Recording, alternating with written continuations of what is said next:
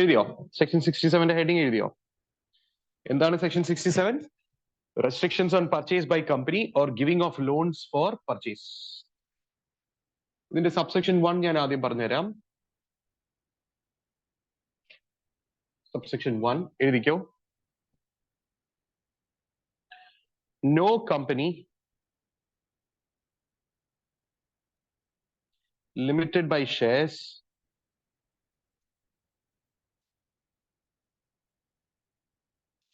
no company limited by shares or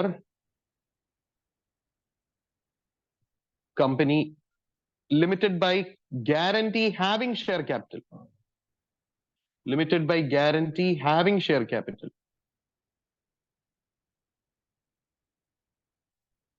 അപ്പൊ അതിന്റെ അർത്ഥം എന്താ?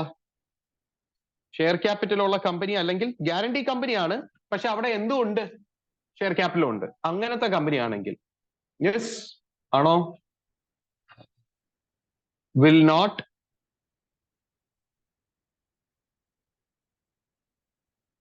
purchase any of its shares unless consequent reduction of capital is effected. എന്ന് വെച്ചാൽ എന്താ? ഒരു കമ്പനി ലിമിറ്റഡ് ബൈ ഷെയർസ് ആകാം, company limited by guarantee having share capital ആവാം. അവരെന്ത് ചെയ്യരുത്? അവരുടെ സ്വന്തം ഷെയർസ് ഒന്നും പർച്ചേസ് ചെയ്യരുത്. അഥവാ അവരുടെ സ്വന്തം ഷെയർസ് പർച്ചേസ് ചെയ്യുകയാണെങ്കിൽ അത് റിഡക്ഷൻ ഓഫ് ക്യാപിറ്റൽ ആണ്. സെക്ഷൻ 66 പറയുന്ന എല്ലാ പ്രൊസീജിയറും പാലിച്ചുകൊണ്ട് വേണമായിരുന്നു അത് ചെയ്യാൻ. ഞാൻ പറഞ്ഞു മനസ്സിലായോ? വളരെ സിമ്പിൾ ആണ്. എന്താണ് ഞാനിപ്പോ പറഞ്ഞത്? ഒരു കമ്പനിയും എന്ത് ചെയ്യരുത്? ഒരു കമ്പനിയും ലിമിറ്റഡ് ബൈ ഷെയർസ് അല്ലെങ്കിൽ limited by guarantee having share capital എന്ത് ചെയ്യരുത്?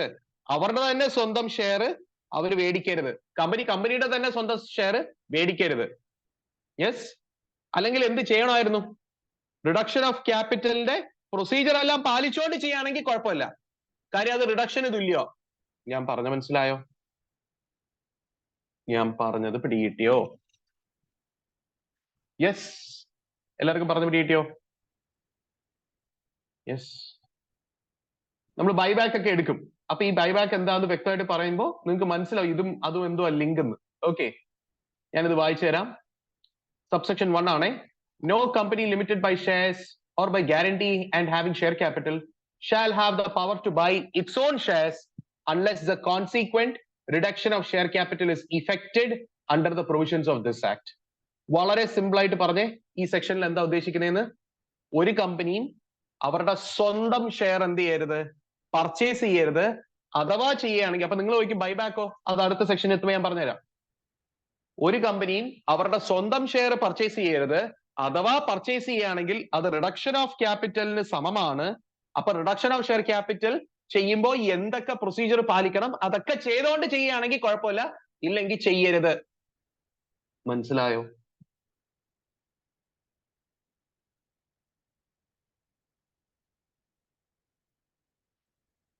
എല്ലാവർക്കും മനസ്സിലായോ? പക്ഷെ സബ്സെക്ഷൻ 1 കാട്ടി ഇമ്പോർട്ടന്റ് സബ്സെക്ഷൻ 2 ആണ് കേട്ടോ. സബ്സെക്ഷൻ 2 എന്ന് എഴുതിക്കേ. സബ്സെക്ഷൻ 2 സ്റ്റാർട്ട് ചെയ്യുന്നത് നോ പബ്ലിക് കമ്പനി എന്ന് പറഞ്ഞുകൊണ്ടാ. No public company. അപ്പൊ അതിന്റെ അർത്ഥം എന്താ? ഈ സബ്സെക്ഷൻ 2 ആരെ മാത്രം ഉദ്ദേശിച്ചുകൊണ്ടുള്ള സബ്സെക്ഷൻ 2 ആ? പബ്ലിക് കമ്പനികളെ മാത്രം ഉദ്ദേശിച്ചുകൊണ്ടുള്ള സബ്സെക്ഷൻ 2 ആ. പബ്ലിക് കമ്പനികൾ എന്ത് ചെയ്യരുത് എന്നാ പറയുന്നത്? Shall provide any loan, guarantee for any loan or security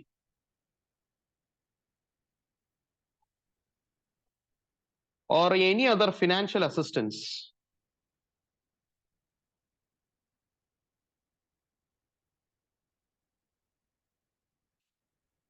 to any person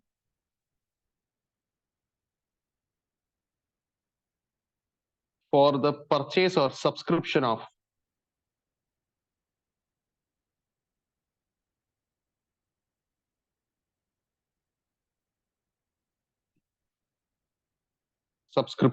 purchase or subscription of the shares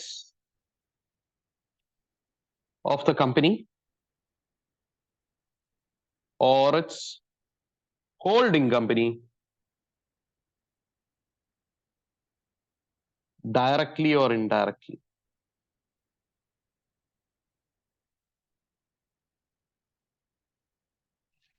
എന്താണ് ഇതിന്റെ അർത്ഥം?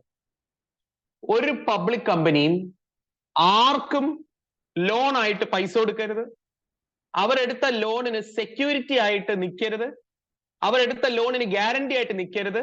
ആ ലോൺ എന്ത് പർപ്പസിന് ഉപയോഗിക്കാൻ ഉദ്ദേശിക്കുകയാണെങ്കിൽ ആ വ്യക്തി കമ്പനിയുടെ തന്നെ ഷെയർ മേടിക്കാൻ, അല്ലെ കമ്പനിയുടെ ഹോൾഡിംഗ് കമ്പനിയുടെ ഷെയർ മേടിക്കാൻ. ഞാനൊരു ഉദാഹരണം പറഞ്ഞുതരാം. മിസ്റ്റർ എക്സ് എന്ന് പറയുന്ന ഒരാളുണ്ട്, നമ്മളുടെ കമ്പനി ഉണ്ട് കേട്ടോ, international airlines limited.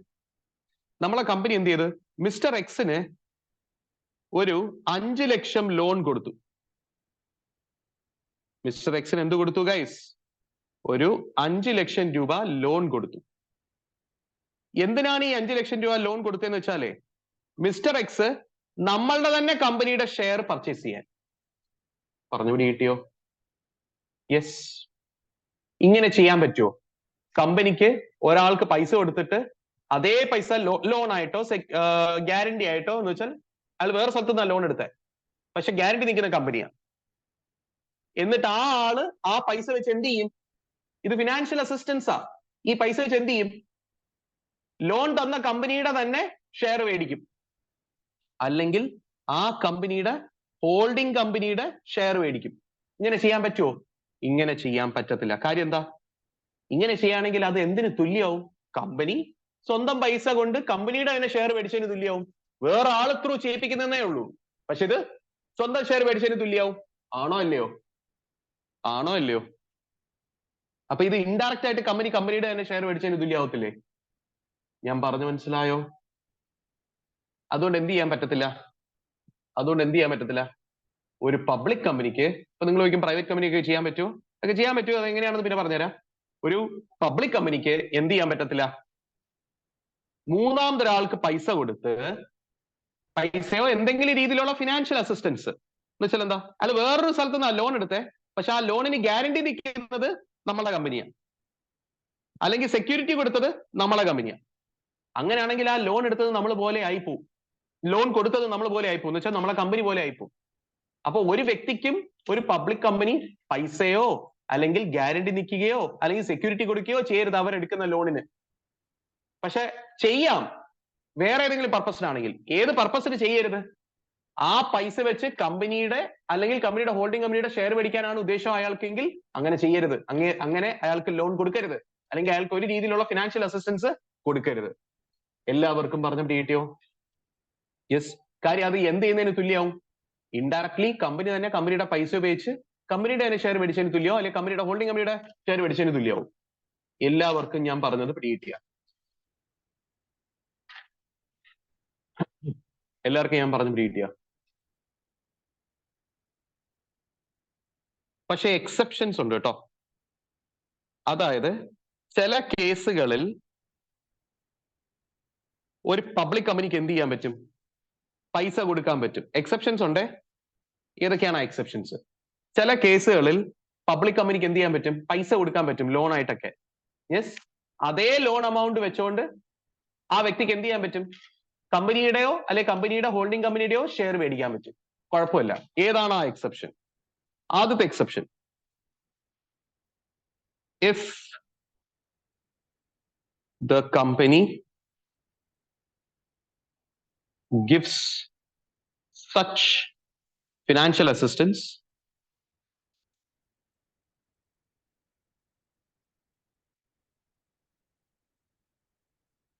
in the ordinary course of its business.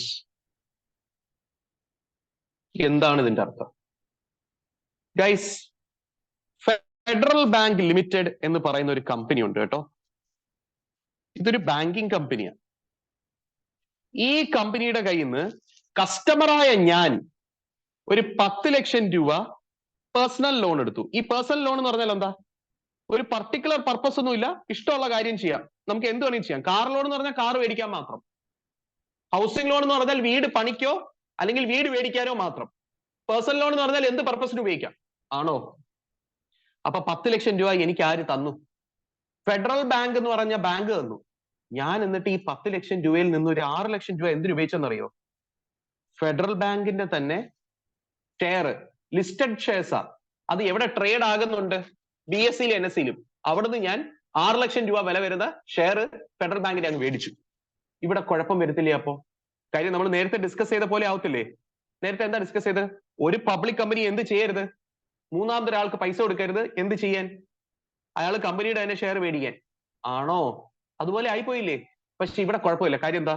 ഒരു ബാങ്കിന്റെ ഓർഡിനറി ബിസിനസ് എന്താണ് ഗൈസ്? സാധാരണ രീതിയിൽ ഒരു ബാങ്ക് എന്താ ചെയ്യുന്നത്? ലോണാണ് പ്രൊവൈഡ് ചെയ്യുന്നത്. ചില സമയത്ത് ബാങ്കിന് അറിയാൻ പറ്റത്തില്ല ആ ലോൺ വെച്ച് അയാൾ എന്ത് ചെയ്യുമെന്ന്.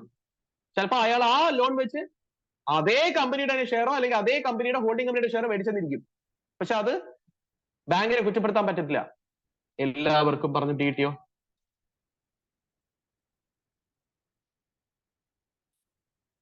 എല്ലാവർക്കും പറഞ്ഞത് പിടി കിട്ടിയോ? എല്ലാവർക്കും പറഞ്ഞത് പിടി കിട്ടിയോ? അത് ആദ്യത്തെ എക്സെപ്ഷൻ. ഒരു കാര്യം ചെയ്യാം, നിങ്ങളുടെ ടെക്സ്റ്റ് ബുക്കിലും അത് ഞാൻ കാണിച്ചു തരാം, ഇല്ല നിങ്ങൾക്ക് കൺഫ്യൂഷൻ ആവും. നിങ്ങളെ ടെക്സ്റ്റ് ബുക്ക് എടുത്തേ. ന്യൂ ടെക്സ്റ്റ് ബുക്കും എടുക്കാം, ഞാൻ വേണമെങ്കിൽ ഓൾഡും എടുക്കാം. തൽക്കാലം ഞാൻ ന്യൂവിൽ നിൽക്കാട്ടോ, കുഴപ്പമില്ലല്ലോ. യെസ്, ഇത് എന്റെ ഇപ്പൊ ഇരിക്കുന്ന ന്യൂ ആണ്, അതുകൊണ്ട് ഞാൻ ന്യൂ എടുക്കാം. New okay, new text book ആണ്. യെസ്, 66 ആയി. അപ്പൊ 67 ഇപ്പൊ വരും.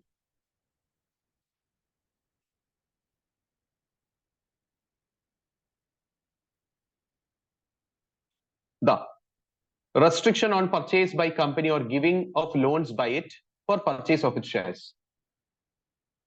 ഇവിടെ താഴെ subsection 1 പറയുന്നു, company limited by shares or company limited by guarantee having share capital shall not buy its own shares unless consequent reduction of share capital is effected under the provisions of this act. രണ്ടാമത്തെ subsection, public company shall not give any financial assistance whether directly or indirectly and whether by means of loan, guarantee or provision of security or otherwise for the purpose of in connection with purchase or subscription made or to be made by any person for any shares in the company or its holding company. And the exception ആദ്യത്തെ എന്താ?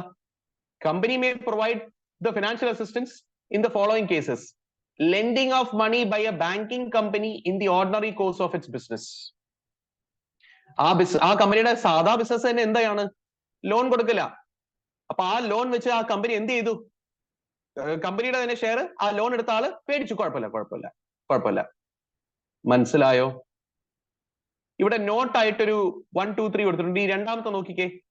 Banks have to make loans in the ordinary course of their business and they can hardly supervise the purpose for which the borrower uses the loan money. Hence, if a borrower from a bank uses the money for the purchasing of എന്നാണ് പറയുന്നത്. For the വേണം, grammar mistake. For the purchasing of bank shares, the bank and its officers will be protected from liability. കാര്യം അവര് തെറ്റൊന്നും ചെയ്തിട്ടില്ല, കമ്പനിയും ചെയ്തിട്ടില്ല, കമ്പനിയുടെ ഓഫീസേഴ്സും ചെയ്തിട്ടില്ല. കമ്പനി അറിഞ്ഞില്ലായിരുന്നു ഇങ്ങനെ ഈ പർപ്പസിനാണ് അവര് ലോൺ എടുത്തത്. ബാങ്കിങ് കമ്പനി അറിഞ്ഞില്ലായിരുന്നു. എല്ലാവർക്കും ഞാൻ പറഞ്ഞു മനസ്സിലായോ? ഈ തേർഡ് പോയിന്റ് എന്താ? ഒന്ന് ശ്രദ്ധിച്ചിരിക്കണേ. ഞാനേ ഫെഡറൽ ബാങ്കിന്റെ അടുത്ത് ചെന്ന് 10 ലക്ഷം രൂപ ലോൺ എടുത്തോ ഇല്ലയോ? ലോൺ എടുക്കുന്ന സമയത്തെ പേഴ്സണൽ ലോൺ ആണെങ്കിൽ അവർ പർപ്പസ് ചോദിക്കും. പർപ്പസ് ചോദിച്ചപ്പോ ഞാൻ വളരെ വ്യക്തമായിട്ട് പറഞ്ഞു, നിങ്ങളുടെ തന്നെ ഷെയർ 6 ലക്ഷം രൂപയുടെ വില വരുന്ന ഷെയർ എനിക്ക് സ്റ്റോക്ക് മാർക്കറ്റിൽ നിന്ന് മേടിക്കാനാണ് എന്ന് ഞാൻ അവിടെ വെച്ച് എടുത്തു പറഞ്ഞിരുന്നു. അപ്പൊ ബാങ്കിന്റെ ഓഫീസേഴ്സിന് അറിയായിരുന്നു ഈ ലോൺ എന്ത് പർപ്പസിന് ഉപയോഗിക്കുന്നു. അങ്ങനെയാണെങ്കിൽ എക്സംഷൻ കിട്ടുവോ ഇല്ലയോ? ആൻസർസ് കിട്ടില്ല. ബിക്കോസ് കമ്പനിക്ക് അറിയായിരുന്നു ലോൺ കൊടുക്കുന്ന പൈസ വെച്ച് കമ്പനിയുടെ തന്നെ ഷെയർ മേടിക്കുന്നു. അവിടെ എക്സംഷൻ കിട്ടില്ല. ബാങ്ക് ആയാൽ പോലും. ഞാൻ പറഞ്ഞു മനസ്സിലായോ? Because they were privy to the fact that the money will be utilized for the purchasing of the company shares or companies holding company shares. Guys, understood? The logic behind this exemption is the officers of the company and the company were not privy to the information that this money is going to be used for the purchase of company share or companies holding company share. Privy എന്ന് പറഞ്ഞാൽ അറിവില്ലായിരുന്നു. ഞാൻ പറഞ്ഞു മനസ്സിലായോ? പക്ഷെ അറിവുണ്ടെങ്കിൽ ഈ വയലേഷന്റെ ലംഘനമാവും. ഞാൻ പറഞ്ഞത് പിടികിട്ടിയോ? ഞാൻ പറഞ്ഞത് പിടികിട്ടിയോ? ഞാൻ പറഞ്ഞത് പിടികിട്ടിയോ? അപ്പൊ അറിവുണ്ടെങ്കിൽ ഈ സെക്ഷന്റെ വയലേഷൻ ആവും. മനസ്സിലായോ? ലോൺ എടുക്കാൻ പോകുമ്പോൾ നമ്മൾ ചിലപ്പോൾ പർപ്പസ് പറഞ്ഞപ്പോൾ ഈ പർപ്പസ് എടുത്തു പറഞ്ഞു. അങ്ങനെയാണെങ്കിൽ കമ്പനിക്ക് അറിയായിരുന്നു കമ്പനിയുടെ തന്നെ ഷെയർ മേടിക്കാനല്ല ലോൺ കൊടുക്കുന്നത്. അങ്ങനെയാണെങ്കിൽ അത് കൊടുക്കരുതായിരുന്നു. മനസ്സിലായോ? അത് ബാങ്കിങ് കമ്പനി ആണെങ്കിലും. അണ്ടർസ്റ്റുഡ്? അതാണ് ഇവിടെ തേർഡ് പോയിന്റ് ആയിട്ട് കൊടുത്തിരിക്കുന്നത്. കോടതിയിൽ ഇംഗ്ലീഷ് കോടതി UK ഇങ്ങനെ ഒരു കേസ് നടന്നിരുന്നു. And English court held that where money is given for the very purpose of purchasing the bank shares that would not be lending in the ordinary course of business, then the provision would then the said provision എന്നാണ് പറയാനുള്ളത്. Grammar mistake വീണ്ടും. then the said provision would be violated. അപ്പൊ കമ്പനിക്ക് അറിയായിരുന്നു എന്നുള്ള ധാരണയിലായിരിക്കും നിയമം പിന്നെ കാണാൻ പോകുന്നത്. അത് മനസ്സിലായോ? Yes yes. അടുത്ത ഞാൻ പറയട്ടോ. അടുത്ത എക്സെപ്ഷൻ എഴുതിക്കോ.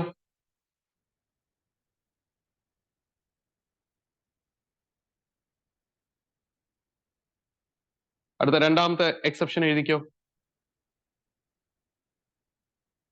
The provision of money is being utilized by trustees of employees of the company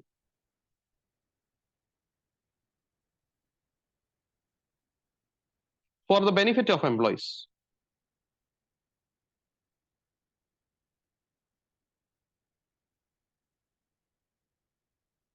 under a scheme approved by a special resolution of the company. എന്താ എഴുതിയിരിക്കുന്നത്? If the company, sorry, the provision of money is being utilized by trustees of employees of the company for the benefit of employees under a scheme approved by a special resolution of the company. ഇതിന്റെ അർത്ഥം എന്താണ്? ഞാൻ പറയുന്നത് വളരെ ശ്രദ്ധയോടെ കേൾക്കണം. ഇല്ല ഇത് മനസ്സിലാവില്ല കേട്ടോ. ഇത് ഇച്ചിരി പാടുള്ള ഒരു കാര്യം. ഞാൻ പറയുന്നത് ഒന്ന് ശ്രദ്ധിച്ചിരിക്കണേ. സി, നിങ്ങൾക്ക് PF എന്താണെന്നറിയാലോ? PF നിങ്ങളുടെ കുറെ പേരുടെ അച്ഛനൊക്കെ PF-ലൊക്കെ മെമ്പറാണ്. ഗ്രാറ്റുവിറ്റി എന്താണെന്നറിയാമോ? ഗ്രാറ്റുവിറ്റി, PF, ഇത് രണ്ടും എന്താന്ന് വെച്ചാലേ എംപ്ലോയി ബെനിഫിറ്റ്സാ. ആണോ? ഒരു എംപ്ലോയിക്ക് ഗ്രാറ്റുവിറ്റി എപ്പോ കിട്ടും ഗൈസ്? ഒരു എംപ്ലോയിക്ക് ഗ്രാറ്റുവിറ്റി കിട്ടുന്നതെന്ന് വെച്ചാൽ ആ എംപ്ലോയി റിട്ടയർ ആവുന്ന സമയത്താണ്.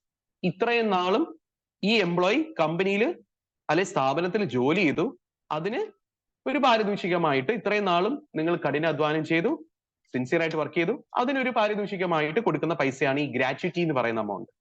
ഇത് സാധാരണ എപ്പോഴാണ് കിട്ടുന്നത്? റിട്ടയർമെന്റിന്റെ സമയത്താണ് കിട്ടുന്നത്. ഈ PF-ഉം ഏകദേശം അതുപോലെയാ. റിട്ടയർമെന്റിന്റെ സമയത്ത് കിട്ടുന്ന ഒരു ലംസം എമൗണ്ടാണ്. ആണോ? ഈ എമൗണ്ട് ആരാ തരുന്നത്? സി, നിങ്ങൾ ഒരു കാര്യം മനസ്സിലാക്കണം. ഗ്രാറ്റുവിറ്റി കൊടുക്കാനുള്ളത് ബിസിനസ് എന്റർപ്രൈസാ, അതായത് കമ്പനിയാ. കമ്പനി എംപ്ലോയിന് കൊടുക്കുന്നതാ. മനസ്സിലായോ? Yes. For example, mister X എന്ന് പറയുന്ന ഒരു എംപ്ലോയി ഉണ്ട് കേട്ടോ. ഈ എംപ്ലോയി കമ്പനിയിൽ ജോയിൻ ചെയ്യുന്നത് 25-ാമത്തെ വയസ്സിലാണ്. ഓക്കെ, ഈ എംപ്ലോയി ജോയിൻ ചെയ്യുന്നത് 25-ാമത്തെ വയസ്സിലാണ്. അപ്പൊ ഈ എംപ്ലോയി എത്ര വർഷവും കൂടെ ജോലി ചെയ്യും? ഒരു 60 വയസ്സ് വരെ ജോലി ചെയ്യുമെന്ന് വിചാരിച്ചോ. അങ്ങനെയാണെങ്കിൽ എത്ര വർഷം ഇനിയും ബാക്കിയുണ്ട്? 35 വർഷം ഇനിയും ബാക്കിയുണ്ട് ഈ എംപ്ലോയിയുടെ സർവീസ് തീരാൻ. ആണോ? യെസ്. അങ്ങനെയാണെങ്കിലേ 35 വർഷം കഴിയുമ്പോൾ മിസ്റ്റർ എക്സിന് എന്ത് കൊടുത്തു വിടണമെന്നറിയോ? ഗ്രാറ്റുവിറ്റി. എത്ര രൂപയുടെ ഗ്രാറ്റുവിറ്റി ആണെന്ന് വെച്ചാൽ അത് അയാളുടെ സാലറി, ലാസ്റ്റ് ഡ്രോൺ സാലറി അനുസരിച്ചിരിക്കും. ലാസ്റ്റ് ഡ്രോൺ സാലറി അനുസരിച്ചിരിക്കും. യെസ്.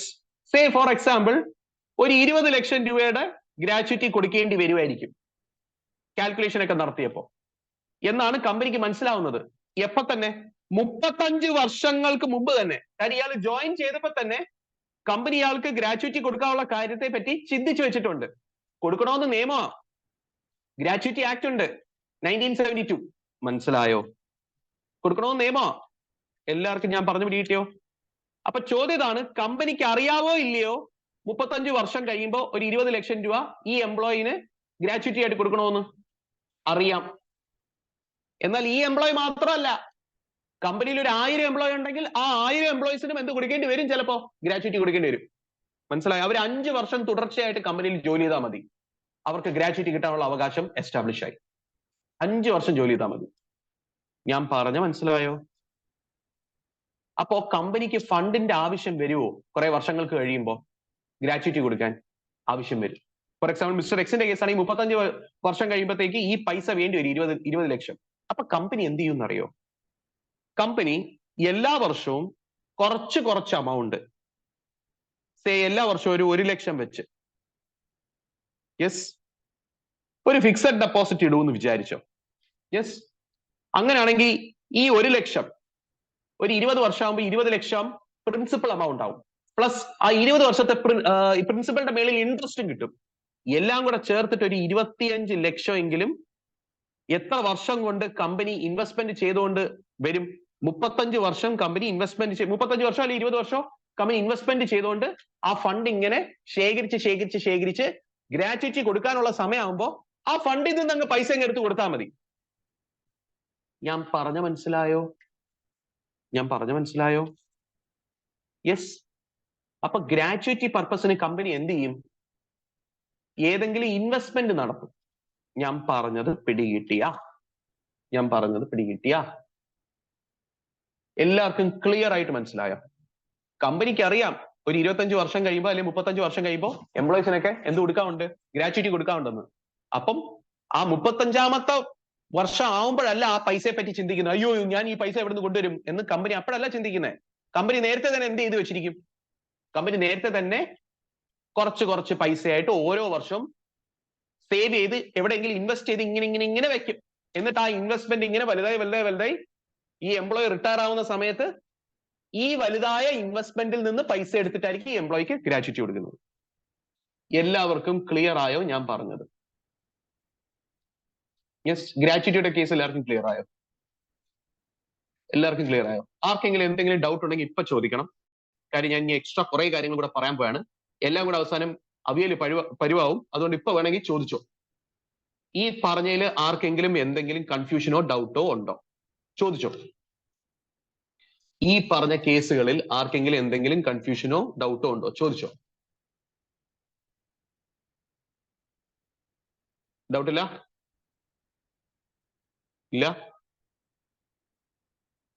ഇല്ലല്ലോ. ഓക്കെ. കമ്പനി ആദ്യം മുതലേ FD ഇട്ട് തുടങ്ങൂ. ഇതേ റണ്ണിങ് കമ്പനിയാണെന്ന് വിചാരിച്ചോ. സ്റ്റാർട്ട് ചെയ്ത കമ്പനിയല്ല, റണ്ണിങ് കമ്പനിയാണ്. എന്ന് വെച്ചാൽ എന്താ? മിസ്റ്റർ എക്സ് ഈ കമ്പനിയിൽ പുതുതായിട്ട് ജോയിൻ ചെയ്ത, ഈ കമ്പനി ഒരു 30-40 വർഷം പഴക്കമുള്ളതാ. അപ്പൊ ഇയാൾ ജോയിൻ ചെയ്ത സമയത്ത് തൊട്ടേ കുറച്ച് പൈസ ഇങ്ങനെ ചെയ്യും. മനസ്സിലായി? ഇങ്ങനെ ചെയ്യണമെന്നാ. അണ്ടർസ്റ്റുഡ്. നിങ്ങൾ എംപ്ലോയി ബെനിഫിറ്റ് എന്ന് പറഞ്ഞൊരു AS പറഞ്ഞില്ലായിരുന്നോ ഇന്നലെ? ഗൗരി തന്നെയായിരുന്നു ഇന്നലെ എന്റെ അടുത്ത് എംപ്ലോയി ബെനിഫിറ്റിന്റെ ASനെ പറ്റി പറഞ്ഞത്. ആ AS പറയുന്ന കാര്യമാണ് ഞാൻ ഈ പറയുന്നത്. മനസ്സിലായോ? ഇതാണ് ഡിഫൈൻഡ് കോൺട്രിബ്യൂഷനും ഡിഫൈൻഡ് ബെനിഫിറ്റ് എന്നൊക്കെ പറഞ്ഞിട്ട് നിങ്ങൾ പഠിക്കാൻ പോകുന്നത്. ഞാൻ പറഞ്ഞത് മനസ്സിലായി? ഡിഫൈൻഡ് കോൺട്രിബ്യൂഷൻ എന്ന് പറഞ്ഞാൽ എല്ലാ വർഷവും ഒരു കോൺട്രിബ്യൂഷൻ ഇങ്ങനെ ചെയ്തുകൊണ്ടേയിരിക്കും കമ്പനി. കാര്യം അന്നെത്തുമ്പോ പൈസ ഇല്ലാതിരുന്നാൽ അത് വയലേഷൻ ആവും, ലോയിന്റെ വയലേഷൻ ആവും. അത് വരാതിരിക്കാൻ വേണ്ടി കമ്പനി നേരത്തെ തന്നെ ഇതൊക്കെ ചെയ്തു വെക്കും. മനസ്സിലായോ? യെസ്.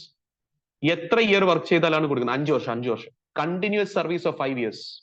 5 വർഷം കണ്ടിന്യൂസ് ആയിട്ട് ഒരു വ്യക്തി നിങ്ങളുടെ സ്ഥാപനത്തിൽ ജോലി ചെയ്താൽ അയാൾക്ക് ഗ്രാറ്റുവിറ്റി കിട്ടാനുള്ള അവകാശം വന്നു. എത്ര രൂപ എന്നുള്ളത് ഒരു ഫോർമുല വെച്ച് നമ്മൾ ചെയ്യേണ്ടി വരും. Okay, last drone salary into, നിങ്ങൾ ടാക്സ് പഠിക്കുന്നുണ്ടത്. ടാക്സിന്റെ എക്സംഷൻ ലിമിറ്റ് എന്താ? ഗ്രാറ്റുവിറ്റിയുടെ വാട്ട്സ് എക്സംഷൻ ലിമിറ്റ് പറഞ്ഞേ.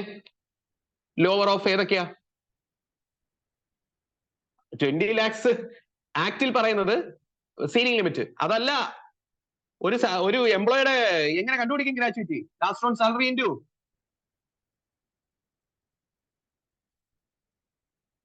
എത്ര?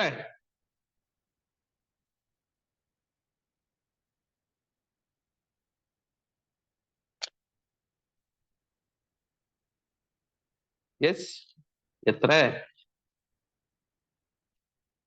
കംപ്ലീറ്റഡ് ഇയേഴ്സ് ഓഫ് സർവീസാ ഇൻറ്റു 15/26. 15/26. യെസ് യെസ് യെസ്, അത് തന്നെ. Or any plus any part in excess of 6 months. അപ്പം പുള്ളി ജോലി ചെയ്തത് 26 വർഷവും 7 മാസവും, അങ്ങനെയാണെങ്കിൽ 27 വർഷം എടുക്കും. യെസ്, ലാസ്റ്റ് ഓൺ സാലറി ഇൻറ്റു 15/26 ഇൻറ്റു ഈ ഒരു 26 വർഷം എടുക്കും. യെസ്, അങ്ങനെ കണ്ടുപിടിക്കും. ആണോ? പക്ഷെ നമുക്ക് കറക്റ്റ് ഫിഗർ അറിയണമെങ്കിൽ അയാൾ അവസാനം വരെ ജോലി ചെയ്താലും നമുക്ക് അറിയാൻ പറ്റും കറക്റ്റ് ഫിഗർ. ഇതെന്താണ്? ഒരു വാല്യുവേഷൻ ആണ്. ഇതുവരെ എല്ലാവർക്കും ഞാൻ പറഞ്ഞ് പിടികിട്ടിയ? അപ്പൊ കമ്പനിക്ക് എന്ത് ഔട്ട്ലേ ഉണ്ടാവും? ഗ്രാറ്റുവിറ്റി. ഈ PF എന്താ? PF എന്ന് പറഞ്ഞാലേ എല്ലാ മാസവും ഒരു എംപ്ലോയിക്ക് സാലറി കൊടുക്കത്തില്ലേ? സാലറി കൊടുക്കുമ്പോൾ ബേസിക് സാലറി ഉണ്ടാവും, പിന്നെ DA ഉണ്ടാവും, HRA ഉണ്ടാവും, അങ്ങനെയൊക്കെയുള്ള പല കാര്യങ്ങളും ഉണ്ടാവും. HRA ഉണ്ടാവും, ട്രാവലിംഗ് അലവൻസ് ഉണ്ടാവും, പിന്നെ സിറ്റി കോമ്പൻസേറ്ററി അലവൻസ് ഉണ്ടാവും, അങ്ങനെ കുറെ അലവൻസ് ഉണ്ടാവും. ഇതില് ഈ രണ്ട് ഫിഗേഴ്സ് എടുക്കും. ഈ രണ്ട് ഫിഗേഴ്സിന്റെ ടോട്ടൽ വരുന്നത് 20,000 എന്ന് വിചാരിച്ചോ. അങ്ങനെയാണെങ്കിൽ മാസ ശമ്പളത്തിന്റെ 12%, ശമ്പളം എന്ന് ഉദ്ദേശിക്കുന്നത് ഇത് രണ്ടുമാണ്, basic salary plus DA forming benefits of retirement benefits, അത് എടുക്കാവും. 20,000 12% എന്ത് ചെയ്യണം? കമ്പനി PF ആയിട്ട് ഇദ്ദേഹത്തിന്റെ പേരിൽ ഡെപ്പോസിറ്റ് ചെയ്യണം. പ്ലസ് ആ കമ്പനിയുടെ സാലറിയിൽ നിന്ന് തന്നെ 12% പിടിക്കും, എന്നിട്ട് അതും PF-ൽ ഡെപ്പോസിറ്റ് ചെയ്യണം. മനസ്സിലായോ? എല്ലാ മാസവും ഇങ്ങനെ ചെയ്യുമ്പോൾ എന്ത് പറ്റും? ഒരു വലിയൊരു എമൗണ്ട് 40 വർഷം കഴിയുമ്പോൾ ഈ എംപ്ലോയിയുടെ പേരിൽ എവിടെ ഉണ്ടാവും? PF എന്ന് പറയുന്ന ഓർഗനൈസേഷന്റെ ബോഡി കോർപ്പറേറ്റ്, അത് ആ ബോഡി കോർപ്പറേറ്റിന്റെ കയ്യിലുണ്ടാവും. ഞാൻ പറഞ്ഞു മനസ്സിലായി? അപ്പൊ ആ ബോഡി കോർപ്പറേറ്റ് എന്ത് ചെയ്യും? ഈ എംപ്ലോയി റിട്ടയർ ആകുമ്പോൾ ആ ഫുൾ എമൗണ്ട് ഇൻക്ലൂഡിങ് ഇൻട്രസ്റ്റ് ഈ എംപ്ലോയിന് അങ്ങ് കൊടുക്കും. ഞാൻ പറഞ്ഞു മനസ്സിലായോ? അപ്പൊ കമ്പനി എന്ത് ചെയ്യണം? എല്ലാ മാസവും 12% കമ്പനി ഇൻവെസ്റ്റ് ചെയ്യണം, എല്ലാ മാസവും 12% എംപ്ലോയിയുടെ കയ്യിൽ നിന്ന് പിടിച്ച് എന്ത് ചെയ്യും? PF-ലോട്ട് ഡെപ്പോസിറ്റ് ചെയ്യും. ആണോ? 12% of what? Basic salary and DA forming retirement benefits. Guys, ഇത്രയും പിടികിട്ടിയ? ഇത്രയും പിടികിട്ടിയ? അപ്പൊ PF എങ്ങോട്ടാ സാധാരണ നമ്മൾ ഡെപ്പോസിറ്റ് ചെയ്യുന്ന ഒരു കമ്പനി? PF ഓർഗനൈസേഷനിലോട്ട്. EPFO എന്ന് പറയും, എംപ്ലോയീസ് പ്രൊവിഡന്റ് ഫണ്ട് ഓർഗനൈസേഷൻ. ഗ്രാറ്റുവിറ്റിയോ? ഗ്രാറ്റുവിറ്റി നമ്മൾ സാധാരണ എന്തെങ്കിലും ഇൻവെസ്റ്റ്മെന്റ് നടത്തും. ആ ഇൻവെസ്റ്റ്മെന്റ് LIC-യിലായിരിക്കും യൂഷ്വലി ചെയ്യുന്നത്. എല്ലാവർക്കും. അപ്പൊ LIC-ക്ക് എല്ലാ മാസവും കമ്പനി ഇൻവെസ്റ്റ്മെന്റ് ആയിട്ട് റെക്കറിംഗ് ഡെപ്പോസിറ്റ് പോലെ ഇങ്ങനെ പൈസ കൊടുത്തോണ്ടേയിരിക്കും ഗ്രാറ്റുവിറ്റി ഫണ്ടിലോട്ട്, LIC-യുടെ ഗ്രാറ്റുവിറ്റി ഫണ്ടിലോട്ട്. എല്ലാവർക്കും ഇതുവരെ പറഞ്ഞു കിട്ടിയ? എല്ലാവർക്കും ഇതുവരെ പറഞ്ഞു കിട്ടിയ? ഇത് ഫുള്ള് ഇതെന്തിനാ ചെയ്യുന്നത്? എംപ്ലോയീസിന്റെ ബെനിഫിറ്റിന് വേണ്ടിയിട്ടാണ് ചെയ്യുന്നത്, ആണോ? എന്നാലേ വേറൊരു ഓപ്ഷൻ ഉണ്ട്. എന്താണ് ഓപ്ഷൻ എന്ന് പറഞ്ഞാൽ, EPFO-യ്ക്ക് കൊടുക്കുന്നതിന് പകരം, പിന്നെ ഗ്രാറ്റുവിറ്റിക്ക് നമ്മൾ ഇൻവെസ്റ്റ്മെന്റ് LIC-യിലൊക്കെ നടത്തുന്നതിന് പകരം കമ്പനിക്ക് എന്ത് ചെയ്യാന്നറിയോ? കമ്പനിക്ക് തന്നെ സ്വന്തമായിട്ട് ഒരു ട്രസ്റ്റ് സ്റ്റാർട്ട് ചെയ്യാം. എന്നിട്ട് ആ പൈസ എല്ലാം ഇല്ലേ, ഗ്രാറ്റുവിറ്റിക്ക് കൊടുക്കുന്ന പൈസ, PF-ന് കൊടുക്കുന്ന പൈസ, ഇത് EPFO-യ്ക്കും LIC-ക്കും കൊടുക്കുന്നതിന് പകരം കമ്പനി ഈ ട്രസ്റ്റിന് അങ്ങ് കൊടുക്കും. അപ്പൊ കമ്പനി ആർക്ക് പൈസ കൊടുക്കുന്നു? ഒരു ട്രസ്റ്റിന് കൊടുക്കുന്നു. ഈ ട്രസ്റ്റ് ആര് തന്നെയാ ഫോം ചെയ്തത്? കമ്പനി തന്നെയാ ഫോം ചെയ്തത്. ഈ ട്രസ്റ്റ് ആരുടെ ബെനിഫിറ്റിന് വേണ്ടിയിട്ട് സ്റ്റാർട്ട് ചെയ്ത ട്രസ്റ്റാ? എംപ്ലോയീസിന്. അപ്പൊ ഈ ട്രസ്റ്റിന് എല്ലാ മാസവും കമ്പനിയുടെ കയ്യിൽ നിന്ന് പൈസ കിട്ടിക്കൊണ്ടിരിക്കും. ഞാൻ പറഞ്ഞു മനസ്സിലായോ? യെസ്. എന്നിട്ട് ഈ ട്രസ്റ്റ് പല ഇൻവെസ്റ്റ്മെന്റുകൾ നടത്തും. ഈ ട്രസ്റ്റ് ചിലപ്പോൾ സ്റ്റോക്ക് മാർക്കറ്റിൽ പോയി പല കമ്പനികളുടെ ഷെയർ മേടിക്കും. ഞാൻ പറഞ്ഞു മനസ്സിലായോ? എന്നിട്ട് എംപ്ലോയി റിട്ടയർ ആവുന്ന സമയത്ത് ആ ഷെയർ വിറ്റ് കിട്ടുന്ന പൈസ എംപ്ലോയിന് ഗ്രാറ്റുവിറ്റി ആയിട്ടും PF ആയിട്ടും നേരിട്ട് കൊടുക്കും. അപ്പൊ ഇവിടെ ആരുടെ റോൾ ഇല്ലാതായി? EPFOന്റെ LICയുടെ ഒക്കെ റോൾ ഇല്ലാതായി. എല്ലാം ചെയ്യുന്നത് കമ്പനി നേരിട്ട് തന്നെയാണ്. PF കൊടുക്കുന്നതും കമ്പനി നേരിട്ടാ, ഗ്രാറ്റുവിറ്റി കൊടുക്കുന്നതും കമ്പനി നേരിട്ടാ. EPFOന്റെ LICയുടെ സഹായം ഇല്ലാതെ എല്ലാം ഡയറക്റ്റ് ആയിട്ട് ചെയ്യുക. മനസ്സിലായോ? മനസ്സിലായോ? മനസ്സിലായോ? അപ്പൊ കമ്പനി ആർക്ക് പൈസ കൊടുക്കുന്നുണ്ട് എല്ലാ മാസവും? ഈ ട്രസ്റ്റിന്. ചിലപ്പോ ഈ ട്രസ്റ്റ് ആ പൈസ ഇൻവെസ്റ്റ് ചെയ്യാൻ വേണ്ടി എന്ത് ചെയ്യുമെന്ന് അറിയോ? ഇൻവെസ്റ്റ് ചെയ്യാൻ വേണ്ടി ചിലപ്പം ആ ട്രസ്റ്റ് പൈസ കമ്പനിയുടെ തന്നെ ഷെയർ മേടിച്ചെന്നിരിക്കും, അല്ലെങ്കിൽ കമ്പനിയുടെ ഹോൾഡിംഗ് കമ്പനിയുടെ ഷെയർ മേടിച്ചെന്നിരിക്കും. ഞാൻ പറഞ്ഞു മനസ്സിലായോ? അപ്പൊ ഈ എംപ്ലോയീസിന്റെ ട്രസ്റ്റ് അവരുടെ കയ്യിരിക്കുന്ന പൈസ ചിലപ്പോൾ എന്ത് ചെയ്തെന്നിരിക്കും? കമ്പനിയുടെ തന്നെ ഷെയർ മേടിച്ചെന്നിരിക്കും, കമ്പനിയുടെ ഹോൾഡിംഗ് കമ്പനിയുടെ തന്നെ ഷെയർ മേടിച്ചെന്നിരിക്കും. ഞാൻ പറഞ്ഞത് പിടികിട്ടിയോ? ഞാനൊരു റിയൽ ലൈഫ് എക്സാമ്പിൾ ഒക്കെ ഇപ്പൊ ഞാൻ കാണിച്ചു തരാം നിങ്ങൾക്ക്. അപ്പൊ നിങ്ങൾക്ക് മനസ്സിലാവും ഇതിന്റെ ഗൗരവം എന്തുവാന്ന്. ഞാൻ ഈ പറഞ്ഞത് നിങ്ങൾക്ക് മനസ്സിലായോ? ഞാൻ ഈ പറഞ്ഞത് നിങ്ങൾക്ക് മനസ്സിലായോ? അപ്പൊ ഇവിടെ കമ്പനി ആർക്ക് പൈസ കൊടുത്തതിന് തുല്യമാവും? കമ്പനിയുടെ തന്നെ ഷെയർ മേടിക്കാൻ ഈ ട്രസ്റ്റിന്. ഈ ട്രസ്റ്റ് പക്ഷെ രൂപീകരിച്ചത് ആരുടെ ബെനിഫിറ്റിന് വേണ്ടിയിട്ടാ? എംപ്ലോയീസിന്റെ ബെനിഫിറ്റിന് വേണ്ടിയിട്ടാ. പക്ഷെ അങ്ങനെ ചെയ്താൽ കുഴപ്പമുണ്ടോ? ഒരു കുഴപ്പമില്ല. പക്ഷേ ഇങ്ങനെയൊക്കെ ഒരു ട്രസ്റ്റ് രൂപീകരിക്കാനും എംപ്ലോയീസിന് വേണ്ടിയിട്ട്, എന്നിട്ട് ആ ട്രസ്റ്റിൽ നിന്ന് ഇൻവെസ്റ്റ്മെന്റ്സ് നടത്താനും ഒരു സ്കീമുണ്ട്. ആ സ്കീം കമ്പനി അപ്രൂവ് ചെയ്യണം, ഒരു സ്പെഷ്യൽ റെസൊല്യൂഷൻ പാസ്സാക്കി. അപ്പൊ മെമ്പേഴ്സ് എന്ത് ചെയ്തതിന് ശേഷമേ ഇങ്ങനെയൊക്കെ ചെയ്യാൻ പറ്റൂ? സ്പെഷ്യൽ റെസൊല്യൂഷൻ പാസ്സാക്കിയതിന് ശേഷമേ ഇങ്ങനെയൊക്കെ ചെയ്യാൻ പറ്റൂ. ഇതൊരു സ്കീമാണ്. ഈ സ്കീം അപ്രൂവ് ചെയ്യണം. ആര് അപ്രൂവ് ചെയ്യണം? Members through special resolution. എല്ലാവർക്കും ഇതുവരെ പറഞ്ഞത് പിടികിട്ടിയ? എല്ലാവർക്കും പറഞ്ഞത് പിടികിട്ടിയ? എല്ലാവർക്കും ഇതുവരെ ഞാൻ പറഞ്ഞത് പിടികിട്ടിയ? ഷെയർ ലോസ് വന്നാലോ? എടാ അത് കമ്പനിയുടെ ഷെയർ ലോസ് വന്നാലോ എന്ന് നീ ചിന്തിക്കണ്ട. സ്റ്റോക്ക് മാർക്കറ്റിലുള്ള ഏതൊരു കമ്പനിയുടെയും ഷെയർ ലോസ് വരാം. ഒന്നൂടെ, risk is there. Risk is there. Your investment is subject to market risk. Be it mutual fund, be it shares of companies, be it any sort of investment, except what investment? Except what investment? Risk free government investments, government bond, അല്ലെങ്കിൽ fixed deposits in A bank. പക്ഷെ അവിടെ എന്താ പ്രശ്നം? Risk zero ആയതുകൊണ്ട് അതിന്റെ return വളരെ കുറവാണ്. എത്രയാ ഫിക്സഡ് ഡെപ്പോസിറ്റിന്റെ ഒക്കെ റിട്ടേൺ ഇപ്പോ? 6ന്റെ താഴെയായി. 6% per annum ഇൻട്രസ്റ്റിന്റെ താഴെയായി. 5.45 ഒക്കെ ഉള്ളൂ. മാർക്കറ്റ് ഇൻവെസ്റ്റ് ചെയ്തിരുന്നെങ്കിൽ ചിലപ്പോൾ റിട്ടേൺ 10%ഉം 12% കിട്ടിയേനെ, ഡബിൾ. അപ്പൊ നമ്മൾ റിട്ടേൺ കൂടുതൽ പ്രതീക്ഷിച്ച് നമ്മൾ റിസ്ക് കൂടുതൽ എടുക്കും. ഇത് പബ്ലിക് കമ്പനിയിൽ മാത്രമാണോ? യെസ്, യൂഷ്വലി പബ്ലിക് കമ്പനിക്കാരും വലിയ വലിയ കമ്പനികളാണ് ഇത് ചെയ്യുന്നത്. സ്മോൾ കമ്പനീസിന് ഇത് ചെയ്യാനുള്ള ത്രാണിയില്ല, അവർക്ക് ആ ഒരു കോർപ്പസ് ഇല്ല.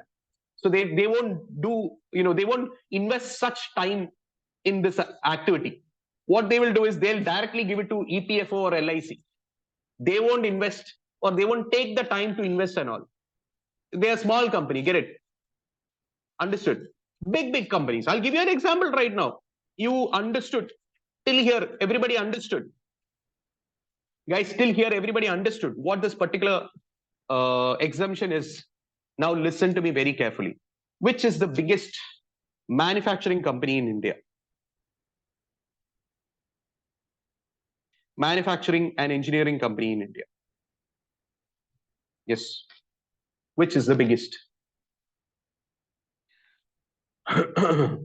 Which is the biggest manufacturing and engineering company in India? A lot of you must have studied BCK from your foundation. If you remember anything, please let me know. Which is the biggest manufacturing and engineering company in India? Yes.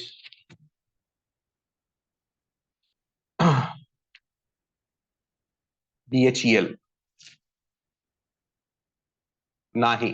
Chacha, nahi. No. Kolpalo. Andora. Kolpal. I don't know. Company page. Okay. Anyways, I'll just break the news. It is L&T. Colgate. It is L&T. It is L&T. Larsen and Torbro. Yes. നിങ്ങൾ മലയാളികൾ എന്ത് ചെയ്യണമെന്ന് വെച്ചാലേ, നിങ്ങളുടെ വീട്ടിന്റെ വെളിയിൽ അല്ലെങ്കിൽ എവിടെയാണോ നിങ്ങളുടെ KCBയുടെ മീറ്റർ ഇരിക്കുന്നത്, ആ മീറ്ററിൽ പോയി നോക്കുക. ആ മീറ്റർ ഇപ്പോൾ ഒരു ഇലക്ട്രോണിക് ഡിജിറ്റൽ മീറ്ററാണ്. അതാരാ മാനുഫാക്ചർ ചെയ്ത് നോക്കുക. ഇങ്ങനൊരു എന്താ പറയാ, ഐക്കൺ ഉണ്ടാവും. ഐക്കൺ അല്ല, ഇതിന് എന്താ പറയുന്നത്, ഈ ഡിസൈൻ എന്താ പറയുന്നത്, സിമ്പിൾ ഉണ്ടാവും. Logo, thank you. ലോഗോ ഉണ്ടാവും. യെസ്, ഈ ലോഗോ ലാർസൻ ആൻഡ് ടോർബോയുടെ logo. Okay, just go after class is over, after the class gets over, just go out wherever your the meter is kept, just go and check whether it is this logo that you see. ഇതിന്റെ അർത്ഥം എന്താണെന്നറിയോ? KCB ഈ metre ഉണ്ടാക്കാൻ ആർക്ക് പൈസ കൊടുത്ത് അവരിൽ നിന്നാണ് ഈ metre മേടിച്ചേ? L&T. So L&T is India's biggest engineering and manufacturing company. You know, Ultratech Cement എന്നൊക്കെ പറഞ്ഞു കേട്ടിട്ടുണ്ടോ? That is L&T company. അത് L&T ആണ്. ലാർസൻ ആൻഡ് ടോർബോ എന്ന് കേൾക്കുമ്പോഴേ നിങ്ങൾക്ക് ഒരു സംശയം വരും, അയ്യോ ഇത് ഇന്ത്യൻ കമ്പനിയാണോ? ഇത് ഇന്ത്യൻ കമ്പനിയാ. 2 ഡച്ചുകാരി ഇന്ത്യയിൽ വന്ന് സ്റ്റാർട്ട് ചെയ്ത കമ്പനിയാണ്. It is registered under companies act 1956. It is not a foreign company. The name suggests that it is a foreign company because of the founders. The founders came from Denmark or somewhere Dutch, and they didn't go back. They couldn't go back because there was some war happening, so they couldn't go back. So they got stuck in India and they started a company in India. That is Larsen and Torbro. Okay. Now listen to me very carefully. I told you this is one of the biggest companies in India. Okay. അപ്പൊ എന്ത് പറ്റിയെന്ന് വെച്ചാലേ, ഈ Larsen and ടോർബോ എന്ന് പറഞ്ഞ company ഇല്ലേ, നമ്മളെ ധീരുഭായ് അംബാനി ഇല്ലേ, മുകേഷ് അംബാനിയുടെ അച്ഛൻ. ധീരുഭായ് അംബാനിയുടെ അച്ഛന് ഈ കമ്പനിയുടെ മേളിൽ ഒരു കണ്ണുണ്ടായിരുന്നു. ഈ കമ്പനിനെ എങ്ങനെയെങ്കിലും അക്വയർ ചെയ്യണമെന്ന്. യെസ്, നിങ്ങൾ ടേക്ക് ഓവർ എന്ന് പറഞ്ഞ് കേട്ടിട്ടുണ്ടോ? ടേക്ക് ഓവർ എന്ന് പറഞ്ഞാൽ ആ കമ്പനിനെ അങ്ങ് മേടിച്ചെടുക്കുക. ഹോസ്റ്റൈൽ ടേക്ക് ഓവർ എന്ന് പറഞ്ഞ് കേട്ടിട്ടുണ്ടോ? ഹോസ്റ്റൈൽ ടേക്ക് ഓവർ എന്ന് പറഞ്ഞാലേ ഈ കമ്പനിന്റെ പ്രസന്റ് ഓണേഴ്സിനെ എങ്ങനെയെങ്കിലും തട്ടിക്കളയണം. തട്ടിക്കളയണമെന്ന് കൊല്ലണമെന്നല്ല അർത്ഥം. അവരുടെ ഷെയർ അവരുടെ കയ്യിൽ നിന്ന് മേടിക്കണം, എന്നിട്ട് ഈ കമ്പനിനെ അങ്ങ് മൊത്തത്തിൽ അങ്ങ് വിഴുങ്ങണം. അതിനെയാണ് ഹോസ്റ്റൈൽ ടേക്ക് ഓവർ എന്ന് പറയുന്നത്. അപ്പൊ ധീരുഭായ് അംബാനി എന്ത് ചെയ്യാൻ നോക്കിയിരുന്നു? L&Tനെ ഒരു ഹോസ്റ്റൈൽ ടേക്ക് ഓവർ ചെയ്യാൻ നോക്കിയിരുന്നു. കാര്യം ധീരുഭായ് അംബാനിയുടെ മാനുഫാക്ചറിംഗ് ഡിപ്പാർട്ട്മെന്റ് അത്രയും പോരായിരുന്നു. അപ്പൊ ധീരുഭായ് അംബാനിക്ക് മാനുഫാക്ചറിംഗിലും ഒരു വലിയൊരു ഗ്രിപ്പ് വേണമായിരുന്നു.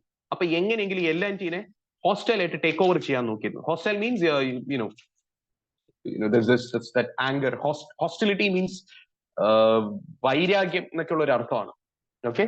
അപ്പൊ ഇത് എങ്ങനെയെങ്കിലും പിടിച്ചെടുക്കാൻ നോക്കിയിരുന്നു L&Tനെ. പക്ഷെ L&T പിടിച്ചു നിന്നു. എങ്ങനെയാന്ന് വെച്ചാൽ L&Tയുടെ മേജർ ആയിട്ടുള്ള ചില ഷെയർ ഹോൾഡേഴ്സ് ഇല്ലേ, അവരുടെ ഷെയർ ഒരു 30% ഒക്കെ ഉണ്ടായിരുന്നുള്ളൂ എന്ന് വിചാരിച്ചു കേട്ടോ. ബാക്കി ഒരു 25% ആരുടെ കയ്യിലായിരുന്നെന്ന് അറിയോ? പിന്നെ വേറെ കുറെ പെർസെന്റേജും ഉണ്ട്. ധീരുഭായ് അംബാനിയുടെ ഒരു 20% എന്താണ്, 18% അങ്ങനെ എന്താണ്ടായിരുന്നു, 18% എന്താണ്ടായിരുന്നു. യെസ്. അപ്പൊ ധീരുഭായ് അംബാനി പയ്യെ ഈ 18, 19 ഒക്കെ ആക്കി പയ്യെ ഈ 30യുടെ മേളിൽ പോകാൻ നോക്കിയായിരുന്നു. അപ്പൊ ആരായിരിക്കും മേജർ ഷെയർ ഹോൾഡർ? ധീരുഭായ് അംബാനിയാവും. പക്ഷെ 25% ആരുടെ കയ്യിലായിരുന്നേന്ന് അറിയോ? നമ്മളെ ഈ ട്രസ്റ്റ് ഇല്ലേ, ലാർസൻ ആൻഡ് ടോർബോ ഇങ്ങനെ എംപ്ലോയീസിന് വേണ്ടി ഒരു ട്രസ്റ്റ് സ്റ്റാർട്ട് ചെയ്തിരുന്നു. ആ ട്രസ്റ്റ് ലാർസൻ ആൻഡ് ടോർബോയുടെ ഷെയർ അങ്ങ് മേടിച്ച് കയ്യിൽ വെച്ചിരിക്കുകയായിരുന്നു. ആ ട്രസ്റ്റിന്റെ കയ്യിലായിരുന്നു. ആ ട്രസ്റ്റിന്റെ ട്രസ്റ്റീസ് ആര് പറയുന്ന കേൾക്കും? ലാർസൻ ആൻഡ് ടോർബോയുടെ ഈ പ്രൊമോട്ടേഴ്സ് പറയുന്ന കേൾക്കും. അപ്പൊ ഈ പ്രൊമോട്ടറും ട്രസ്റ്റും കൂടെ ഒരുമിച്ച് 55 കൺട്രോൾ ചെയ്തുകൊണ്ടിരുന്നു. അപ്പൊ ആർക്കൊന്നും ചെയ്യാൻ പറ്റുന്നില്ലായിരുന്നു? ധീരുഭായ് അംബാനിക്ക് ഒന്നും ചെയ്യാൻ പറ്റുന്നില്ലായിരുന്നു. ധീരുഭായ് അംബാനിക്ക് എത്ര ശ്രമിച്ചിട്ടും നടക്കുന്നില്ലായിരുന്നു. കാര്യം ഈ ട്രസ്റ്റിന്റെ പൈസ ഉപയോഗിച്ച് അവന്മാര് ഷെയർ മേടിച്ച് ഇങ്ങനെ വെക്കുമായിരുന്നു. ആര്? ലാർസൻ ആൻഡ് ടോർബോയുടെ കമ്പനിയുടെ പ്രൊമോട്ടേഴ്സിന്റെ കാര്യം കേട്ടിട്ട് ട്രസ്റ്റീസ് അത് ചെയ്യുമായിരുന്നു. അപ്പം ഈ ട്രസ്റ്റിന്റെ ഷെയർ ഹോൾഡിങ്ങും പ്രൊമോട്ടേഴ്സിന്റെ ഷെയർ ഹോൾഡിങ്ങും കൂടെ ഇൻടാക്റ്റ് ആയിരുന്നു. മനസ്സിലായോ? അപ്പൊ ഇവർക്കൊരു 55 ഉണ്ട്. അപ്പൊ അംബാനി ബാക്കിയുള്ളവരുടെ എല്ലാവരുടെയും ഷെയർ മേടിച്ചാലും അംബാനിക്ക് 45 കിട്ടത്തുള്ളൂ. അപ്പൊ അംബാനിക്ക് കൺട്രോളിംഗ് സ്റ്റേക്ക് വരത്തില്ല. അങ്ങനെ ഇവർ ഈ ട്രസ്റ്റിന്റെ പൈസ ഉപയോഗിച്ച് ലാർസൻ ആൻഡ് ടോർബോനെ ധീരുഭായ് അംബാനിയിൽ നിന്ന് രക്ഷിച്ചു. ധീരുഭായ് അംബാനി അവസാനം എന്ത് ചെയ്യുന്നറിയോ? ധീരുഭായ് അംബാനിയുടെ ഈ 18% ആദിത്യ ബിർളയെ വിറ്റിട്ട് പോയി. അപ്പൊ അടുത്ത ആള് വന്ന് L&Tനെ മേടിക്കാൻ. അടുത്ത ആളും കുറെ ശ്രമിച്ചു. പക്ഷെ ഈ ട്രസ്റ്റ് വീണ്ടും എന്ത് തന്നെ ചെയ്ത് എല്ലാ മാസവും കിട്ടിക്കൊണ്ടിരുന്ന അഡീഷണൽ പൈസയും കൂടെ എങ്ങോട്ട് തന്നെ ഇട്ടുകൊണ്ടിരുന്നു? ലാർസൻ ആൻഡ് ടോർബോയുടെ ഷെയർ തന്നെ മേടിക്കാൻ ഇട്ടുകൊണ്ടിരുന്നു. അപ്പൊ ആദിത്യ ബിർളയും ശ്രമിച്ചു. പിന്നെ നിങ്ങൾക്കറിയാം, ആദിത്യ ബിർള ഗ്രൂപ്പിന്റെ ഹെഡാണ് കുമാരമംഗളം ബിർള. കുമാരമംഗളം ബിർള ആരാ? ഒരു ചാർട്ടേഡ് അക്കൗണ്ടന്റാ. യെസ്, നമ്മൾ ICയുടെ ചാർട്ടേഡ് അക്കൗണ്ടന്റാ. അപ്പൊ അവര് ശ്രമിച്ചു കുറെ എങ്ങനെയെങ്കിലും എന്ത് ചെയ്യാൻ? ലാർസൻ ആൻഡ് ടോർബോനെ വിഴുങ്ങാൻ. പക്ഷെ നടന്നില്ല. അങ്ങനെ 2 തവണ hostile take overs Larsen and ടോർബോ തകർത്തത് ഈ എംപ്ലോയീസിന്റെ ട്രസ്റ്റിന്റെ പൈസ വെച്ച. ഇല്ലായിരുന്നു നടക്കത്തില്ലായിരുന്നു. ഇതിന്റെ ബുദ്ധി ആരുടെ എന്ന് വെച്ചാൽ AM നായക് എന്ന് പറയുന്ന വ്യക്തിയുടെ ആയിരുന്നു. ഇദ്ദേഹം ലാർസൻ ആൻഡ് ടോർബോയിൽ ഒരു എഞ്ചിനീയർ ആയിട്ട് കയറിയതാ. പിന്നെ കമ്പനിയുടെ ബോർഡ് ഓഫ് ഡയറക്ടേഴ്സിന്റെ ചെയർമാൻ വരെ ആയി. അപ്പൊ ഇദ്ദേഹമായിരുന്നു ആ കമ്പനിയുടെ ഏറ്റവും വലിയ ഒരു employee. In the sense, he was the one who sort of, made Larsen and Torbro what it is today. Okay, AM Naik, Anil Moneybai Naik എന്നാണ് പേര്. ഗുജറാത്തിയാ. Okay, he's a Gujarati. You understood? You understood? You understood? Guys, everybody understood this story? But here is where another problem is going to happen. I'll tell you why. See, നിങ്ങൾ auditing and എത്തിക്സിലൊക്കെ, അതുമല്ല ഈ ethics എന്ന് പറഞ്ഞ് നിങ്ങൾ ശരിക്കും പഠിക്കും. Whistle blowing എന്നൊക്കെ പറഞ്ഞ് നിങ്ങൾ പഠിക്കും. ആണോ? നിങ്ങളെ ലാർസൻ ആൻഡ് ടോർബോയുടെ CFOയാ.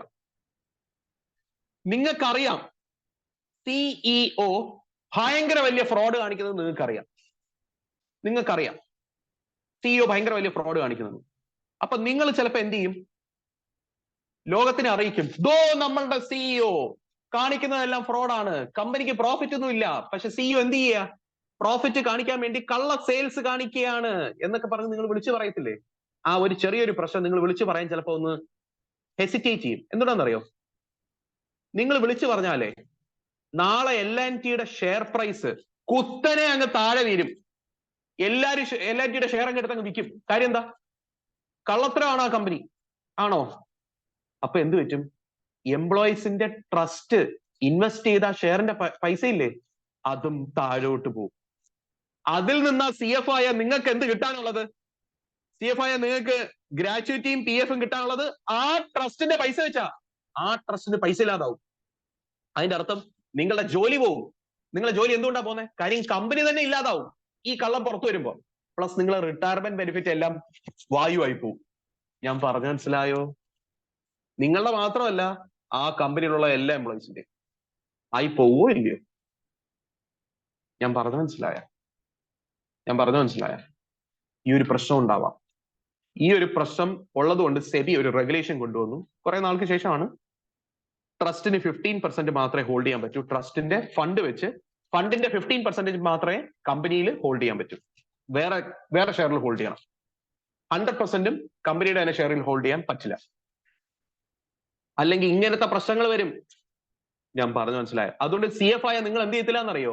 ഈ 15%ന്റെ ലിമിറ്റ് ഇല്ലായിരുന്നെങ്കിൽ, 100%ഉം നമ്മളെ കമ്പനിയിൽ തന്നെ ആയിരുന്നെങ്കിൽ, നിങ്ങൾ CFO നിങ്ങൾ എന്ത് ചെയ്യത്തില്ല എന്നറിയോ? നിങ്ങൾ വിളിച്ചു പറയില്ല. നിങ്ങൾ നൈസായിട്ട് റിട്ടയർ ആവും അല്ലെങ്കിൽ റിസൈൻ ചെയ്യും. റിസൈൻ ചെയ്യുന്ന സമയത്ത് നിങ്ങൾക്ക് എന്ത് കിട്ടും? ഈ PFും ഗ്രാറ്റുവിറ്റി ഒക്കെ കിട്ടും. എന്നിട്ട് നിങ്ങൾ വെളിയിൽ പോകും. വെളിയിൽ പോയിട്ട് നിങ്ങൾ വിളിച്ചു പോകും. അപ്പത്തേക്ക് കാര്യങ്ങളൊക്കെ മാറിക്കാണും. ഞാൻ പറഞ്ഞ പിടികിട്ടിയ? എല്ലാവർക്കും ഈ കഥകളൊക്കെ മനസ്സിലായോ? ഞാൻ കുറേ കഥകളൊക്കെ പറഞ്ഞു. നിങ്ങൾക്ക് വല്ലതും മനസ്സിലായോ? യെസ്.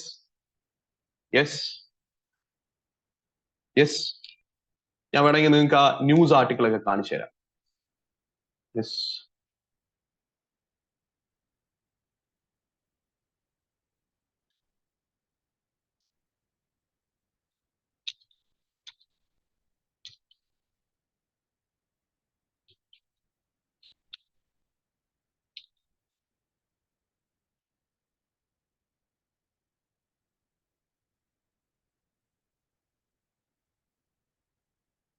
യെസ്, സ്ക്രീൻ കാണോ? യെസ്. ടൈംസ് നൗവിന്റെ ആർട്ടിക്കിൾ ആണേ. ഞാൻ അത് ക്ലിക്ക് ചെയ്ത് കയറുകയാണേ. ത്രോ ബാക്ക് എന്ന് പറഞ്ഞാൽ പണ്ടത്തെ കാലത്ത് എന്ത് നടന്നു? This industrialist fought Dhirubhai Ambani and Kumar Birla to thwart എന്ന് പറഞ്ഞാൽ തട്ടിക്കളയാൻ. എന്ത്? Hostile take over bids. Never took a day off in his 21 years at company. Padma Bhushan awardee AM Naik. ഈ AM നായക് ആണ് ഈ കാണുന്നത് ഇദ്ദേഹം. ഇപ്പുറത്തിരിക്കുന്നത് Mukesh Ambani. Yes. Padma Bhushan awardee AM Naik in his biography, The Nationalist, has said that, do you know that in my first 21 years in the company, I didn't take a single day off? അയാൾ ഭയങ്കര hard working ആയിരുന്നു കേട്ടോ. അത് കഴിഞ്ഞിട്ട് താഴെ എന്ത് പറയുന്നുണ്ട്, whether big or small, corporate world is full of rivalries. From Ratan Tata and Cyrus Mistri's legal battle to Nusli Wadia's fights with Ambani and Tata, there are dozens of tales. അതിനകത്ത് ഒരു such tale ഇതാണ്. എന്ത് പറ്റി? The story goes over 3 decades back to 1987, when Reliance Industries' Dhirubhai Ambani had managed to wrest significant holding in Larsen and Toubro and then launched a hostile takeover bid in 1989. അപ്പൊ എന്ത് ചെയ്യാൻ നോക്കി? ധീരുഭായ് അംബാനി ഇത് take over ചെയ്യാൻ നോക്കി. എന്നിട്ട് നമ്മളെ നായക് എന്ത് ചെയ്തു? യെസ്, നായക് എന്ത് ചെയ്തെന്ന് വെച്ചാൽ എവിടെയെങ്കിലും ഉണ്ടാവും, ഒരു second. Amid the hostile takeover bid, L&T was in a desperate need of a strong leader, and they found it in A.M. Nayak, the CEO and MD of the company. He managed to save the company by asking its employees to become the owners. This is how L&T's employee trust was formed. ഞാൻ പറഞ്ഞു മനസ്സിലായോ?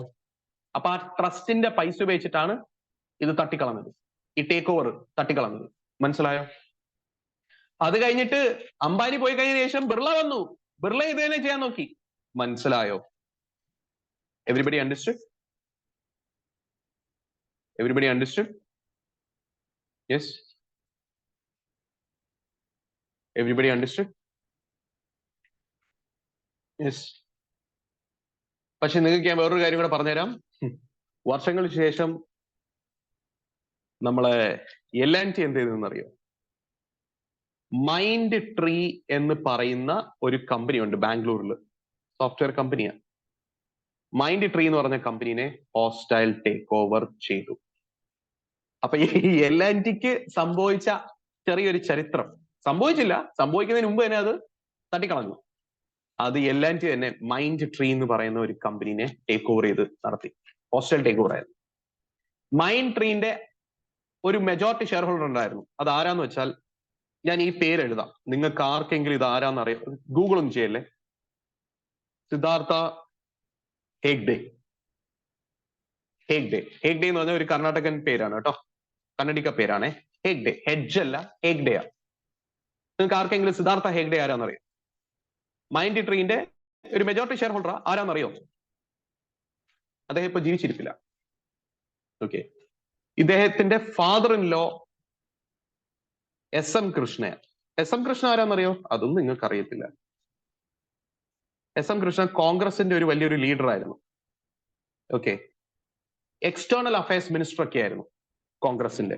Manmohan Singh government ഉണ്ടായിരുന്ന സമയത്ത്, UPA 2 ഉണ്ടായിരുന്ന സമയത്ത് external affairs minister ആയിരുന്നു. ഇദ്ദേഹത്തിന്റെ കീഴിൽ പ്രവർത്തിച്ച ഒരു മിനിസ്റ്റർ ആയിരുന്നു ശശി തരൂർ. ശശി തരൂർ അന്ന് മിനിസ്റ്റർ ഓഫ് സ്റ്റേറ്റ് ഒക്കെ ആയിരുന്നു, external affairs. Okay. Yes, yes. Siddhartha Hegde ആരാന്ന് വെച്ചാൽ കഫേ കോഫി ഡേ എന്ന് പറഞ്ഞ് കേട്ടിട്ടുണ്ടോ? അതിന്റെ ഫൗണ്ടർ ആൻഡ് CEO ഒക്കെ ആയിരുന്നു. ഇദ്ദേഹം ആത്മഹത്യ ചെയ്ത്, അറിയോ നിങ്ങൾക്ക്? ഇദ്ദേഹത്തിന് പൈസ ഇല്ലാതൊക്കെ ആയി, നിങ്ങൾ കേട്ടിട്ടുണ്ടാവും. അങ്ങനെ അദ്ദേഹം ആത്മഹത്യ ചെയ്തതാ. Yes, yes. അപ്പൊ ഇദ്ദേഹത്തിന് പൈസ ഇല്ലാത്ത സമയത്തായിരുന്നു L&T വരുന്നത് ഇദ്ദേഹത്തിന്റെ ഷെയർ, ഏത് മൈൻഡ് ട്രീയിലുള്ള ഷെയർ എല്ലാം മേടിക്കാൻ. അയാൾ സന്തോഷത്തോടെ വിട്ടു, കാര്യം അയാൾക്ക് പൈസയുടെ ആവശ്യമുണ്ടായിരുന്നു. വിറ്റിട്ട് അവസാനം L&T എന്ത് ചെയ്ത് പയ്യെ കുറെ പേരുടെ ഷെയർ മേടിച്ച് കൺട്രോളിങ് സ്റ്റേക്ക് എടുക്കാൻ നോക്കി. അങ്ങനെ ആ കമ്പനിനെ മൊത്തത്തിൽ അങ്ങ് വീങ്ങി L&T. സിദ്ധാർത്ഥ ഹെഗ്ഡെ കുറച്ചാൾ കഴിഞ്ഞതിന് ശേഷം ആത്മഹത്യ ചെയ്തു. ഇങ്ങനെയൊക്കെയുള്ള കാര്യങ്ങളാണ്. യെസ്, ഞാൻ വേണമെങ്കിൽ ജസ്റ്റ് ഒന്ന് കാണിച്ചു തരാം. സിദ്ധാർത്ഥ ഹെഗ്ഡെ.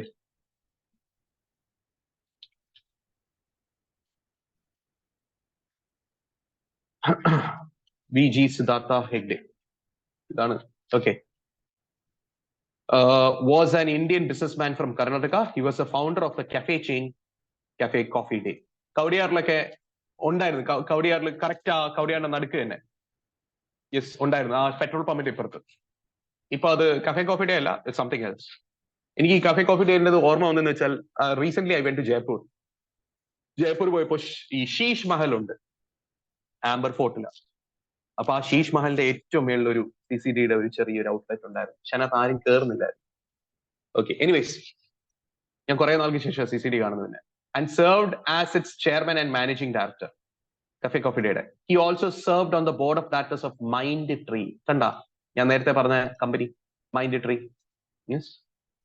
ഇദ്ദേഹത്തിന്റെ father-in-law SM കൃഷ്ണയാണ്, കാരണം relatives SM Krishna, Indian politician who served as Minister of External Affairs 2009 തൊട്ട് 2012 വരെ. Yes. The Mindtree എന്ന് പറഞ്ഞ company. Mindtree Limited was an Indian multinational information technology services and consulting company headquartered in Bangalore. Mindtree was acquired by Larsen and Toubro in 2019. കണ്ടോ, സിദ്ധാർത്ഥ ഹെഗ്ഡെ എന്നാണ് മരിക്കുന്നത്? 2019. Share ഒക്കെ വിറ്റിട്ട് പൈസ കിട്ടിയിട്ട് ആ പൈസയും പോരാതായപ്പോൾ അദ്ദേഹം ആത്മഹത്യ ചെയ്തത്. ശരി, എല്ലാവർക്കും ഇതുവരെ പറഞ്ഞ് മനസ്സിലായോ? യെസ് യെസ്, കുറെ കഥ പറഞ്ഞു. യെസ്, കുറേ കഥ പറഞ്ഞു. അപ്പൊ ഗൈസ്, ഈ ട്രസ്റ്റിന് പൈസ കൊടുക്കുകയാണെങ്കിൽ, എംപ്ലോയീസിന്റെ ബെനിഫിറ്റിന് വേണ്ടി രൂപീകരിച്ച ട്രസ്റ്റിന് പൈസ കൊടുക്കുകയാണെങ്കിൽ അതേ പൈസ വെച്ച് പക്ഷേ സെബി ഇപ്പം 15% ലിമിറ്റ് വെച്ചിട്ടുണ്ട്. അപ്പൊ ആ ട്രസ്റ്റിന് 100% പൈസയും കമ്പനിയുടെ തന്നെ ഷെയർ മേടിക്കാൻ ഉപയോഗിക്കാൻ പറ്റില്ല. സെബി അത് എന്തുകൊണ്ടാ ചെയ്തത്?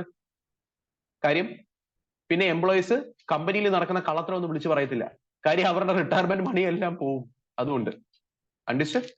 The provision of money for the purchase of fully paid up shares. ശ്രദ്ധിക്കണം, ഫുള്ളി പെയ്ഡ് അപ്പ് ഷെയർസേ മേടിക്കാൻ പറ്റൂ ഈ ട്രസ്റ്റിന്. In the company or its holding company by trustees for and on behalf of company's employees in accordance with any scheme. A scheme ആണ് employee share schemes approved by the company through special resolution with such requirements as may be prescribed in Rule 16. എല്ലാവർക്കും ഇതുവരെ പറഞ്ഞു മനസ്സിലായോ? Yes. ഇപ്പോഴും ആ trust ഉണ്ട്, LNTയിൽ ഇപ്പോഴും ആ ട്രസ്റ്റ് ഉണ്ട്. ഓക്കെ, ഞാനത് ജസ്റ്റ് അതും കൂടെ ഒന്ന് ചെറുതായിട്ടൊന്ന് കാണിച്ചു തരാം. ഞാൻ LNTയുടെ ആനുവൽ റിപ്പോർട്ട് എടുത്ത് കാണിച്ചു തരാം. ഗൈസ്, ഈ ആനുവൽ റിപ്പോർട്ട് എന്ന് പറഞ്ഞാൽ എന്താന്ന് വെച്ചാലേ, ആനുവൽ റിപ്പോർട്ട് എന്ന് വെച്ചാൽ ഒരു കമ്പനിയുടെ ആനുവൽ റിപ്പോർട്ട് എന്ന് പറഞ്ഞാൽ, സെക്കൻഡ് സ്ക്രീൻ കാണാം. ഒരു കമ്പനിയുടെ ആനുവൽ റിപ്പോർട്ട് എന്ന് വെച്ചാൽ ആ കമ്പനിയുടെ board report plus audit report plus notice four AGM എല്ലാം കൂടെ ഒരുമിച്ച് വെച്ചിരിക്കുന്ന ഒരു ബുക്കിനെയാണ് ആനുവൽ റിപ്പോർട്ട് എന്ന് പറയുന്നത്. ഓക്കെ, അപ്പൊ ഇതെല്ലാം ആനുവൽ റിപ്പോർട്ടിനകത്തുണ്ടാവും. ഒരു കമ്പനിയുടെ ആനുവൽ റിപ്പോർട്ടിനകത്ത് എന്തൊക്കെ ഉണ്ടാവും? ബോർഡ് റിപ്പോർട്ട്, ഓഡിറ്റ് റിപ്പോർട്ട്, പിന്നെ ഫിനാൻഷ്യൽ സ്റ്റേറ്റ്മെന്റ്സും ഉണ്ടാവും കേട്ടോ. ഇത് ഇത്രയും അടങ്ങുന്ന ഒരു ബുക്കിനെയാണ് ആനുവൽ റിപ്പോർട്ട് എന്ന് പറയുന്നത്. യെസ്, ഞാൻ ആനുവൽ റിപ്പോർട്ട് എടുത്ത് കാണിച്ചു തരാം LNTയുടെ.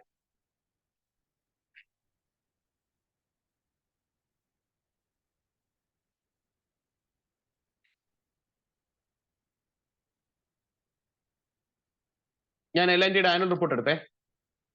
ഈ ആനുവൽ റിപ്പോർട്ടിനകത്ത് എന്തൊക്കെയുണ്ട് ഗൈസ്? ആനുവൽ റിപ്പോർട്ടിനകത്ത് ഇത് LNT ആണേ. LNTനകത്ത് ആദ്യം തന്നെ ചെയർമാന്റെ സ്റ്റേറ്റ്മെന്റാ. ഇതാണ് chairman AM Nayak. Okay,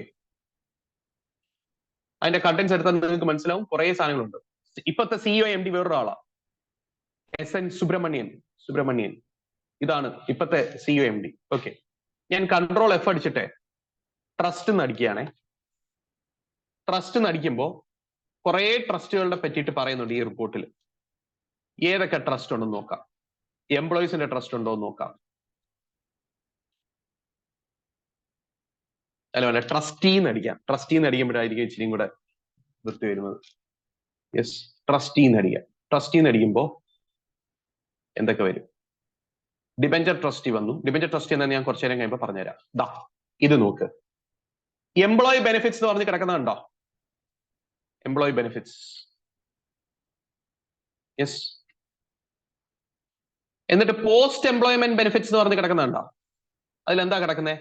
defined benefit plans, the employees gratuity fund schemes and employee provident fund schemes managed by a board of trustees established by the company.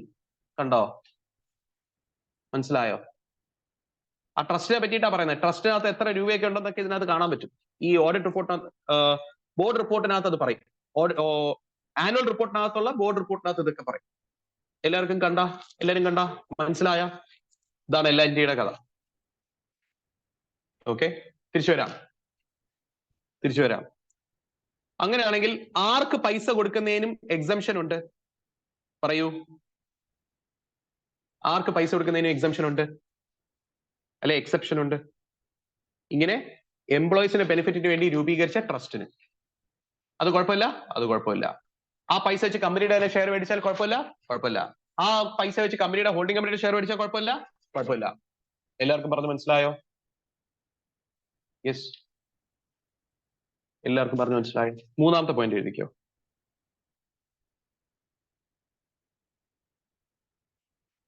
മൂന്നാമത്തെ പോയിന്റ് എഴുതിക്കോ.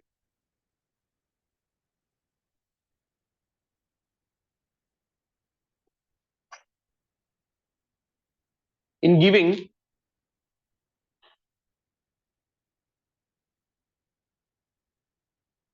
loans to employees of company bracketല് other than directors and KMP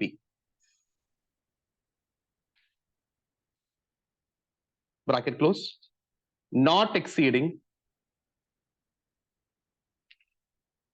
6 months salary or wages for the purchase of fully paid shares of the company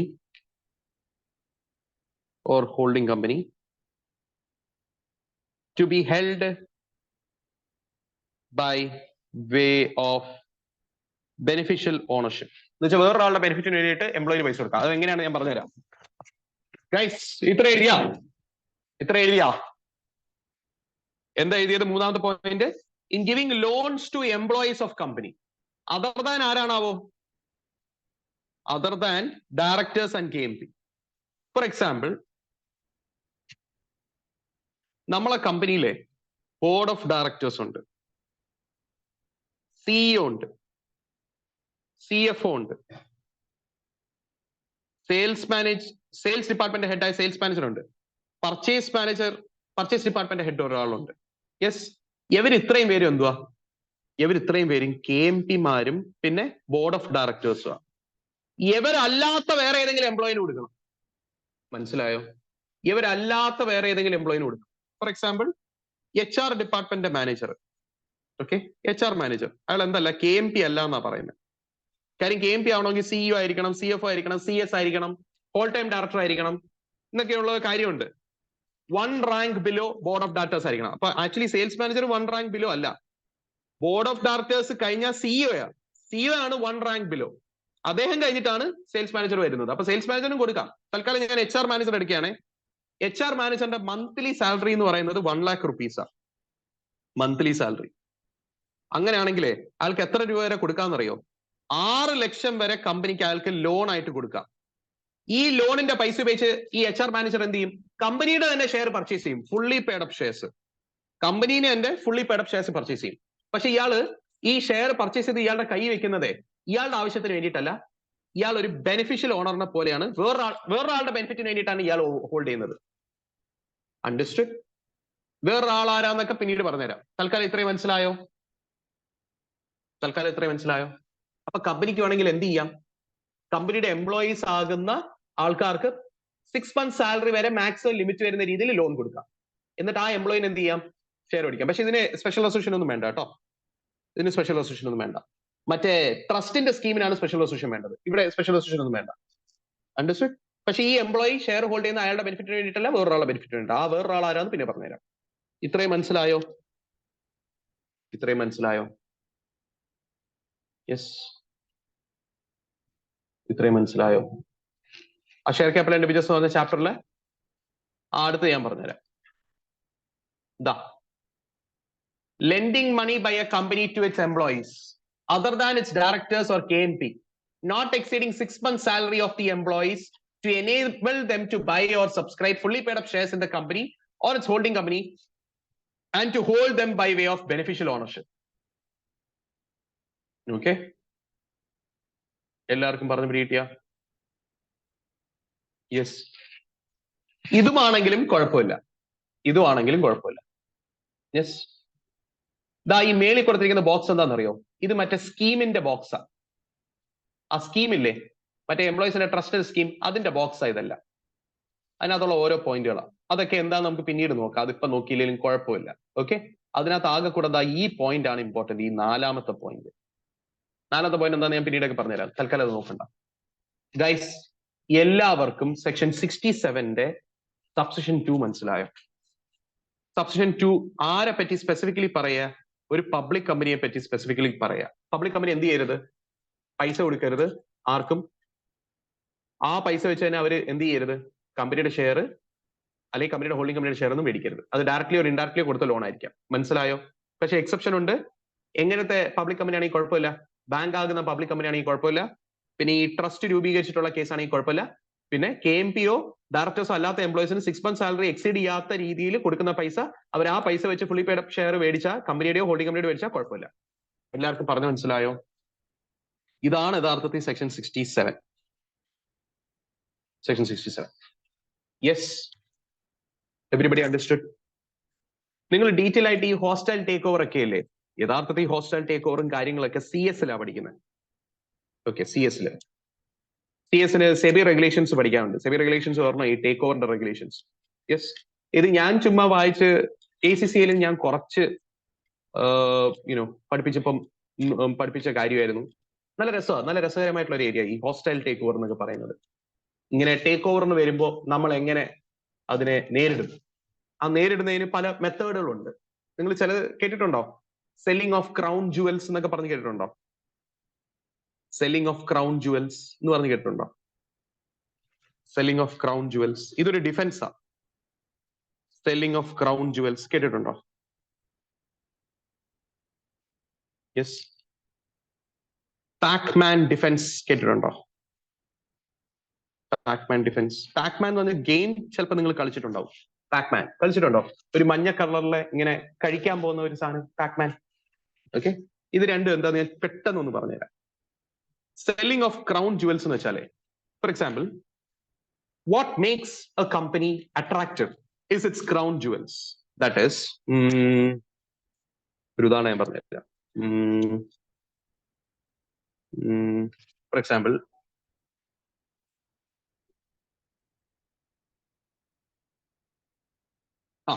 നമ്മളെ കമ്പനിയില്ലേ international airlines limited, നമ്മളെ കമ്പനിക്ക് ആ ഒരു patent ഇല്ലേ guys? Patent ഇല്ലേ? ഏത് പേറ്റന്റാ? മറ്റേ 70% ഏവിയേഷൻ ഫ്യൂൽ ഉപയോഗിച്ചാൽ മതി, 30% ആ കെമിക്കൽ കോമ്പൗണ്ട് ഉപയോഗിച്ചാൽ എന്ത് ചെയ്യാൻ പറ്റും? നമുക്ക് എയർലൈൻസ് ഓടിക്കാൻ പറ്റും. അതുകൊണ്ടാണ് നമ്മളെ കമ്പനി ഇത്രയും സക്സസ്ഫുൾ ആയത്. കാര്യം കോസ്റ്റ് കുറവാ, അതൊരു ഭയങ്കര പ്രോഫിറ്റബിളും ആയി. മനസ്സിലായോ? ഇത് ടാറ്റ കണ്ടു. അപ്പൊ ടാറ്റയ്ക്ക് ഭയങ്കരമായിട്ട് നമ്മളുടെ എയർലൈൻസ് കമ്പനീനെ മേടിക്കണമെന്നൊരു താല്പര്യം. ടാറ്റ എന്തുകൊണ്ടാണ് നമ്മളെ കമ്പനീനെ അട്രാക്റ്റീവ് ആയിട്ട് ഫീൽ ചെയ്യുന്നത്? നമ്മളെ കമ്പനിക്ക് ഈ പേറ്റന്റ് ഉള്ളതുകൊണ്ട് ആണോ? അപ്പൊ ടാറ്റ പയ്യെ നമ്മൾ എന്ത് ചെയ്യാൻ തുടങ്ങി? നമ്മളെ കമ്പനീനെ മേടിക്കാൻ തുടങ്ങി. നമ്മളെ കമ്പനീനെ എങ്ങനെയെങ്കിലും മെജോറിറ്റി ഷെയർ ഹോൾഡർ ആവാൻ നോക്കും. അതാണ് ടേക്ക് ഓവർ ചെയ്യാൻ നോക്കുന്നത്. ടേക്ക് ഓവർ ചെയ്യുന്നത് മെയിൻ പർപ്പസ് എന്താ? നമ്മളെ അട്രാക്റ്റീവ് ആയതിന്റെ റീസൺ എന്താ? ഈ പേറ്റന്റ് കാരണോ? ആണോ? അപ്പൊ നമ്മൾ എന്ത് ചെയ്യുന്ന അറിയോ? ടാറ്റനെ നമ്മളെ ടേക്ക് ഓവർ ചെയ്യുന്നത് നിർത്തിപ്പിക്കാൻ വേണ്ടി നമ്മൾ എന്ത് ചെയ്യുന്ന അറിയോ? ഈ പേറ്റന്റ് കമ്പനി എടുത്ത് അങ്ങ് വിൽക്കും, വേറൊരാൾക്ക് വിൽക്കും. വിറ്റ് കഴിഞ്ഞാൽ നമ്മൾ എന്താവും? ലെസ് അട്രാക്റ്റീവ് ആവും. അപ്പൊ ടാറ്റ എന്ത് ചെയ്യും? ടാറ്റ പറഞ്ഞു പോകും. ഇനി എന്തിനാ മേടിക്കുന്നത്? എന്താണോ അവനെ അട്രാക്റ്റീവ് ആക്കിയത് അത് അവൻ തന്നെ അങ്ങ് വിറ്റു. പിന്നെന്തിനാ മേടിക്കുന്നത്? ഇത് ബേസിക്കലി എന്താണെന്നറിയോ? നമ്മൾ ഈ കൈവെട്ടും, നമ്മളെ സ്വന്തം കൈവെട്ടും. എന്തിനാ? ശരീരം രക്ഷിക്കാൻ. നിങ്ങൾ മറ്റേ 127 hours എന്ന് പറഞ്ഞ സിനിമ കണ്ടിരുന്നോ? 127 minutes 127 hours 127 something like that. That's the movie's name. Have you seen? അതിനകത്ത് 127 hours തന്നെ. A person gets stuck between two rocks and his hand gets stuck. So what happens? The blood circulation stops. Once the blood circulation stops, the cells and all they die. Muscles they die. Once the muscles and all they die, toxins will be released from your arm to your entire body and you will also die. So what this person did, he chopped off his arm to save his body. Yes, അത് ഡെഡ്പൂളിലും പറയുന്നുണ്ട്. ഡെഡ്പൂളിനകത്ത് മറ്റേ ഇങ്ങനെ മറ്റേ ഇതില്ലേ, hand cough മുറിക്കാൻ വേണ്ടിട്ട് കൈ മുറിച്ചു കൊടുക്കും. അതിനകത്ത് ആ റെഫറൻസ് കൊടുക്കുന്നുണ്ട്, ഇങ്ങനെ രക്തമൊക്കെ തട്ടി. യെസ്. അപ്പം basically selling of crown jewels പറഞ്ഞാൽ അതുപോലെ ചെയ്യുക. എന്താണോ നമ്മൾ അട്രാക്റ്റീവ് ആക്കുന്നത് അത് തന്നെ നമ്മൾ എന്ത് ചെയ്തു വിൽക്കുക. യെസ്. ഈ പാക്മാൻ ഡിഫൻസ് എന്താണെന്നറിയോ? പാക്മാൻ ഡിഫൻസ് എന്ന് പറഞ്ഞാല് തേർഡ് എക്സെപ്ഷൻ മനസ്സിലായില്ലേ? തേർഡ് എക്സെപ്ഷൻ മനസ്സിലായില്ലേ? തേർഡ് എക്സെപ്ഷൻ മനസ്സിലായില്ലേ? നോട്ട്സ് കാണിക്കാം. കാണിക്കാം. ശരി, നോക്കൂ. ആ തേർഡ് എക്സെപ്ഷൻ ലാസ്റ്റ് ബിഒ എന്താ? Beneficial owner. ബെനിഫിഷ്യൽ ഓണർഷിപ്പാ. ഞാൻ ജസ്റ്റ് ബെനിഫിഷ്യൽ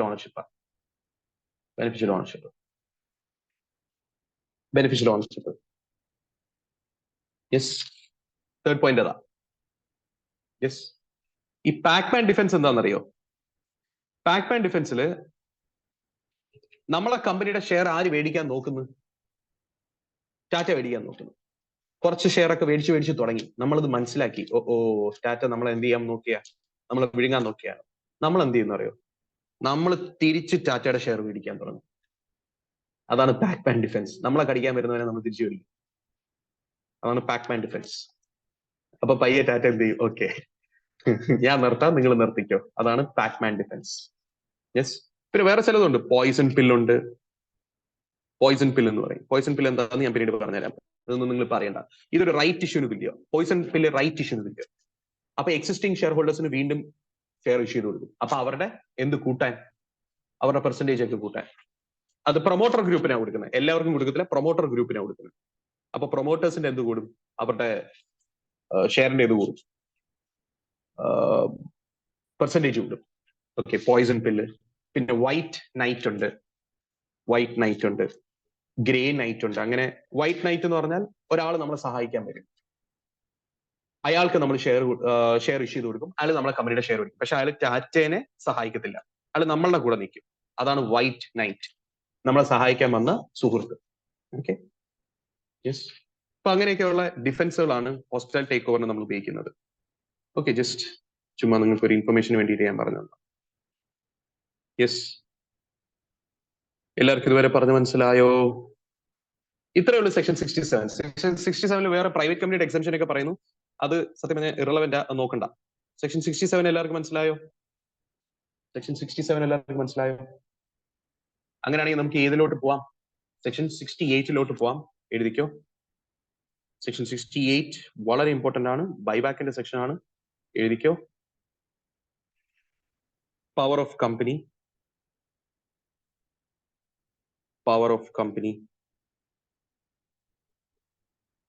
to purchase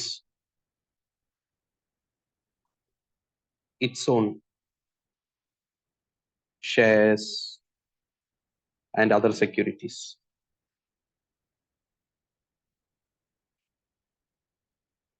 എഴുതിയോ? ബൈബാക്ക്. ബൈബാക്ക് എന്താണെന്ന് ചോദിച്ചാലേ സിമ്പിൾ ആയിട്ട് പറയാം. ബൈബാക്ക് ചെയ്തിട്ടുള്ള കമ്പനീസ് ഇന്ത്യയിലുണ്ട്, 2-3 ഉണ്ട്. ആ കമ്പനീസ് മിക്കതും ഏത് ഫീൽഡിൽ വർക്ക് ചെയ്യുന്ന കമ്പനീസ് ആണെന്ന് അറിയാം? ആ കമ്പനീസ് മിക്കതും IT ഫീൽഡിൽ വർക്ക് ചെയ്യുന്ന companies. Information technology like Infosys, Cognizant, TCS ഇതുപോലത്തുള്ള കമ്പനീസ് ആണ് IT ഫീൽഡിൽ വർക്ക് ചെയ്യുന്നത്. ഞാൻ നിങ്ങൾക്ക് ഓൾറെഡി IT ഫീൽഡിന്റെ ഒരു പ്രത്യേകത പറഞ്ഞു. എന്ത് പ്രത്യേകത? ഇവർക്ക് ക്യാപിറ്റലിന്റെ ആവശ്യം വലുതായിട്ടില്ല. ഇവർക്ക് ആകെ കൂടെ എന്തുമാത്രം മതി? എംപ്ലോയീസ് മതി. ആ എംപ്ലോയീസിന് എന്തും കൂടെ ഉണ്ടാവണം? ലാപ്ടോപ്പ് ഉണ്ടാവണം. തീർന്നു, ഇത്രയും മതി. ബാക്കി അവർ ഇരുന്ന് എന്ത് ചെയ്തോളും? വേണമെങ്കിൽ വീട്ടിൽ ഇരുന്ന് തന്നെ ചെയ്യാം. എന്ത് വേണ്ട? ഫിസിക്കൽ ബിൽഡിംഗ് കൂടെ വേണ്ട. വീട്ടിൽ ഇരുന്നവർക്ക് എന്ത് ചെയ്യാം? സോഫ്റ്റ്വെയർസ് ഉണ്ടാക്കാം. ആണോ? ഈ ഒരു IT കമ്പനി ഉണ്ട്. IT കമ്പനീസ് IT ബൂം വന്നപ്പം ഭയങ്കരമായിട്ട് പ്രോഫിറ്റ് ഉണ്ടാക്കാൻ തുടങ്ങി. യെസ്, അവർ സോഫ്റ്റ്വെയർ വിറ്റ് അവർ കുറെ പൈസ ഉണ്ടാക്കാൻ തുടങ്ങി. മനസ്സിലായോ? അപ്പോ ഇവരുടെ ബാങ്ക് അക്കൗണ്ടിൽ എനോർമസ് ഫണ്ട് കിടക്കുന്ന കാണാം. കുറെ പൈസ ഇങ്ങനെ ബാങ്കിൽ കിടക്കുന്നതാണ്. ഒന്നും ചെയ്യുന്നില്ല ആ പൈസ വെച്ച്. കാര്യം എന്താ? ബിൽഡിംഗ് കെട്ടേണ്ട ആവശ്യമില്ല, മെഷീൻ മേടിക്കേണ്ട ആവശ്യമില്ല, ഫിക്സ്ഡ് അസറ്റ്സ് ഒന്നും മേടിക്കേണ്ട ആവശ്യമില്ല. ആകെ കൂടെ വേണ്ടത് എംപ്ലോയീസും ലാപ്ടോപ്പാ. അതുണ്ട്. പിന്നെ സെർവർ മെയിൻറ്റെയിൻ ചെയ്യണം, അതുണ്ട്. നെറ്റ്വർക്ക് ഒക്കെ മെയിൻറ്റെയിൻ ചെയ്യണം, അതൊക്കെ ഉണ്ട്. അപ്പൊ ബാങ്കിൽ ഇങ്ങനെ പൈസ ഇങ്ങനെ കുന്നു കയറി. അപ്പൊ ഈ പൈസ കൊണ്ട് കമ്പനിക്ക് പ്രത്യേകിച്ച് ഉപയോഗമില്ല. അപ്പൊ കമ്പനി എന്ത് ചെയ്യുന്നറിയോ? തിരിച്ച് ഇൻവെസ്റ്റേഴ്സിന് ഈ പൈസ അങ്ങ് തിരിച്ചങ്ങ് കൊടുക്കും. എങ്ങനെ? അവരുടെ കയ്യിരിക്കുന്ന ഷെയർ കമ്പനി അങ്ങ് പർച്ചേസ് ചെയ്ത് ആ പൈസ, ബാങ്കിൽ കിടക്കുന്ന പൈസ അവരുടെ കയ്യിലോട്ട് അങ്ങ് എടുത്തു കൊടുക്കും. ആ ഒരു പ്രോസസ്സിനെയാണ് ബൈബാക്ക് എന്ന് പറയുന്നത്. ഗൈസ് എല്ലാവർക്കും പറഞ്ഞു പിടികിട്ടിയോ? ബൈബാക്ക് ചെയ്യുന്നതിന്റെ ഒരു ഉദ്ദേശം എന്താണെന്ന് പിടികിട്ടിയോ? കമ്പനിയുടെ കയ്യിരിക്കുന്ന എക്സസ് പൈസ കമ്പനിക്ക് ഇനി ഗ്രോത്ത് പർപ്പസിന് ഉപയോഗിക്കേണ്ട ആവശ്യമില്ല. കാര്യം കമ്പനി ഗ്രോ ചെയ്യാനുള്ളതെല്ലാം ഗ്രോ ചെയ്തു. കമ്പനിക്ക് ഇനി പൈസയുടെ ആവശ്യമില്ല. കമ്പനി അങ്ങ് തിരിച്ചു തരിക. വെറുതെ പൈസ നമുക്ക് എന്തിനാ എന്ന് പറഞ്ഞ് കമ്പനി പൈസ തിരിച്ചു തരിക. എങ്ങനെ തരും? പക്ഷേ ഷെയർ ഹോൾഡേഴ്സിന്റെ കയ്യിരിക്കുന്ന ഷെയർ മേടിച്ച് അവർക്ക് പൈസ തിരിച്ചു കൊടുക്കും. ഞാൻ പറഞ്ഞു മനസ്സിലായോ?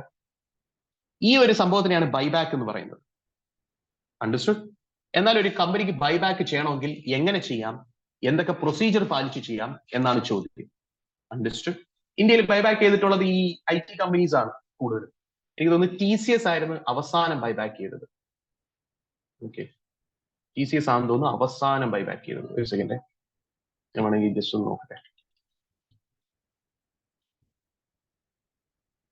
യെസ്, 2023 TCS ബൈബാക്ക് ചെയ്തിരുന്നു. Tata consultancy services buyback 2023. കണ്ടോ? TCS ആയിരുന്നു ഏറ്റവും അവസാനം. TCS പറഞ്ഞത് ടാറ്റ കൺസൾട്ടൻസി സർവീസസ്. എത്ര പൈസ അവർ ഇൻവെസ്റ്റ് ചെയ്തത്? 17,000 crore rupees അവർ ഇൻവെസ്റ്റ് ചെയ്തു ബൈബാക്കിന്. കാര്യം അവർക്ക് അത്രയും പൈസ വെറുതെ കിടക്കുക, അവർക്കൊന്നും ചെയ്യാനില്ല.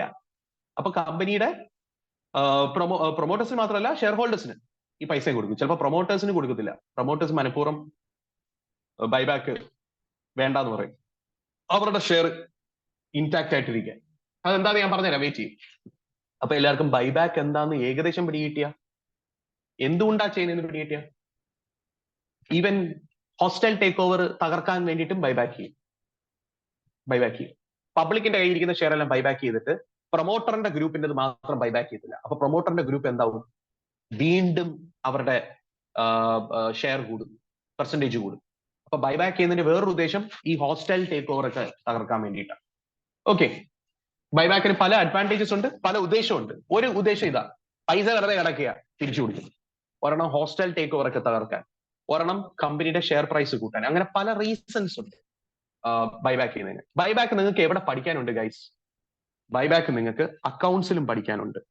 അക്കൗണ്ട്സിൽ നിങ്ങൾ ചെയ്യുന്ന കാര്യങ്ങളെല്ലാം ലോയിൽ പറയുന്ന കാര്യങ്ങളാണ്. അത് നിങ്ങൾക്ക് കുറച്ചു നേരം കഴിയുമ്പോൾ മനസ്സിലാവും. അപ്പോ നിങ്ങൾ ബൈബാക്ക് എന്ന് പറഞ്ഞ് എഴുതിയോ? എഴുതിക്കോ.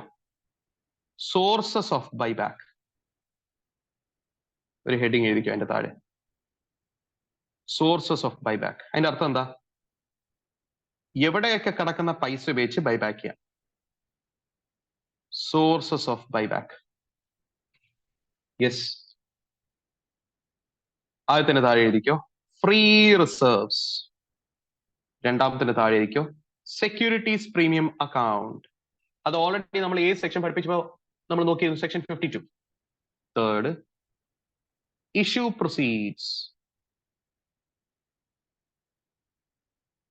of an earlier issue.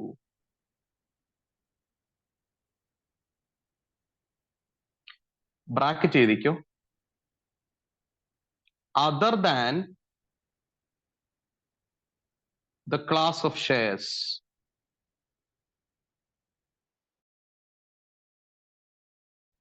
or securities to be bought back.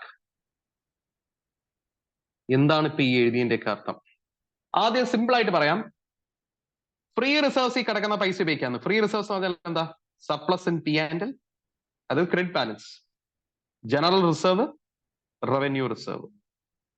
Revaluation reserve അല്ല, റവന്യൂ റിസർവ് ആണ്. റവന്യൂ റിസർവ് ആണ്. റവന്യൂ റിസർവ് ആണ്. റവന്യൂ റിസർവ് ആണ്. പിന്നെ സെക്യൂരിറ്റീസ് പ്രീമിയം അക്കൗണ്ട്, അത് സെക്ഷൻ 52ന്റെ സബ്സെക്ഷൻ 2ന്റെ ലാസ്റ്റ് ക്ലോസ് ഇ. അതാ ബൈബാക്ക് ചെയ്യാൻ പറ്റുമോ? അല്ലേ? അല്ലേ? അപ്പൊ എവിടെയൊക്കെ കിടക്കുന്ന പൈസ ഉപയോഗിച്ച് നമുക്ക് ബൈബാക്ക് ചെയ്യാം? ഫ്രീ റിസർവ്സിൽ കിടക്കുന്ന പൈസ ഉപയോഗിച്ച് ബൈബാക്ക് ചെയ്യാം. സെക്യൂരിറ്റീസ് പ്രീമിയം അക്കൗണ്ടിൽ കിടക്കുന്ന പൈസ ഉപയോഗിച്ച് ബൈബാക്ക് ചെയ്യാം. Issue proceeds of an earlier issue other than the class of shares or securities to be bought back എന്ന് വെച്ചാൽ എന്താ ഇതിന്റെ അർത്ഥം? ഗൈസ്, നമ്മളെ കമ്പനിയെ ഇക്വിറ്റി ഷെയർസ് ബൈബാക്ക് ചെയ്യാൻ ഉദ്ദേശിക്കുക. ഇക്വിറ്റി ഷെയർസ് കുറച്ച് ബൈബാക്ക് ചെയ്യാൻ ഉദ്ദേശിക്കുക. ഒരു 10% ഇക്വിറ്റി ഷെയർസ് ബൈബാക്ക് ചെയ്യാൻ ഉദ്ദേശിക്കുക. അപ്പൊ 1 ലക്ഷം ഇക്വിറ്റി ഷെയർസ് ഉണ്ടെങ്കിൽ 10,000 ഇക്വിറ്റി ഷെയർസ് മേടിക്കാൻ ഉദ്ദേശിക്കുക. നമ്മളെ കമ്പനിക്ക് ഫ്രീ റിസർവ്സ് ഇല്ല, സെക്യൂരിറ്റീസ് പ്രീമിയം അക്കൗണ്ട് ഇല്ല എന്ന് വിചാരിച്ചോ. അപ്പൊ ഏത് സോഴ്സ് ഉപയോഗിക്കേണ്ടി വരും? ഈ മൂന്നാമത്തെ സോഴ്സ് ഉപയോഗിക്കേണ്ടി വരും. ഈ മൂന്നാമത്തെ സോഴ്സ് എന്താ? Issue proceeds. ഇഷ്യൂ പ്രൊസീഡ്സ് എന്ന് പറഞ്ഞാൽ ഏത് പൈസ? ഷെയറോ ഡിവെഞ്ചേഴ്സോ ബോണ്ടോ ഒക്കെ ഇഷ്യൂ ചെയ്ത് കിട്ടിയ പൈസ, അതാണ് ഇഷ്യൂ പ്രൊസീഡ്സ് ആണോ? പക്ഷെ ഇത്രയേ ഉള്ളൂ, ഇക്വിറ്റി ഷെയർ ബൈബാക്ക് ചെയ്യണമെങ്കിലേ ഇക്വിറ്റി ഷെയർ ഇഷ്യൂ ചെയ്ത് കിട്ടിയ പൈസ വെച്ച് ബൈബാക്ക് ചെയ്യാൻ പറ്റില്ല. പ്രിഫറൻസ് ഷെയർ വിറ്റ പൈസ വെച്ച് ബൈബാക്ക് ചെയ്യാം. അതിന്റെ അർത്ഥം എന്താ? നിങ്ങൾ ഏത് ക്ലാസ് ഓഫ് ഷെയർസ് ആണോ ബൈബാക്ക് ചെയ്യാൻ ഉദ്ദേശിക്കുന്നത്, അതേ ക്ലാസ് ഷെയർസോ ഡിവെഞ്ചേഴ്സോ ഇഷ്യൂ ചെയ്ത പൈസ വെച്ച് അത് തന്നെ മേടിക്കാൻ പോകരുത്. അതിനകത്ത് ലോജിക് ഇല്ല. ഇക്വിറ്റി ഷെയർ മേടിക്കാൻ വേണ്ടി ഇക്വിറ്റി ഷെയർ ഇഷ്യൂ ചെയ്ത പൈസ വെച്ച് ഇക്വിറ്റി ഷെയർ തന്നെ മേടിക്കുന്നു. പിന്നെ എന്തിനാ ഇഷ്യൂ ചെയ്യാൻ പോയത്? ഒന്നും ചെയ്യണ്ടായിരുന്നു. Because you are back to square one. പണ്ട് ഇക്വിറ്റി ഷെയർ എത്ര ഉണ്ടായിരുന്നു? 100 ലക്ഷം. ഇപ്പോഴും എത്രയുണ്ട്? 100 ലക്ഷം. കാര്യം എന്താ? നിങ്ങൾ മേടിച്ച ഇക്വിറ്റി ഷെയർ എവിടുന്ന് വന്നതാ? വീണ്ടും ഇക്വിറ്റി ഷെയർ ഇഷ്യൂ ചെയ്തിട്ട് വന്നതാ. അപ്പൊ പിന്നെ അതിന്റെ ആവശ്യമില്ല. ഞാൻ പറഞ്ഞു മനസ്സിലായോ?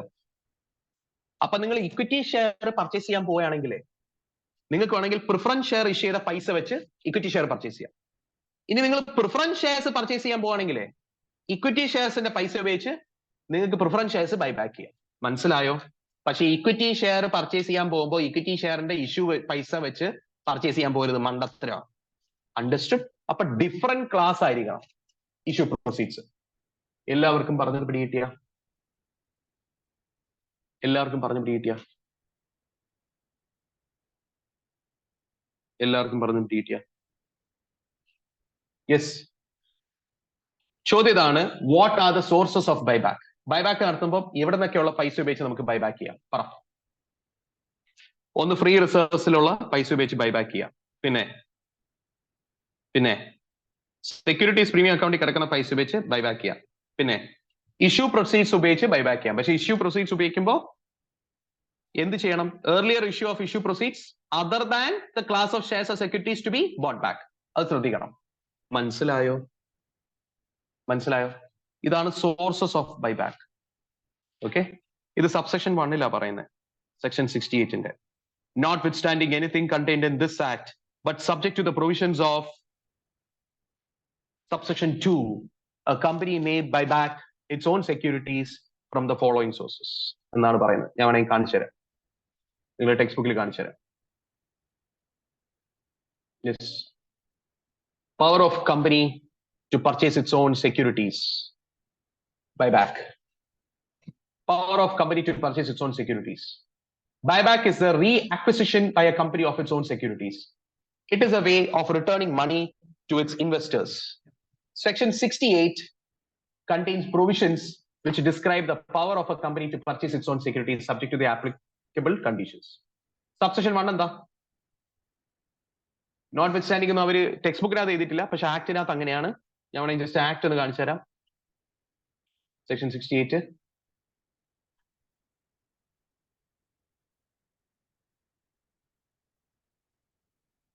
കാണാൻ പറ്റുന്നുണ്ടോ ഗൈസ്? എന്താ എഴുതിയിരിക്കുന്നത്? സെക്ഷൻ 68 സബ്സെക്ഷൻ 1 കാണാൻ പറ്റുന്നുണ്ടോ? Notwithstanding anything contained in this act, but subject to the provisions of subsection 2, a company may purchase its own securities or other specified securities, other specified shares or other specified securities. Other specified securities പറഞ്ഞാൽ Aesop ആണ്. അപ്പൊ ഒരു കമ്പനിക്ക് എന്തൊക്കെ purchase ചെയ്യാന്ന് വെച്ചാലേ, സാധാരണ രീതിയിൽ ഒരു കമ്പനി ബൈബാക്കിലൂടെ പർച്ചേസ് ചെയ്യുന്നത് അവരുടെ തന്നെ ഇക്വിറ്റി ഷെയറും അവരുടെ തന്നെ പ്രിഫറൻസ് ഷെയറും ഈസോപ്പ് കൊടുത്തതും സ്വെറ്റ് ഇക്വിറ്റി കൊടുത്തതും, ഇതൊക്കെയാണ് സാധാരണ രീതിയിൽ പർച്ചേസ് ചെയ്യുന്നത്. ഏതൊക്കെയാണ് പർച്ചേസ് ചെയ്യുന്നത്? Equity share, preference share, ESOP. ESOP ആണ് അതർ സ്പെസിഫൈഡ് സെക്യൂരിറ്റീസ് എന്ന് ഉദ്ദേശിക്കുന്നത്.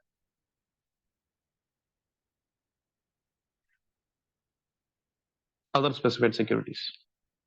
യെസ്. എവിടുന്നൊക്കെ? Out of its free reserves. രണ്ടാമത്തത് ദ സെക്യൂരിറ്റീസ് പ്രീമിയം അക്കൗണ്ട്. മൂന്നാമത്തത് the proceeds of the issue of any shares or other specified securities. ഇവിടെ താഴെ എന്താ പറയുന്നത്? Provided that no buyback of any kind of shares or other specified securities shall be made out of the proceeds of an earlier issue of the same kind of shares or same kind of other specified securities. So എന്താ? Equity share buyback ചെയ്യുകയാണെങ്കിൽ equity share issue ചെയ്ത പൈസ വെച്ച് buyback ചെയ്യാൻ പറ്റുമോ? ഇല്ല. Preference share issue ചെയ്തിട്ടുള്ള പൈസ വെച്ച് ബൈബാക്ക് ചെയ്യാൻ പറ്റുമോ? പറ്റും. മനസ്സിലായോ? എല്ലാവർക്കും ഇതുവരെ പറഞ്ഞു മനസ്സിലായോ? മനസ്സിലായെങ്കിൽ ഒന്ന് പറഞ്ഞേ. ബൈബാക്ക് ചെയ്യുമ്പോൾ സോഴ്സസ് ഏതൊക്കെയാണ്? ഈ മൂന്നുമാണ് sources. Free reserves, securities premium account, issue proceeds of an earlier issue other than the class or kind of shares or securities that are to be bought back. Everybody understood? Yes. അടുത്തത് section 68 subsection 2 conditions for buyback. അപ്പൊ conditions ഓരോന്നോരോന്നായിട്ട് ഞാൻ പറയാൻ പോയാണെ നിങ്ങൾ എഴുതിപ്പിക്കും. ആദ്യത്തെ condition, the buyback should be authorized. എന്തായിരിക്കും? Should be authorized by the articles of the company.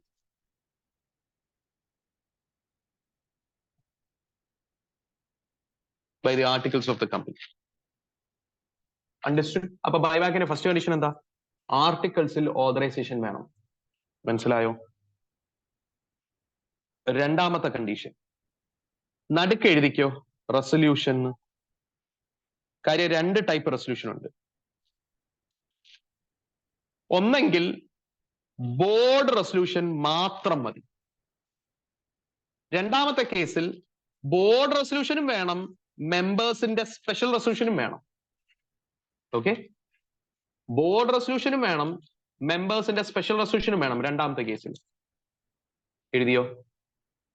അപ്പൊ resolution ഏതൊക്കെയാ? ഒരു കേസിൽ ബോർഡ് റെസൊല്യൂഷൻ മാത്രം മതി. രണ്ടാമത്തെ കേസിലോ ബോർഡ് റെസൊല്യൂഷനും വേണം, സ്പെഷ്യൽ റെസൊല്യൂഷനും വേണം. അണ്ടർസ്റ്റുഡ്?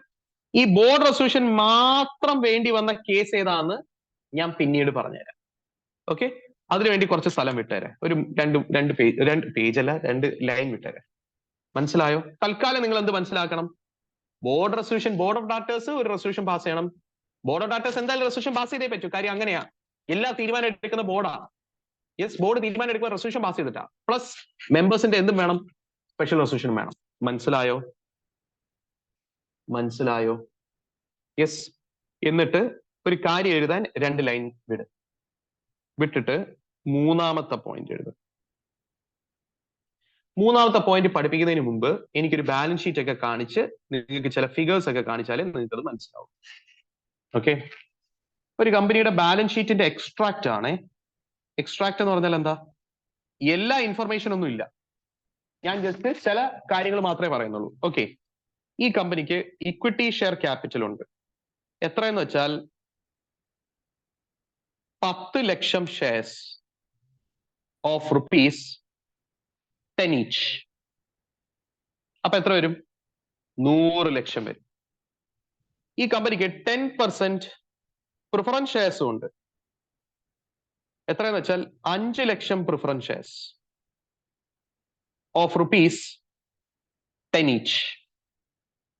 അപ്പൊ എത്രയാ പ്രിഫറൻസ് ഷെയർസ്? 50 ലക്ഷം. ഈ കമ്പനിക്ക് പിന്നെ അപ്പൊ ടോട്ടൽ ഷെയർ ക്യാപിറ്റൽ എത്രയാ ഗൈസ്? ടോട്ടൽ ഷെയർ ക്യാപിറ്റൽ കൂടെ ഞാൻ എഴുതാം. 150 lakhs. Total share capital 150 lakhs. ഉറപ്പാണോ? ഉറപ്പാണോ? കുഴപ്പമില്ലല്ലോ, കുഴപ്പമില്ലല്ലോ. ഇതുവരെ എല്ലാവർക്കും മനസ്സിലായോ? യെസ്, ഇതുവരെ എല്ലാവർക്കും മനസ്സിലായോ? യെസ്. അടുത്തത്, ഈ കമ്പനിക്ക് സെക്യൂരിറ്റീസ് പ്രീമിയം അക്കൗണ്ട് ഉണ്ട്. എത്രയെന്ന് വെച്ചാൽ ഒരു 40 lakhs. ഈ കമ്പനിക്ക് ജനറൽ റിസർവ് ഉണ്ട്. എത്രയെന്ന് വെച്ചാൽ 20 lakhs. ഓക്കെ, ഈ കമ്പനിക്ക് P&L സർപ്ലസ് ഉണ്ട്. എത്രയെന്ന് വെച്ചാൽ 20 lakhs. ഓക്കെ, എല്ലാവർക്കും ഇതുവരെ പറഞ്ഞു മനസ്സിലായോ? ഈ കമ്പനിക്ക് റീവാലുവേഷൻ റിസർവ് ഉണ്ട്.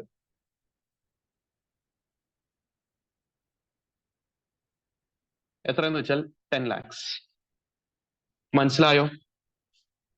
ചോദ്യം ഇതാണ്, ടോട്ടൽ റിസർവ്സ് ആൻഡ് സർപ്ലസിന്റെ ടോട്ടൽ എത്രയാ? റിസർവ്സ് ആൻഡ് സർപ്ലസിന്റെ ടോട്ടൽ എത്രയാ? 60, 80, 90 lakhs. ആണോ അല്ലയോ? ആണോ അല്ലയോ? യെസ്. അടുത്തത് ഈ കമ്പനിക്ക് 12% ഡിബെഞ്ചേഴ്സ് ഉണ്ട്. അത് എത്ര രൂപയുടെ ഡിബെഞ്ചേഴ്സ് ആണെന്ന് നോക്കട്ടെ, ജസ്റ്റ് അങ്ങ് amount അങ്ങ് എഴുതിയാൽ 30 lakhs. പ്ലസ് ഈ കമ്പനിക്ക് അൺസെക്യൂർഡ് ലോൺസ് ഉണ്ട്,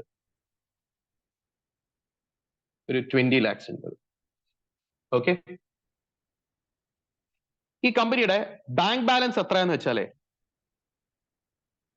80 lakhs ഉണ്ടെന്ന് വിചാരിച്ചോ ബാങ്ക് ബാലൻസ്. എല്ലാവർക്കും ഈ ഫിഗേഴ്സ് മനസ്സിലായോ? എല്ലാവർക്കും ഈ ഫിഗേഴ്സ് മനസ്സിലായോ? എല്ലാവർക്കും ഈ ഫിഗേഴ്സ് മനസ്സിലായോ? യെസ്, എല്ലാവർക്കും ഈ ഫിഗേഴ്സ് മനസ്സിലായോ? എന്നാലേ ഇതിനകത്ത് ചില കാര്യങ്ങൾ നിങ്ങൾ മനസ്സിലാക്കണം. ഫ്രീ റിസർവ്സിന്റെ ടോട്ടൽ എത്ര വരും? ഫ്രീ റിസർവ്സ് എന്ന് പറയുന്നത് വെറും എന്തും മാത്രമാ? ജനറൽ റിസർവും P&L സർപ്ലസും മാത്രമാ. ഫ്രീ റിസർവ്സ് എന്ന് പറയുന്നത് 40 lakhs ആ വരുന്നത്. ഫ്രീ റിസർവ്സ് മനസ്സിലായോ? ഈ 90 lakh എടുക്കരുത്. സെക്യൂരിറ്റീസ് പ്രീമിയം ആണ്, പിന്നെ 40 lakh അല്ലേ സെക്യൂരിറ്റീസ് പ്രീമിയം. അതിന്റെ അർത്ഥം ഫ്രീ റിസർവ്സോ സെക്യൂരിറ്റീസ് പ്രീമിയമോ അല്ല റീവാല്യൂഷൻ റിസർവ്. അത് മനസ്സിലാക്കണം. പറഞ്ഞു പിടികിട്ടിയ?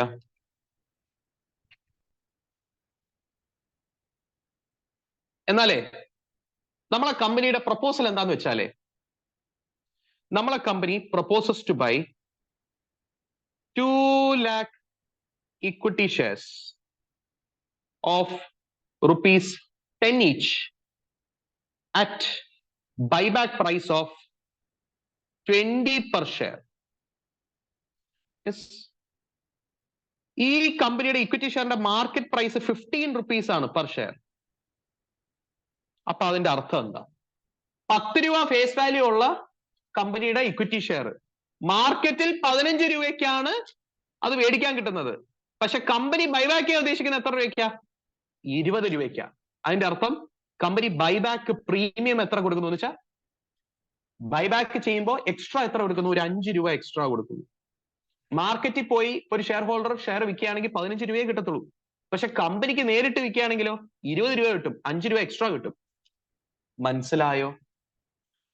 മനസ്സിലായോ? അപ്പൊ 2 ലക്ഷം ഇക്വിറ്റി ഷെയർ ആണ് മേടിക്കാൻ ഉദ്ദേശിക്കുന്നത് 20 രൂപയ്ക്ക്. അങ്ങനെയാണെങ്കിലേ കമ്പനിക്ക് എത്ര രൂപ ചെലവാവും റിസോഴ്സ് ആയിട്ട്? ടോട്ടൽ എത്ര രൂപ ചെലവാവും? എത്ര രൂപ കൊടുക്കേണ്ടി വരും ഈ ബൈബാക്ക് മുന്നിലോട്ട് പോയാണെങ്കിൽ? 2 ലക്ഷം ഇൻറ്റു 20 രൂപ പെർ ഷെയർ.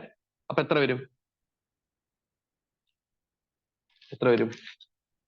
40 ലക്ഷം. യെസ്, 40 ലക്ഷം അല്ലേ? 40 ലക്ഷം രൂപയുടെ പൈസയുടെ ആവശ്യമുണ്ട്, ആണല്ലോ. ബാങ്ക് അക്കൗണ്ട് എത്ര രൂപ കിടപ്പുണ്ട്? 80 ലക്ഷം കിടപ്പുണ്ട്. അപ്പൊ ബാങ്ക് അക്കൗണ്ടിൽ പൈസ ഉണ്ടോ? ഉണ്ട്, ബാങ്ക് അക്കൗണ്ടിൽ പൈസ ഉണ്ട്. എല്ലാവർക്കും ഇതുവരെ പറഞ്ഞു മനസ്സിലായോ? Yes, yes. അങ്ങനെയാണെങ്കിലേ തിരിച്ച് കണ്ടീഷൻസിലോട്ട് പോകും. നമ്മൾ ഏതൊക്കെ കണ്ടീഷൻസ് എഴുതിയുള്ളൂ? ആർട്ടിക്കിൾസിൽ ഓതറൈസേഷൻ വേണം, പിന്നെ റെസൊല്യൂഷൻ പാസ് ചെയ്യണം. റെസൊല്യൂഷൻ ഏതാണെന്ന് നമുക്ക് പിന്നീട് നോക്കാം. തൽക്കാലം സ്പെഷ്യൽ റെസൊല്യൂഷൻ പാസ് ചെയ്യണമെന്ന് എഴുതിയാൽ മതി. മൂന്നാമത്തെ condition ഇരിക്കോ? The buyback should not exceed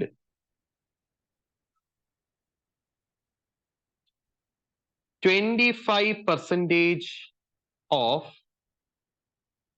paid up share capital plus free reserves plus securities premium എന്ന് എഴുതും.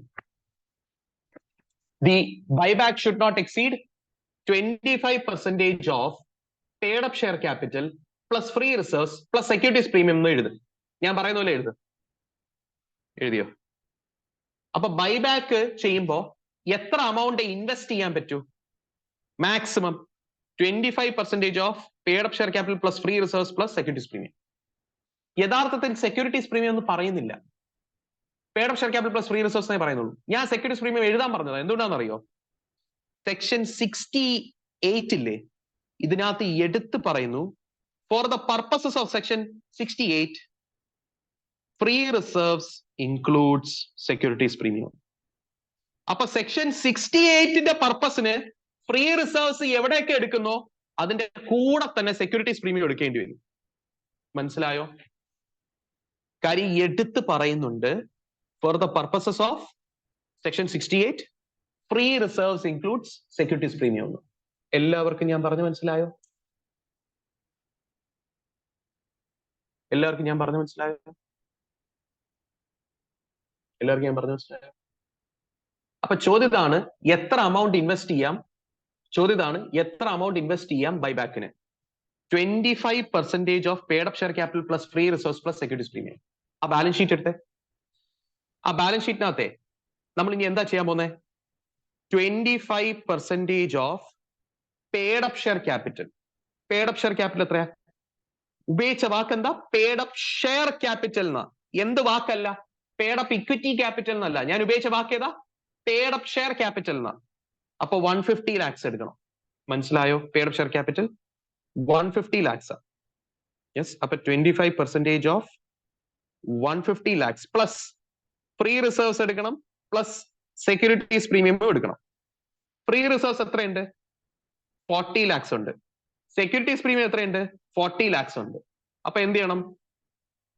പ്ലസ് 40 പ്ലസ് 40 എത്ര വരും?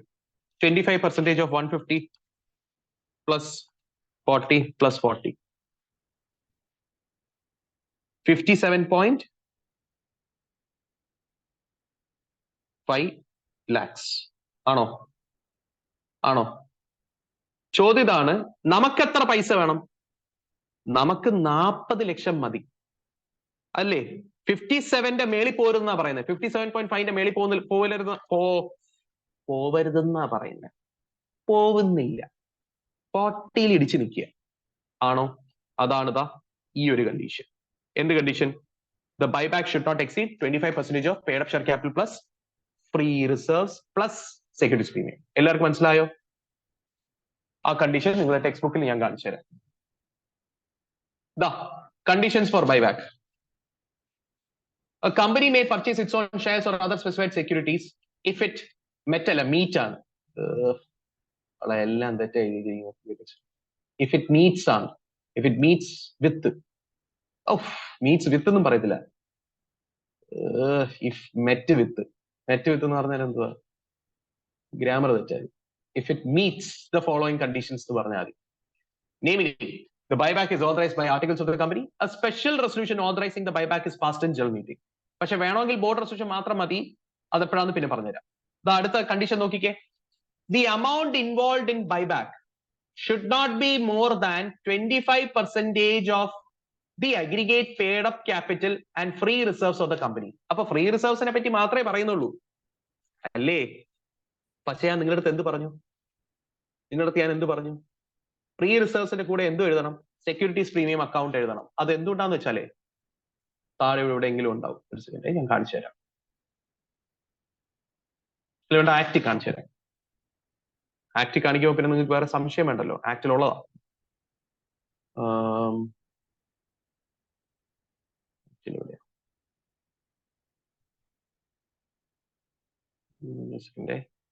explanation 1 അല്ല 2. For the purpose of this section, free reserves include securities premium account. മനസ്സിലായോ? മനസ്സിലായോ? Yes yes. എല്ലാവർക്കും പറഞ്ഞു പിടിക്കോ? Yes. അങ്ങനെയാണെങ്കിലേ അടുത്ത കാര്യം ഞാൻ പറയുന്നത് ശ്രദ്ധിച്ചിരിക്കുക. അടുത്ത കണ്ടീഷൻ എഴുതിക്കോ. 4th. If equity share capital is being bought,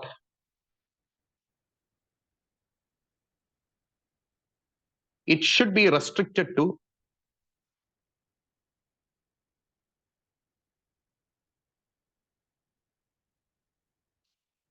equity share capital ആണ് നമ്മൾ എന്ത് ചെയ്യുന്നത്? മേടിക്കുന്നത്. അങ്ങനെയാണെങ്കിൽ ഇക്വിറ്റി ഷെയർ ക്യാപിറ്റൽ മേടിക്കുകയാണെങ്കിൽ ഇക്വിറ്റി ഷെയർ ക്യാപിറ്റലിന്റെ 25% വരെ മേടിക്കാവുന്നു. മനസ്സിലായോ? Of equity share capital. Simple ആയിട്ട് ചോദിക്കുകയാണേ. എത്രയുണ്ട് ഇക്വിറ്റി ഷെയർ ക്യാപിറ്റൽ? 10 ലക്ഷം ഷെയർ ഉണ്ട്. ഈ 10 ലക്ഷം ഷെയറിന്റെ എത്ര വരെ നമുക്ക് മേടിക്കാൻ പറ്റൂ? 25% വരെ മേടിക്കാൻ പറ്റൂ എന്നാ പറയുന്നത്. ആണോ? ആണോ? 10 lakhsന്റെ 25% എന്ന് പറഞ്ഞാൽ എത്ര ഷെയർ? 2,50,000 ഷെയർ.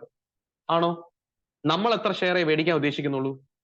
2 ലക്ഷം ഇക്വിറ്റി ഷെയർസേ മേടിക്കാൻ ഉദ്ദേശിക്കുന്നുള്ളൂ. അപ്പൊ കുഴപ്പമുണ്ടോ? കുഴപ്പമില്ല. അപ്പൊ ഇക്വിറ്റി ഷെയർ മേടിക്കുകയാണെങ്കിൽ എത്രയെ മേടിക്കാൻ പറ്റൂ? ഇക്വിറ്റി ഷെയർസ് ടോട്ടൽ ഷെയർസിന്റെ 25%. ആണോ? ഇവിടെ 10 ലക്ഷം ഇക്വിറ്റി ഷെയർ ഉള്ളതുകൊണ്ട് അതിന്റെ 25% 2.5 ലക്ഷം. ഇവിടെ നമ്മൾ എത്രയെ മേടിക്കുന്നുള്ളൂ? 2 ലക്ഷം ഇക്വിറ്റി ഷെയർസേ മേടിക്കുന്നുള്ളൂ. അതുകൊണ്ട് കുഴപ്പമില്ലല്ലോ? കുഴപ്പമില്ല. ആ കണ്ടീഷൻ കുഴപ്പമില്ല. എല്ലാവർക്കും പറഞ്ഞു മനസ്സിലായോ? അപ്പൊ fourth condition നിങ്ങൾ എന്താ ചെയ്തത്? If equity share capital is being bought back, it should be restricted to 25% of equity share capital. പറഞ്ഞു മനസ്സിലായോ?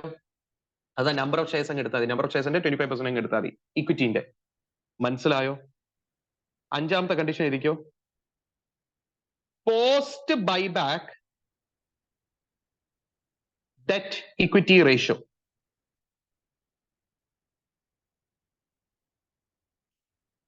should not be greater than 2:1. Yes, number of shares ആണ് സാധാരണ എടുക്കുന്നത് ഷേബ. അത് നിങ്ങളുടെ അക്കൗണ്ടൻസി ടീച്ചർ അത് പറഞ്ഞു തരും. Resource test, debt equity ratio test, share outstanding test എന്ന് പറഞ്ഞ് 3 ടെസ്റ്റ് ഉണ്ട്. അതിനകത്ത് ഷെയർ ഔട്ട്സ്റ്റാൻഡിംഗ് ടെസ്റ്റ് ആണ് ഞാനിപ്പോ പറഞ്ഞ ആ പോയിന്റ്, ആ 25%.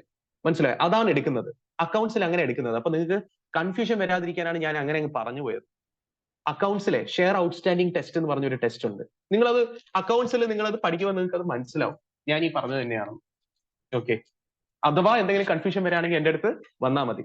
അക്കൗണ്ട്സിൽ നമ്മൾ ഷെയർ ഔട്ട്സ്റ്റാൻഡിംഗ് ടെസ്റ്റ് ചെയ്യും. അതിനകത്ത് എത്ര ഷെയർ ഉണ്ടോ ഔട്ട്സ്റ്റാൻഡിംഗ് അതിന്റെ 25% വരെ മാക്സ് ഇക്വിറ്റി ആണെങ്കിൽ. മനസ്സിലായോ? അങ്ങനെയാണ് ചെയ്യുന്നത്. ഓക്കെ, തിരിച്ചു വരാം. Post buyback debt equity ratio should not be more than 2:1. ഇവിടെ ഡെറ്റ് എന്ന് ഉദ്ദേശിക്കുന്നത് എന്താണ്? ഇവിടെ ഡെറ്റ് എന്ന് ഉദ്ദേശിക്കുന്നത് സെക്യൂർഡ് ആകാം, അൺസെക്യൂർഡ് ആകാം ഡെറ്റ്. നമ്മളെ ബാലൻസ് ഷീറ്റിലെ ഡിബെഞ്ചേഴ്സ് ഉണ്ട്, അവർ സെക്യൂർഡ് ആണെന്ന് വിചാരിച്ചോ. പ്ലസ് അൺസെക്യൂർഡ് ആയിട്ടുള്ള എന്തുണ്ട്? ലോണും ഉണ്ട്. അതിന്റെ ടോട്ടൽ എത്ര വരും? ഡിബെഞ്ചേഴ്സ് എത്രയുണ്ട്? 30 lakhും അൺസെക്യൂർഡ് ലോൺസ് എത്രയുണ്ട്? 20 lakhും. ആണോ? അപ്പോ 50 lakhs ഉണ്ട്. യെസ്. ഇവിടെ ഇക്വിറ്റി എന്ന് ഉദ്ദേശിക്കുന്നത് എന്താന്ന് വെച്ചാലേ paid up share capital plus free reserves plus securities premium. Understood? Paid up share capital plus securities premium plus free reserves. മനസ്സിലായോ? പക്ഷെ ഞാൻ ഉപയോഗിച്ചിരിക്കുന്ന വാക്ക് എന്താ ഇവിടെ? പോസ്റ്റ് ബൈബാക്ക് എന്ന. അതായത് ബൈബാക്കിന് ശേഷം എങ്ങനെയായിരിക്കണം? ബൈബാക്കിന് ശേഷം paid up share capital plus free reserves plus securities premium ഉണ്ടാവണം. പക്ഷെ എത്ര? പകുതിയോളം ഉണ്ടാവണം. After buyback, debt equity should not be more than അല്ലടാ അങ്ങനല്ല. 2:1 ആവണമെന്നല്ല. 2:1ന്റെ മേളിൽ പോരുത് ഡെറ്റ്. അതായത് ഞാൻ പറഞ്ഞുതരാം, വെയിറ്റ് ചെയ്യും. നമ്മളെ paid up share capital balance ഷീറ്റിൽ ഇപ്പൊ എത്രയാ? 150 lakhs. ഈ 150 lakhsൽ നിന്ന് എന്ത് പോവും? 150 lakhsൽ നിന്ന് എന്ത് പോവും? 20 lakhs ഇക്വിറ്റി ഷെയർ ക്യാപിറ്റൽ പോവും. പോവില്ലയോ? 20 lakhs ഇക്വിറ്റി ഷെയർ ക്യാപിറ്റൽ പോവും. കാര്യം 2 ലക്ഷം ഷെയർ പോവും. 10 രൂപയുടെ ഷെയറാ. അപ്പൊ 20 ലക്ഷം രൂപ പോവും. ആണോ? യെസ്. അപ്പൊ അത് 130 lakhs ആവും എന്ന് വിചാരിച്ചോ. 130 lakhs. ഫ്രീ റിസർവ്സ് എത്രയുണ്ട്? ഫ്രീ റിസർവ്സ് 20 plus 20 40 ഉണ്ട്. പ്ലസ് സെക്യൂരിറ്റീസ് പ്രീമിയം എത്രയുണ്ട്? 40 ഉണ്ട്. ആണോ? യെസ്. 80 ഉണ്ട്. ഇത് രണ്ടും കൂടെ ചേർത്ത്. അപ്പൊ ഇത് എത്ര വരും? 130 plus 80 വരും. എത്രയത്? 210. ആണോ? ഇവിടെ ഡെറ്റ് എത്രയേ ഉള്ളൂ? 50 lakhs ഉള്ളൂ. ഇക്വിറ്റി എത്രയുണ്ട്? 210 lakhs ഉണ്ട്. അപ്പൊ പ്രശ്നമില്ല. കാര്യം റേഷ്യോ എടുക്കുമ്പോഴേ ഇതിന്റെ 2 ഇരട്ടിയുടെ മേളിൽ പോകരുതെന്ന. അതായത് ഡെറ്റ് എത്ര ആവരുത്? 210 into 2 420 മേളിൽ പോകരുതെന്നാ. ഇപ്പൊ 50 lakhs ഉള്ളൂ. അപ്പൊ കുഴപ്പമില്ല. അതായത് ബൈബാക്ക് ചെയ്തതിന് ശേഷം ഡെറ്റ് ഇക്വിറ്റിനെയും കാട്ടി 2 ഇരട്ടിയുടെ മേളിൽ പോകരുതെന്നാ. പക്ഷെ ബൈബാക്ക് ചെയ്താലും നമ്മളുടെ ഇക്വിറ്റി എത്രയുടെ താഴെ പോകുന്നില്ല. ഈ 50 lakhsന്റെ പകുതിന്റെ താഴെ പോകുന്നില്ല. 210 lakhs ഉണ്ട്. അപ്പം ഡെറ്റ് എത്ര പോകണമായിരുന്നു? ഈ ഒരു കണ്ടീഷൻ വയലേറ്റ് ചെയ്യണമായിരുന്നെങ്കിൽ 420 മേളിൽ പോകണമായിരുന്നു. Debt double ആവണമായിരുന്നു. ഡബിളിന്റെ മേളിൽ പോകണമായിരുന്നു. പറഞ്ഞു മനസ്സിലായോ? ഇത്രയും നോക്കിയാൽ മതി. ആ ഡെറ്റ് ഇല്ലേ, ഡെറ്റിന്റെ ടോട്ടൽ എടുത്തിട്ട് അതിന്റെ ഹാഫ് എടുക്കുക. അതിന്റെ ഹാഫ് എങ്കിലും ഉണ്ടോ paid up share capital plus free reserves plus security premium ഉണ്ടോ നോക്കാം. ഡെറ്റിന്റെ ഹാഫ് എത്രയാ? 25 lakhs. എത്രയുണ്ട് നമുക്ക്? 210 lakhs ഉണ്ട്. അപ്പൊ എന്ത് പ്രശ്നമില്ല, ഡെറ്റ് കൂടുന്നില്ല. ഡെറ്റ് 2 ഇരട്ടിയുടെ മേളിലൊന്നും പോകുന്നില്ല. എന്തിന്റെ? Paid up share capital plus free reserves plus security പ്രീമിയത്തിന്റെ മേളിൽ പോകുന്നില്ല. മനസ്സിലായോ? മനസ്സിലായോ? അങ്ങനെ വേണം അത് ടെസ്റ്റ് ചെയ്യാൻ. ഇത് നോക്കിക്കേ. After the buyback the ratio between the debts unsecured and secured owed by the company should not be more than twice the paid up share capital. Minimum നല്ലടാ, ഇങ്ങനെ നോക്കിയാൽ മതി. ഡെറ്റ് എത്രയുടെ മേളിൽ പോകുന്നില്ല? 2 ഇരട്ടി മേളിൽ പോകുന്നില്ല. എന്തിന്റെ? പേഡ് അപ്പ് ഇക്വിറ്റി ഷെയർ ക്യാപിറ്റലും ഫ്രീ റിസർവ്സും സെക്യൂരിറ്റീസ് പ്രീമിയത്തിന്റെ 2 ഇരട്ടിയുടെ മേളിൽ പോകുന്നില്ല ആഫ്റ്റർ ബൈബാക്ക്. അത്രയും നോക്കിയാൽ മതി. മനസ്സിലായോ? Yes yes, twice the paid up share capital and free resources of the company. Understood? 2 ഇരട്ടിയുടെ, അതായത് ഡെറ്റ് കൂടി പോകുന്നില്ല. 2 ഇരട്ടിയോളം കൂടി പോകുന്നില്ല, അതിന്റെ മേളിൽ പോകുന്നില്ല. അപ്പൊ അത്രയും ഡെറ്റ് ആയ കമ്പനി ഭയങ്കര ഹൈലി ലിവേർഡ് കമ്പനിയാണെന്ന് പറയും, ലെവറേജ് കമ്പനിയാണെന്ന് പറയും. അത് ഡെറ്റ് കൂടുതലാണ്. ഡെറ്റ് കൂടുതലുള്ള കമ്പനിക്ക് പ്രശ്നമുണ്ട്. കാര്യം ഡെറ്റ് സർവീസ് ചെയ്യേണ്ടി വരും. പിന്നെ എല്ലാ വർഷവും ഇൻട്രസ്റ്റ് കൊടുക്കേണ്ടി വരും. അത് ഭയങ്കര ഹ്യൂജ് എമൗണ്ട് ആവും. ഏത് വെച്ച് നോക്കുമ്പോൾ പേഡ് അപ്പ് ഷെയർ ക്യാപിറ്റലും ഫ്രീ റിസോഴ്സ് ഒക്കെ വെച്ച് നോക്കുമ്പോൾ ഭയങ്കര ഹ്യൂജ് എമൗണ്ട് ആവും. ഡെറ്റും പിന്നെ അതിന്റെ ഇൻട്രസ്റ്റും എല്ലാം കൂടെ നോക്കുമ്പോൾ. മനസ്സിലായോ? എല്ലാവർക്കും പറഞ്ഞു പിടികിട്ടിയോ? യെസ്. ആ ഫിഫ്ത് കണ്ടീഷൻ മനസ്സിലായോ? അപ്പൊ ബേസിക്കലി പോസ്റ്റ് ബൈബാക്ക് എന്താവരുത്? ഡെറ്റ് ഇക്വിറ്റി റേഷ്യോ 2:1 മേളിൽ പോരും. അതായത് ഡെറ്റ് എന്ന് പറയുന്നത് അൺസെക്യൂർഡ് സെക്യൂർഡ് ഡെറ്റ്സിന്റെ അഗ്രിഗേറ്റ്. അത് 2 ഇരട്ടിയുടെ മേളിൽ പോരുത്. എന്തിന്റെ? പേഡ് അപ്പ് ഷെയർ ക്യാപിറ്റലും ഫ്രീ റിസർവ്സും പിന്നെ സെക്യൂരിറ്റീസ് പ്രീമിയത്തിന്റെ മേളിൽ പോരുത്. ഇവിടെ ഫ്രീ റിസോഴ്സസ് എന്ന് എഴുതിയിരിക്കുന്നത് തെറ്റാ. ഫ്രീ റിസർവ്സ് എന്നാണ് ഉദ്ദേശിക്കേണ്ടത്. ഫ്രീ റിസോഴ്സസ് ആണ് നിങ്ങൾ പുതിയ ടെക്സ്റ്റ് ബുക്ക് എഴുതിയിരിക്കുന്നത്. പുതിയ ടെക്സ്റ്റ് മനോഹരമായിട്ടുള്ള ടെക്സ്റ്റാണ്. ഓക്കെ, ഇത് ഫ്രീ റിസർവ്സ് എന്നാണ് ആവേണ്ടത്. തെറ്റിപ്പോയി. ഓക്കെ, ശരി. ഈ കണ്ടീഷന് മനസ്സിലായോ? ഈ കണ്ടീഷന് മനസ്സിലായോ? 6th കണ്ടീഷൻ എഴുതിക്കോ. 6th condition. The securities to be bought back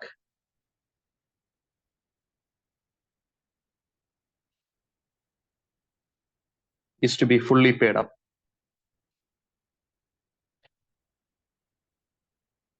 പിന്നെ പ്രോബ്ലം ചെയ്യുമ്പോഴേ നമ്മൾ സൈമൾട്ടേനിയസ് ഇക്വേഷനൊക്കെ ഉപയോഗിക്കണം. ഞാൻ ഈ ചെയ്ത പോലെ അത്രയ്ക്ക് എളുപ്പമായിരിക്കുന്നില്ല പ്രോബ്ലം. കാര്യം CRR ഒക്കെ ക്രിയേറ്റ് ചെയ്യേണ്ടി വരും. അപ്പൊ CRR ക്രിയേറ്റ് ചെയ്യുമ്പോൾ ഫ്രീ റിസർവ്സ് ഒക്കെ മാറും. എത്രത്തോളം മാറണമെന്നുള്ളത് സൈമൾട്ടേനിയസ് ഇക്വേഷൻ വെച്ചിട്ടൊക്കെ ചെയ്യാൻ പറ്റും. മനസ്സിലായോ? അപ്പൊ ഞാൻ ഈ ചെയ്ത പോലെ അത്രയും സിമ്പിൾ ആയിരിക്കത്തില്ല അക്കൗണ്ട്സി പ്രോബ്ലം ചെയ്യുമ്പോൾ സൈമൾട്ടേനിയസ് ഇക്വേഷൻ ഉപയോഗിക്കണം. കുറച്ച് കാര്യങ്ങളൊക്കെ ചെയ്യണം എക്സ്ട്രാ. അത് നിങ്ങളുടെ അക്കൗണ്ട്സ് ടീച്ചർ പറഞ്ഞു തരുന്നതായിരിക്കും കേട്ടോ.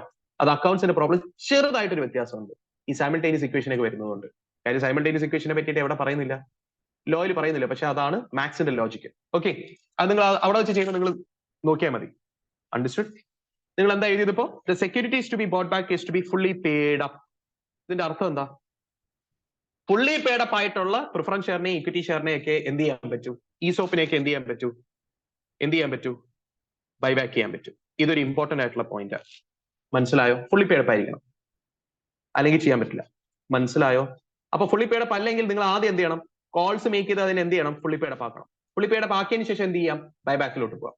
മനസ്സിലായോ? അപ്പൊ ബൈബാക്ക് ചെയ്യുന്നതിന് മുമ്പ് ആദ്യം എന്തായിരിക്കണം? അത് ഫുള്ളി പേഡ് അപ്പ് ആയിരിക്കണം. അപ്പൊ കോൾസ് വിളിച്ചതിനെ ഫുള്ളി പേഡ് അപ്പ് ആക്കിക്കോ. എല്ലാവർക്കും പറഞ്ഞത് പിടികിട്ടിയ? അടുത്ത 7th പോയിന്റ്, ലിസ്റ്റഡ് കമ്പനി ആണെങ്കിൽ സെബി റെഗുലേഷൻസ് പാലിക്കണം. SBI അല്ലേ? ലിസ്റ്റഡ് കമ്പനി ആണെങ്കിൽ സെബി റെഗുലേഷൻസ് പാലിക്കണം. അൺലിസ്റ്റഡ് കമ്പനി ആണെങ്കിൽ, അതായത് ലിസ്റ്റ് ചെയ്തിട്ടില്ല, അങ്ങനെയാണെങ്കിൽ റൂൾസ് പാലിക്കണം. കമ്പനീസ് ആക്ടിന്റെ ബൈബാക്കിന്റെ റൂൾസ് പാലിക്കണം. അപ്പൊ ലിസ്റ്റഡ് കമ്പനി ആണെങ്കിൽ ആക്ടിൽ പറയുന്ന ഇത്രയും പാലിച്ചിട്ട് സെബി റെഗുലേഷൻസ് പാലിക്കണം. അൺലിസ്റ്റഡ് കമ്പനി ആണെങ്കിൽ ആക്ടിൽ പറയുന്ന ഇത്രയും പാലിച്ചിട്ട് റൂൾസിൽ പറയുന്നതും അനുസരിക്കണം. എല്ലാവർക്കും ഇതും മനസ്സിലായോ പറഞ്ഞത്? എല്ലാവർക്കും ഇതും മനസ്സിലായോ പറഞ്ഞത്? Yes yes. ദാ നിങ്ങളുടെ ടെക്സ്റ്റ് ബുക്കിൽ shares or other specified securities for buyback shall be fully paid up. പിന്നെന്താ? The buyback should be in accordance with Rule 17 of the company share capital and debentures rules 2014. But in case of listed companies, അല്ലെങ്കിൽ listed shares ആണെങ്കിൽ it should be in accordance with regulations made by SEBI in this behalf. എല്ലാവർക്കും ഇത് മനസ്സിലായോ? എല്ലാവർക്കും ഇത് മനസ്സിലായോ? Yes. എല്ലാവർക്കും ഇത് മനസ്സിലായോ? അങ്ങനെയാണെങ്കിലേ തിരിച്ചു വാ. റെസൊല്യൂഷനകത്ത് ഞാൻ എന്താ പറഞ്ഞേ? ഒന്നെങ്കിൽ ബോർഡ് റെസൊല്യൂഷൻ വേണം, അല്ലെങ്കിൽ ബോർഡ് റെസൊല്യൂഷനും സ്പെഷ്യൽ റെസൊല്യൂഷൻ വേണം. എന്നാൽ സ്പെഷ്യൽ റെസൊല്യൂഷൻ വേണ്ടി വരാത്ത സാഹചര്യം എപ്പോഴാ? Buyback does not exceed 10% of paid up equity share capital plus free reserves and securities premium. എന്താ ഞാൻ എഴുതിയിരിക്കുന്നത്? Buyback does not exceed 10% of paid up equity share capital, free reserves and securities premium.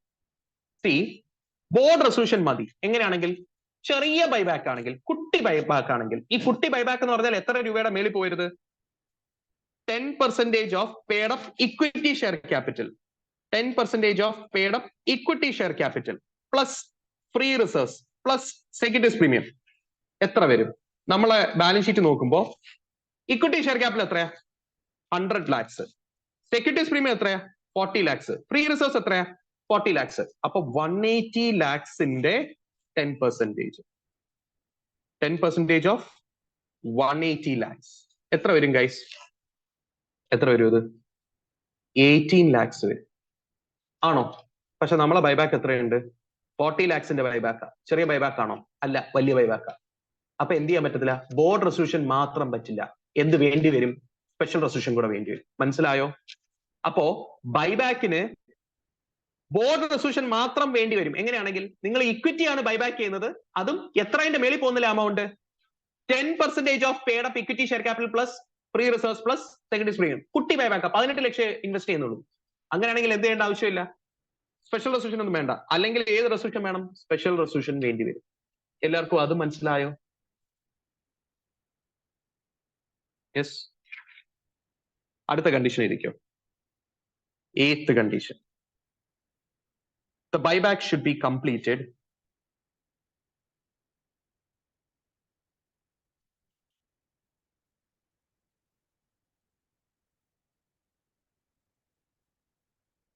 within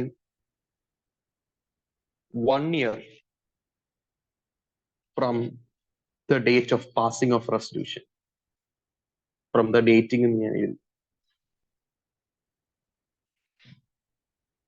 from the date of passing of resolution.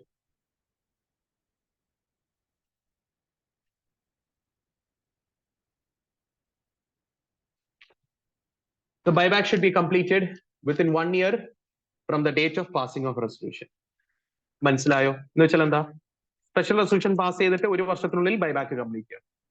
എല്ലാവർക്കും പറഞ്ഞു കിട്ടിയ? അല്ലെങ്കിൽ എന്ത്? Board resolution pass ചെയ്തിട്ട് 1 വർഷത്തിനുള്ളിൽ.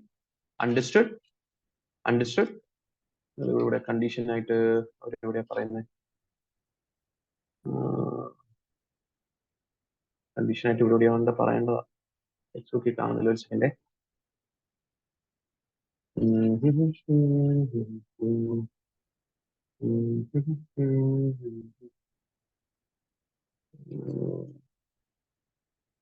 യെസ്, ഉണ്ട്. The time limit for completion of buyback, subsection 4. Every buyback shall be completed within 12 months from the date of passing of special resolution or board resolution authorizing the buyback. Yes. എല്ലാവർക്കും ഇതുവരെ പറഞ്ഞു മനസ്സിലായോ? എല്ലാവർക്കും ഇതുവരെ പറഞ്ഞു മനസ്സിലായോ? Yes. എന്നാൽ അടുത്ത് ഞാൻ പറയാൻ പോകുന്നത് ഇതാ, securities to be purchased under buyback. ആരുടെയൊക്കെ മേടിക്കും, എങ്ങനെയൊക്കെ ചെയ്യും? യെസ്. അപ്പൊ അതിന്റെ തൊട്ട് താഴെ എഴുതിക്കോ മോഡ് ഓഫ് ബൈബാക്ക്, നടുക്ക് എഴുതിക്കോ മോഡ് ഓഫ് ബൈബാക്ക്. ബൈബാക്ക് എങ്ങനെയൊക്കെ ചെയ്യാം?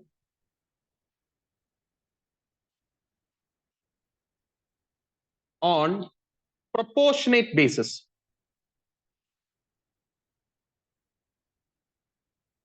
On proportionate basis. എന്താണ് ഈ ഓൺ പ്രൊപ്പോർഷനേറ്റ് ബേസിസ്? ശ്രദ്ധിച്ചിരിക്കണേ.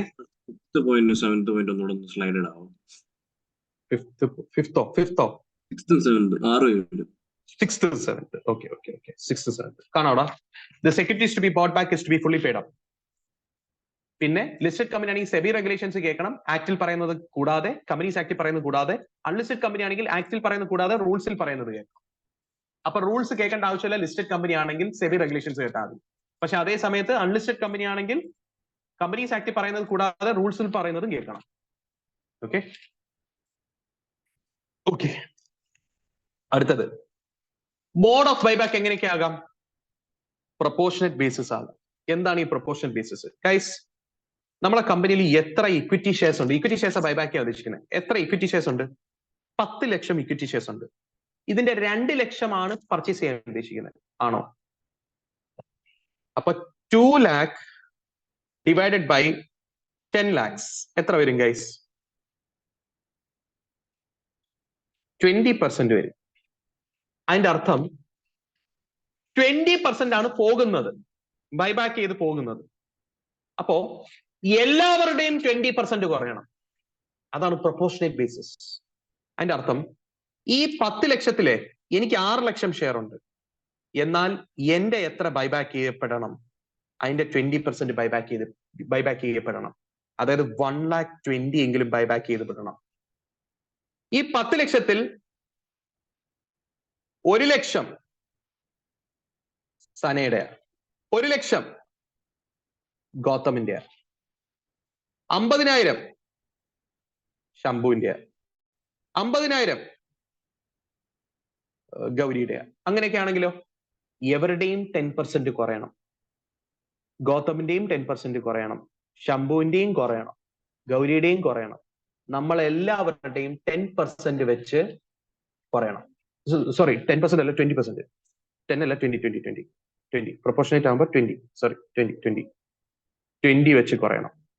അങ്ങനെ ആകുമ്പോ എന്ത് വെച്ചു എന്നറിയോ? ആരുടെയും വോട്ടിംഗ് റൈറ്റ് ബൈബാക്കിന് ശേഷം അൺഅഫക്റ്റഡ് ആയിരിക്കും.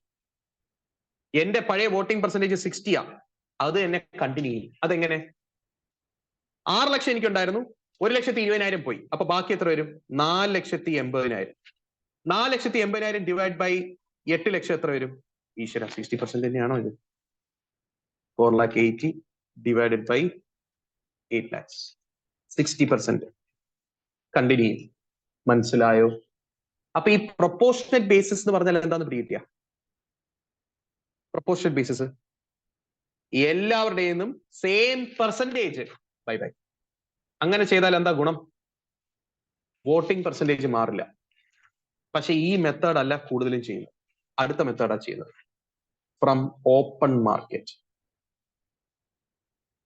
എന്താണ് from open market? Company stock എക്സ്ചേഞ്ചിൽ പോയിട്ട് ആരൊക്കെ വിൽക്കാൻ വേണ്ടി ഫ്രണ്ട് വരുന്നോ അവരുടെ നിന്നൊക്കെ മേടിക്കും. എത്ര രൂപ വരെ മേടിക്കും? 40 ലക്ഷം രൂപ തീരുന്നവരെ അവരുടെ എല്ലാവരുടെയും കയ്യിൽ നിന്ന്. മനസ്സിലായ കാര്യം? Total amount to be spend on buyback 40 ലക്ഷം.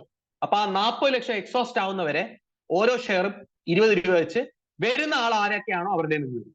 ഒരാൾ തന്നെ അയാളുടെ ഫുൾ ഷെയർ വിറ്റു, അപ്പൊ തന്നെ 40 ലക്ഷമായി. എന്നാൽ അയാളുടെ തന്നെ അങ്ങ് മൊത്തം അങ്ങ് മേടിക്കും.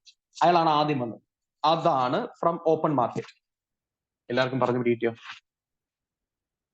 മൂന്നാമത്തത് എംപ്ലോയീസിന്റെ കയ്യിൽ നിന്ന് അവരുടെ ഈസോപ്പ് അങ്ങ് മേടിക്കും. ഇങ്ങനെയാണ് ബൈബാക്ക് ചെയ്യുന്ന മോഡുകൾ. എംപ്ലോയീസിന്റെ അവരുടെ ഈസോപ്പ് വന്നത്. മനസ്സിലായോ? എല്ലാവർക്കും പറഞ്ഞു കിട്ടിയോ? ഈ ഓൺ പ്രൊപ്പോർഷൻ ബേസിസ് സാധാരണ ചെയ്യത്തില്ല. പ്രൊപ്പോർഷൻ ബേസിസ് ചെയ്യുകയാണെങ്കിൽ ഒരു ലെറ്റർ ഓഫ് ഓഫർ ഒക്കെ അയക്കണം. ലെറ്റർ ഓഫ് ഓഫർ എന്താന്ന് വെച്ചാൽ, കമ്പനി മെമ്പേഴ്സിന് ലെറ്റർ അയക്കും. മെമ്പേഴ്സേ, നിങ്ങളുടെ ഇത്രയും ഷെയർ കമ്പനി മേടിക്കാൻ തയ്യാറാണ്, ഇത്രയും രൂപയ്ക്ക്, 20 രൂപയ്ക്ക്, നമ്മൾ പറഞ്ഞ 20 രൂപയ്ക്ക് നിങ്ങൾക്ക് വിൽക്കാൻ താല്പര്യമുണ്ടോ എന്ന് പറഞ്ഞ് കമ്പനി ഒരു ഓഫർ ലെറ്റർ അയച്ചു കൊടുക്കും എല്ലാ മെമ്പേഴ്സിനും. ആ ഓഫർ ലെറ്റർ പ്രകാരം മെമ്പേഴ്സിന് എന്ത് ചെയ്യാം? അവരുടെ ഷെയർ വേണമെങ്കിൽ വിൽക്കാം. യെസ്, വേണമെങ്കിൽ വിറ്റാൽ ഇത് ഓഫറാണ്, നിർബന്ധമല്ല. അപ്പൊ പ്രൊപ്പോർഷൻ ബേസിസ് ആണെന്ന് പറഞ്ഞാൽ എല്ലാവരുടെയും പ്രൊപ്പോർഷൻ വെട്ടിക്കുറയ്ക്കണമെന്ന് നിർബന്ധമുണ്ടോ? നിർബന്ധമൊന്നുമില്ല. ഓഫർ ആക്സെപ്റ്റ് ചെയ്യുന്ന ആരൊക്കെയാണോ അവരുടെ വെട്ടിക്കുറയ്ക്കും. പക്ഷെ അവരുടെ വെട്ടിക്കുറയ്ക്കുമ്പോൾ അവരുടെ ആ പെർസെന്റേജിന്റെ മേളിൽ വെട്ടിക്കുറയ്ക്കില്ല, 20% മേളിൽ വെട്ടിക്കുറയ്ക്കില്ല. കാര്യം ഓഫർ ചെയ്യുമ്പോൾ 20% വരെ ഓഫർ ചെയ്തോളൂ. മനസ്സിലായോ? അപ്പൊ എല്ലാം വിൽക്കാൻ പറ്റത്തില്ല, 20% വരെ വിൽക്കാൻ പറ്റും. മനസ്സിലായോ? അപ്പൊ കമ്പനി എന്താ അയക്കണം? ലെറ്റർ ഓഫ് ഓഫർ അയക്കണം. എല്ലാവർക്കും ഇതുവരെ പറഞ്ഞു മനസ്സിലായോ? ഈ ലെറ്റർ ഓഫ് ഓഫർ അയക്കുമ്പോൾ അത് SH8 ഫോർമാറ്റിൽ അയക്കണം. അണ്ടർസ്റ്റുഡ്? ഈ ലെറ്റർ ഓഫ് ഓഫർ അയക്കുന്നതിന് മുമ്പ് ഇതിന്റെ ഒരു കോപ്പി ROCക്കും അയച്ചു കൊടുക്കണം. അപ്പൊ SH8 ഫോർമാറ്റിൽ ആയിരിക്കണം, പ്ലസ് അത് ROCക്കും അയച്ചു കൊടുക്കണം. ഞാൻ പറഞ്ഞത് എല്ലാവർക്കും മനസ്സിലായോ? അതായത് നോക്കിക്കേ, the buyback may be from existing shareholders or security holders on a proportionate basis, or from the open market, or the securities issued to employees of the company pursuant to a scheme of stock option or sweat equity. എല്ലാവർക്കും പറഞ്ഞു മനസ്സിലായോ?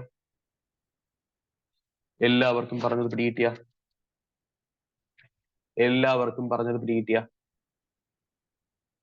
Yes, എല്ലാവർക്കും പറഞ്ഞു പിടികിട്ടിയ? ഒരു കാര്യം ചെയ്യും, നോട്ട്ബുക്കിന്റെ back എടുത്തിട്ട് നിങ്ങൾ ആ ഫോമുകളുടെ ഇൻഡെക്സ് എഴുതുന്ന സ്ഥലം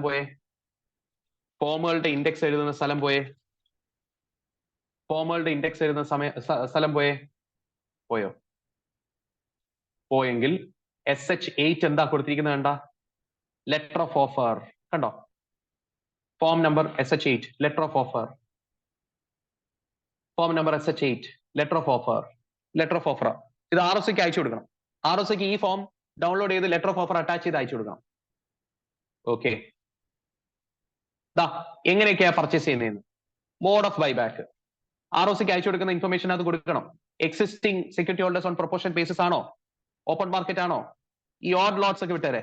എംപ്ലോയി സ്റ്റോക്ക് ഓപ്ഷൻ ആണോ? സ്വെറ്റ് ഇക്വിറ്റി ആണോ? വേറെ ഏതെങ്കിലും രീതിയാണോ എന്നൊക്കെ പറയണം. Date of opening the offer, ഇതെല്ലാം പറയണം. ഇതിനകത്തെല്ലാം പറയണം. ആർക്ക് അയച്ചു കൊടുക്കുന്ന? ROCക്ക് അയച്ചു കൊടുക്കുന്ന. അതിനകത്ത് എന്തൊക്കെ അറ്റാച്ച് ചെയ്യണം? പ്രൊമോട്ടറിന്റെ ഡീറ്റെയിൽസ്, ബോർഡ് റെസൊല്യൂഷന്റെ കോപ്പി അല്ലെങ്കിൽ സ്പെഷ്യൽ റെസൊല്യൂഷന്റെ കോപ്പി, അതെല്ലാം അയച്ചു കൊടുക്കണം. യെസ്, എല്ലാം അയച്ചു കൊടുക്കണം അറ്റാച്ച്മെന്റ് ആയിട്ട്. അണ്ടർസ്റ്റുഡ്? അപ്പൊ നിങ്ങൾ എന്ത് ചെയ്യണം? ബുക്കിന്റെ ബാക്ക് എടുത്തിട്ട് ഫോമിനകത്ത് SH7 എന്തായിരുന്നു ഗൈസ്? SH7 എന്താ? ഞാൻ ഇന്നലെ പറഞ്ഞു തന്നിരുന്നു. SH7 എന്ന് വെച്ചാൽ മറ്റേ സെക്ഷൻ 64 പ്രകാരം, സെക്ഷൻ 64ന്റെ നോട്ടീസ് ഓൾട്ടറേഷൻ സംഭവിക്കും. അത് ഞാൻ ഫില്ലപ്പ് ചെയ്തില്ലായിരുന്നു. SH8 എന്താ guys? SH8 letter of offer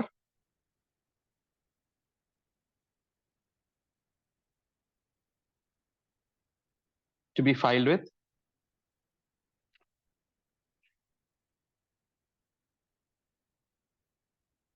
ROC. ബ്രാക്കറ്റിൽ ബൈബാക്ക് എന്ന് എഴുതിക്കും. ബൈബാക്ക് എഴുതിയോ?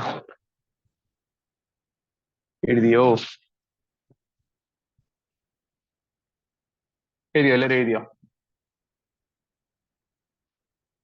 യെസ് ഗൈസ്, എല്ലാവരും എഴുതിയോ? SH7 SH8 യെല്ലോയിൽ തന്നെ എഴുതാം. SH7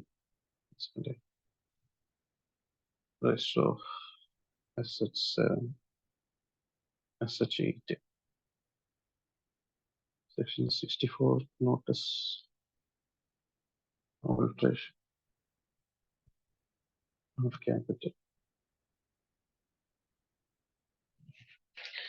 ശരി ഗൈസ്, അപ്പൊ മെമ്പേഴ്സിന് ഇങ്ങനെ ഒരു ലെറ്റർ വരുവോ ഇല്ലയോ? ഇങ്ങനെ ഒരു ലെറ്റർ വരുവോ ഇല്ലയോ? മെമ്പേഴ്സിന് വരും. മെമ്പേഴ്സിന് ഇങ്ങനെ ഒരു ലെറ്റർ വരികയാണെങ്കിൽ അവർക്ക് ആ ഓഫർ കൊടുത്തതാ. യെസ്, അവർക്ക് ഓഫർ കൊടുത്തതാ. മെമ്പേഴ്സ് ഇങ്ങനെ ലെറ്റർ വരുമ്പോൾ അവർക്ക് ഓഫർ കൊടുത്തതാ ആണോ? അവർക്ക് ഇങ്ങനെ ഒരു ഓഫർ കൊടുത്താലേ ഇനി ഒരു വർഷം കഴിയാതെ വീണ്ടും അവർക്കൊരു ഓഫർ കൊടുക്കരുത്. അതിന്റെ അർത്ഥം എന്താ? ബൈബാക്കിന്റെ ഓഫർ കൊടുത്താൽ, ഒരു തവണ ഒരു ഓഫർ കൊടുത്താൽ ഇനി ഒരു വർഷം കഴിഞ്ഞിട്ടേ വീണ്ടും ഓഫർ കൊടുക്കാവൂ. ഒറ്റയടിക്ക് വീണ്ടും ഒരു ഓഫർ വീണ്ടും ബൈബാക്കിന് പോരുത്. മനസ്സിലായോ? അപ്പൊ ഒരു ഓഫർ കൊടുത്താൽ ഒരു വർഷം കഴിഞ്ഞിട്ടേ വീണ്ടും ഒരു പുതിയ ഓഫർ ആയിട്ട് വരാവൂ. മനസ്സിലായോ? അപ്പൊ without the elapse of 1 year another offer for buyback cannot be made. അത് അടുത്ത കണ്ടീഷൻ ആണ് കേട്ടോ. അത് അടുത്ത കണ്ടീഷൻ ആയിട്ട് എഴുതിക്കോ. നിങ്ങളുടെ നോട്ട്ബുക്കിൽ സ്ഥലമുണ്ടോ? യെസ്, 8ആയി. 9ാമത്തെ കണ്ടീഷൻ എഴുതിക്കോ. Another offer of buyback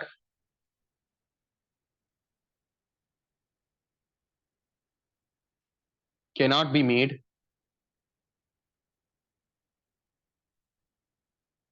unless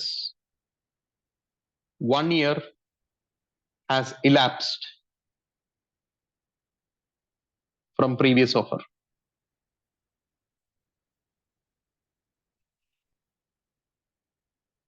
ഇത്രയും കണ്ടീഷൻസ് കൂടുതൽ ഓർത്ത് വെക്കേണ്ടത്. പിന്നെ ഒരു എക്സ്ട്രാ കണ്ടീഷൻസ് പുതിയ ടെക്സ്റ്റ് ബുക്കിൽ വന്നു. അത് ഏതൊക്കെയാണ് ഞാൻ പറഞ്ഞുതരാം. ഇത്രയും മനസ്സിലായോ? ഇത്രയും മനസ്സിലായോ? ഇത്രയും മനസ്സിലായെങ്കിൽ അടുത്ത എക്സ്ട്രാ വന്നത് ഏതൊക്കെയാണ് ഞാൻ പറഞ്ഞുതരാം. ആ, ഡൗട്ട് ഉണ്ടോ? ചോദിച്ചോ.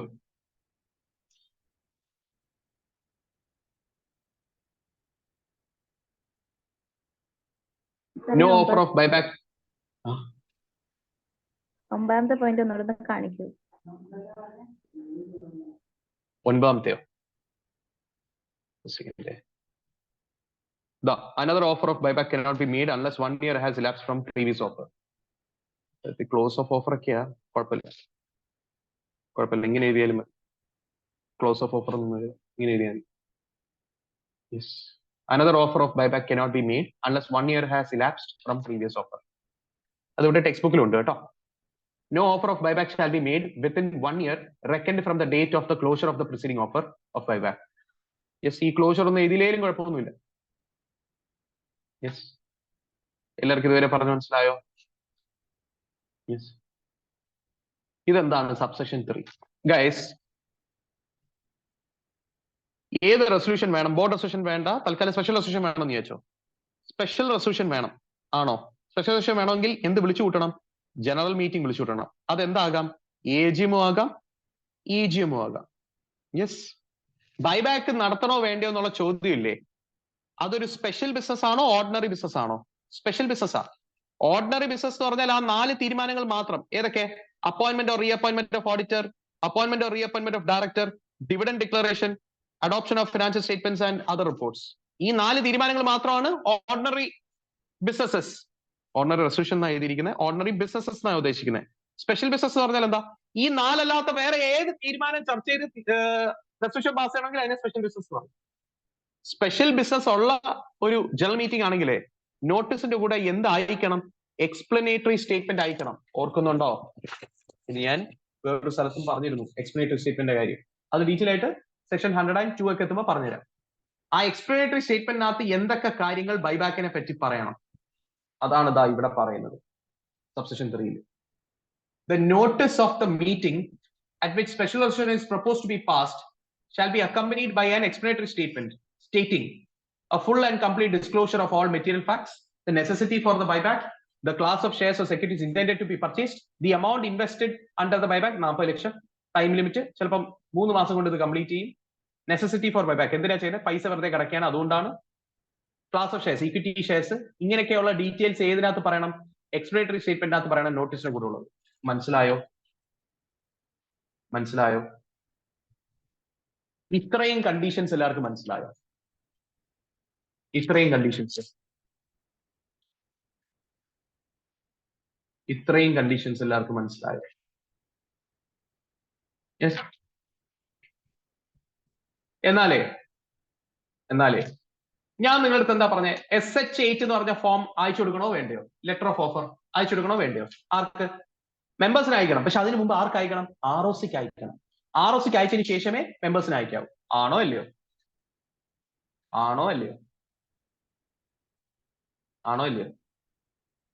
യെസ്. അങ്ങനെയാണെങ്കിലേ ലെറ്റർ ഓഫ് ഓഫർ അയക്കുന്നതിന് ഒരു ടൈം പീരീഡ് ഉണ്ട്. ഒരു 10th പോയിന്റ് ആയിട്ട് എഴുതിക്കോ. Letter of offer shall be sent to shareholders not later than 20 days of sending it to ROC. Letter of offer shall be sent to shareholders not later than 20 days of sending it to ROC. എന്ന് വെച്ചാൽ എന്താ? ROCക്ക് file ചെയ്ത് 20 ദിവസത്തിനുള്ളിൽ തന്നെ letter of offer share ഹോൾഡേഴ്സിന് കൊടുത്തിരിക്കണം. മനസ്സിലായോ? താമസിപ്പിക്കരുത്. ROCക്ക് അയച്ചു കൊടുത്ത letter of offer അത് മെമ്പേഴ്സിന് അയച്ചു കൊടുക്കുമ്പോൾ എത്ര ദിവസത്തിനുള്ളിൽ അയച്ചു കൊടുക്കണം? 20 ദിവസത്തിനുള്ളിൽ. മനസ്സിലായോ?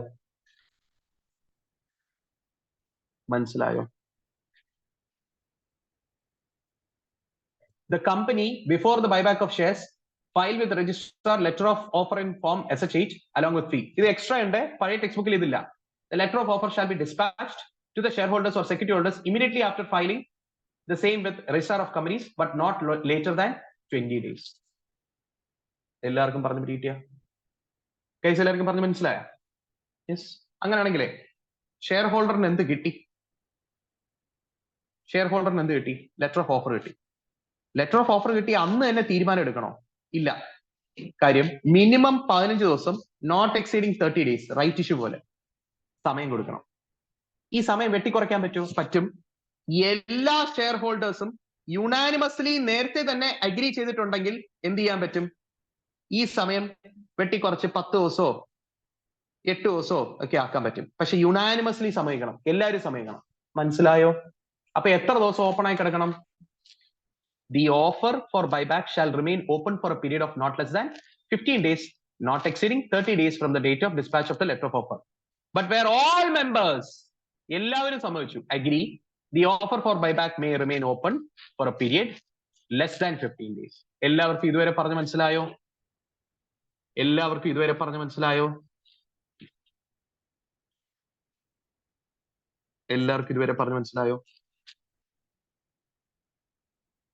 യെസ്. അങ്ങനെയാണെങ്കിലേ നമ്മളെ കമ്പനി ഫിക്സ് ചെയ്തത് 18 ദിവസമാണ്. അപ്പൊ ലെറ്റർ ഓഫ് ഓഫർ അയച്ച് 18 ദിവസത്തിനുള്ളിൽ മെമ്പേഴ്സ് എന്ത് ചെയ്യണം? റെസ്പോണ്ട് ചെയ്യണം. കുറെ പേര് റെസ്പോണ്ട് ചെയ്യുമ്പോൾ അവർ എന്താ അയക്കും അറിയോ? അവർ ആക്സെപ്റ്റൻസ് അയക്കും. ആക്സെപ്റ്റൻസിന്റെ കൂടെ ഷെയർ സർട്ടിഫിക്കറ്റ് ഒക്കെ അയക്കും. ഷെയർ സർട്ടിഫിക്കറ്റ് വേണ്ടി വരത്തില്ല എങ്ങനെയാണെങ്കിൽ? ഡിമാറ്റ് ആണെങ്കിൽ. ഓക്കെ, ഷെയർ സർട്ടിഫിക്കറ്റ് എന്തുകൊണ്ട് അയക്കുന്നത്? കാര്യം അത്രയും ഷെയർ ഇനി ഉണ്ടാവില്ല. ചിലപ്പോൾ എല്ലാം വിൽക്കും, അല്ലെങ്കിൽ കുറച്ച് വിൽക്കും. ആണോ? യെസ്. അപ്പൊ 18 ദിവസം വരെ മെമ്പേഴ്സ് ഷെയർ സർട്ടിഫിക്കറ്റും കാര്യങ്ങളൊക്കെ അയക്കാൻ വേണ്ടി സമയം കൊടുക്കും. യെസ്. കാര്യം 18 ദിവസമാണ് ഓഫർ പീരീഡ്. 18 ദിവസം കഴിയുമ്പോൾ ഇനി മെമ്പേഴ്സ് അയക്കുന്നതൊന്നും കമ്പനി സ്വീകരിക്കില്ല, അത് റിജക്ട് ചെയ്യും. കാര്യം ടൈം പീരീഡ് കഴിഞ്ഞെന്ന് പറയും. മനസ്സിലായോ? എല്ലാവർക്കും പറഞ്ഞു കിട്ടിയോ? യെസ്. എല്ലാവർക്കും പറഞ്ഞു മനസ്സിലായോ? ഇവിടെ കണ്ടോ? The company shall complete the verifications of the offers received within 15 days from the date of closure of the offer. എന്ന് വെച്ചാൽ എന്താ? ഈ 18 ദിവസം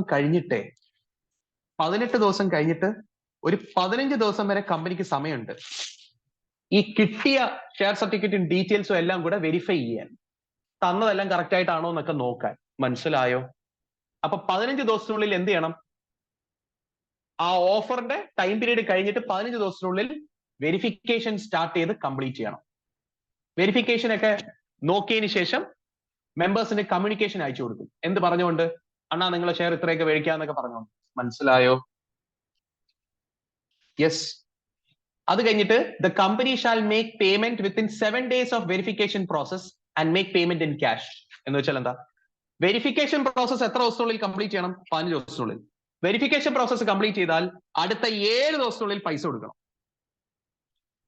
പൈസ കൊടുക്കണമെന്ന് വെച്ചാൽ ക്യാഷ് ആയിട്ട് കൊടുക്കണമെന്ന് വെച്ചാലേ കൈൻഡ് ആയിട്ട് കൊടുക്കരുതെന്ന് അതിന്റെ അർത്ഥം. അതായത് ഒരു ഷെയർ ഹോൾഡറിന്റെ കയ്യിൽ നിന്ന് മേടിക്കുന്നത് 3 ലക്ഷം രൂപയുടെ ഷെയറാണ്. അയാൾക്ക് 3 ലക്ഷം രൂപയുടെ കാർ കൊടുക്കരുത്. 3 ലക്ഷം രൂപ തന്നെ അയാളുടെ ബാങ്ക് അക്കൗണ്ടിൽ ക്രെഡിറ്റ് ചെയ്യണം. പറഞ്ഞു മനസ്സിലായോ? അത് എപ്പോ ചെയ്യണം? വെരിഫിക്കേഷൻ പ്രോസസ് കഴിഞ്ഞ് 7 ദിവസത്തിനുള്ളിൽ ചെയ്യണം. മനസ്സിലായോ? മനസ്സിലായോ? എല്ലാവർക്കും പറഞ്ഞു പിടികിട്ടിയോ? പക്ഷെ ആ പൈസ കൊടുക്കുമ്പോൾ എങ്ങനെ കൊടുക്കണം? ക്യാഷ് ആയിട്ട് കൊടുക്കണം എന്ന് വെച്ചാൽ അതർ ദാൻ കൈൻഡ് ആയിട്ട്. എല്ലാവർക്കും പറഞ്ഞത് പിടികിട്ടിയ? എല്ലാവർക്കും പറഞ്ഞു പിടികിട്ടിയ? അത് എക്സ്ട്രാ പോയിന്റ് പഴയ ഇതിനകത്ത് ഇല്ലായിരുന്നു. എക്സ്ട്രാ പോയിന്റുകൾ അതല്ല. Yes. The company shall make payment within 7 days of verification process and make payment in cash to those shareholders or security holders whose securities have been accepted. Company will return the share certificates to the shareholders or security holders whose securities have not been accepted at all or the balance of securities in cash in case of part acceptance. എല്ലാ ഷെയറും വിറ്റിട്ടുണ്ടെങ്കിൽ share certificate ഇനി കൊടുക്കണ്ട, പുതിയതായിട്ട് issue ചെയ്ത് കൊടുക്കണ്ട. കാര്യം എന്താ? അയാളുടെ എല്ലാം തീർന്നു. ഇനി കുറച്ച് പാർട്ട് ആക്സെപ്റ്റൻസ് എന്ന് വെച്ചാൽ എന്താ? കുറച്ച്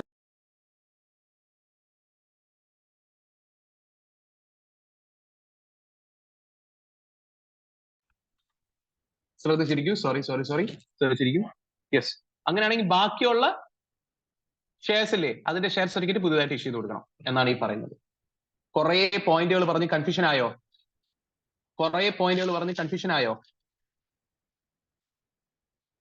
യെസ്.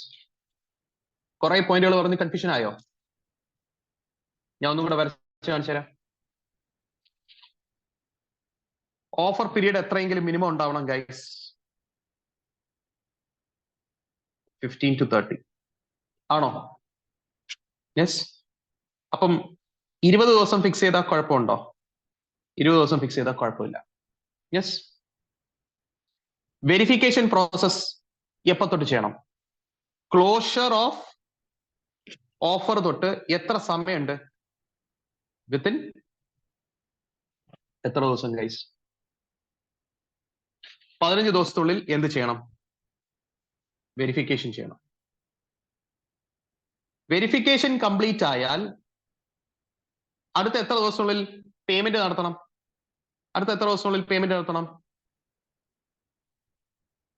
എത്ര ദിവസത്തിനുള്ളിൽ? Within 7 days payment in cash.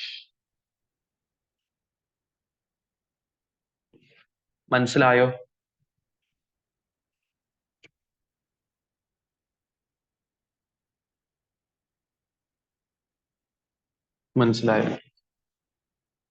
Yes. അത്രേ ഉള്ളൂ. യെസ്. എല്ലാവർക്കും മനസ്സിലായോ? ഇത്രയും കഴിഞ്ഞു. ഇനി വേറൊരു ചെറിയൊരു കാര്യം കൂടി ഉണ്ട്. Declaration of solvency. ഇത് ഇമ്പോർട്ടന്റ് ആയിട്ടുള്ള ഒരു കാര്യം. ഞാൻ പറയുന്നത് ഒന്ന് ശ്രദ്ധിച്ചിരിക്കണേ. ഡിക്ലറേഷൻ ഓഫ് സോൾവൻസി ഇമ്പോർട്ടന്റ് ആണേ.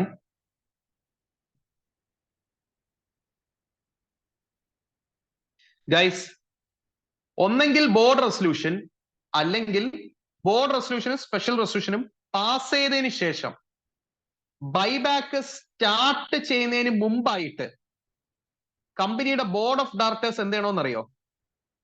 ഒരു ഡിക്ലറേഷൻ തയ്യാറാക്കണം. എന്ത് പറഞ്ഞുകൊണ്ട്? ഈ ഡിക്ലറേഷന്റെ ഡേറ്റിൽ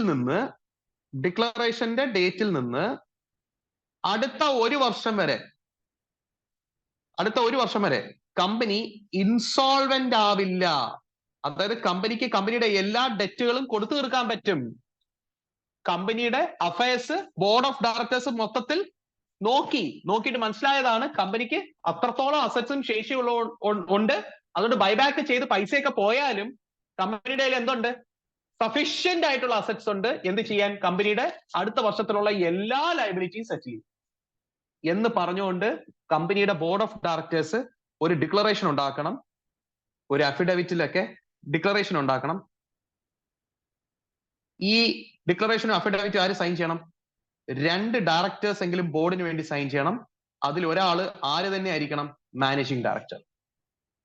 ഞാൻ പറഞ്ഞു മനസ്സിലായോ? ഒന്നും കൂടെ ഞാൻ പറഞ്ഞു തരാം. ഒന്നുകൂടെ ഞാൻ പറഞ്ഞുതരാം. ബോർഡ് റെസൊല്യൂഷൻ പ്ലസ് സ്പെഷ്യൽ റെസൊല്യൂഷനോ പാസ് ചെയ്തതിനു ശേഷം ബൈബാക്ക് ചെയ്യുന്നതിന് മുമ്പ് ബോർഡ് ഓഫ് ഡയറക്ടേഴ്സ് എന്ത് ചെയ്യണം? ഒരു ഡിക്ലറേഷൻ തയ്യാറാക്കണം. ആ ഡിക്ലറേഷനകത്ത് അവരെന്താ പറയുന്നത്? നമ്മൾ കമ്പനിയുടെ അവസ്ഥയെല്ലാം നോക്കിയിട്ട് മനസ്സിലാക്കിയ ഒരു കാര്യമാണ്, അടുത്ത 1 വർഷത്തെ എല്ലാ ലയബിലിറ്റിയും കമ്പനിക്ക് എന്ത് ചെയ്യാൻ പറ്റും? മീറ്റ് ചെയ്യാൻ പറ്റും. കമ്പനി ഇൻസോൾവെന്റ് ഒന്നും ആവത്തില്ല. ഇത് നമ്മൾ ഉറപ്പ് തരുന്നു എന്ന് പറഞ്ഞ് ബോർഡ് ഒരു അഫിഡവിറ്റ് ആയിട്ട് ഡിക്ലറേഷൻ നൽകുക. ആ ഡിക്ലറേഷനകത്ത് ആര് സൈൻ ചെയ്യണം? 2 ഡയറക്ടേഴ്സ് എങ്കിലും സൈൻ ചെയ്യണം. അതിനകത്ത് ഒരാള് MD ആയിരിക്കണം. എന്നിട്ട് ഈ ഡിക്ലറേഷൻ ROCക്ക് അയച്ചു കൊടുക്കണം, പ്ലസ് സെബിക്കും അയച്ചു കൊടുക്കണം. സെബിക്ക് അയച്ചു കൊടുക്കണം, അത് ലിസ്റ്റഡ് കമ്പനി കൂടെ ആണെങ്കിൽ. ലിസ്റ്റഡ് കമ്പനി അല്ലെങ്കിൽ സെബിക്ക് അയച്ചു കൊടുക്കണ്ട, ROCക്ക് മാത്രം അയച്ചു കൊടുക്കുക. എല്ലാവർക്കും പറഞ്ഞത് പിടികിട്ടിയ? എല്ലാവർക്കും പറഞ്ഞത് പിടികിട്ടിയ? അപ്പൊ ഡിക്ലറേഷന്റെ ഡേറ്റ് തൊട്ട് അടുത്ത 1 വർഷം വരെ നമ്മൾ ഇൻസോൾവെന്റ് ആവില്ല എന്നാണ് പറയുന്നത്. എല്ലാവർക്കും പറഞ്ഞു മനസ്സിലായോ? ഡിക്ലറേഷൻ ഓഫ് സോൾവൻസി എന്താണ് പറയുന്നത്? ഇതാരാ ഈ ഡിക്ലറേഷൻ ഓഫ് സോൾവൻസി ചെയ്യുന്നത്? നമ്മളെ board of directors. Declaration of solvency ROCക്ക് ഫയൽ ചെയ്യണം. അത് SH9 ഫോമിലായിരിക്കും. SH9 എല്ലാവർക്കും പറഞ്ഞു പിടികിട്ടിയോ? SH9 ഒക്കെ അതാ SH9. Declaration of solvency.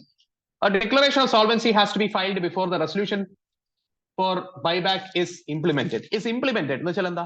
Resolution കഴിഞ്ഞിട്ട് അത് നടത്തുന്നതിന് മുമ്പ് എന്ത് ചെയ്യണം? With the registrar and also with SEBI if such shares of such company are listed on any stock exchange.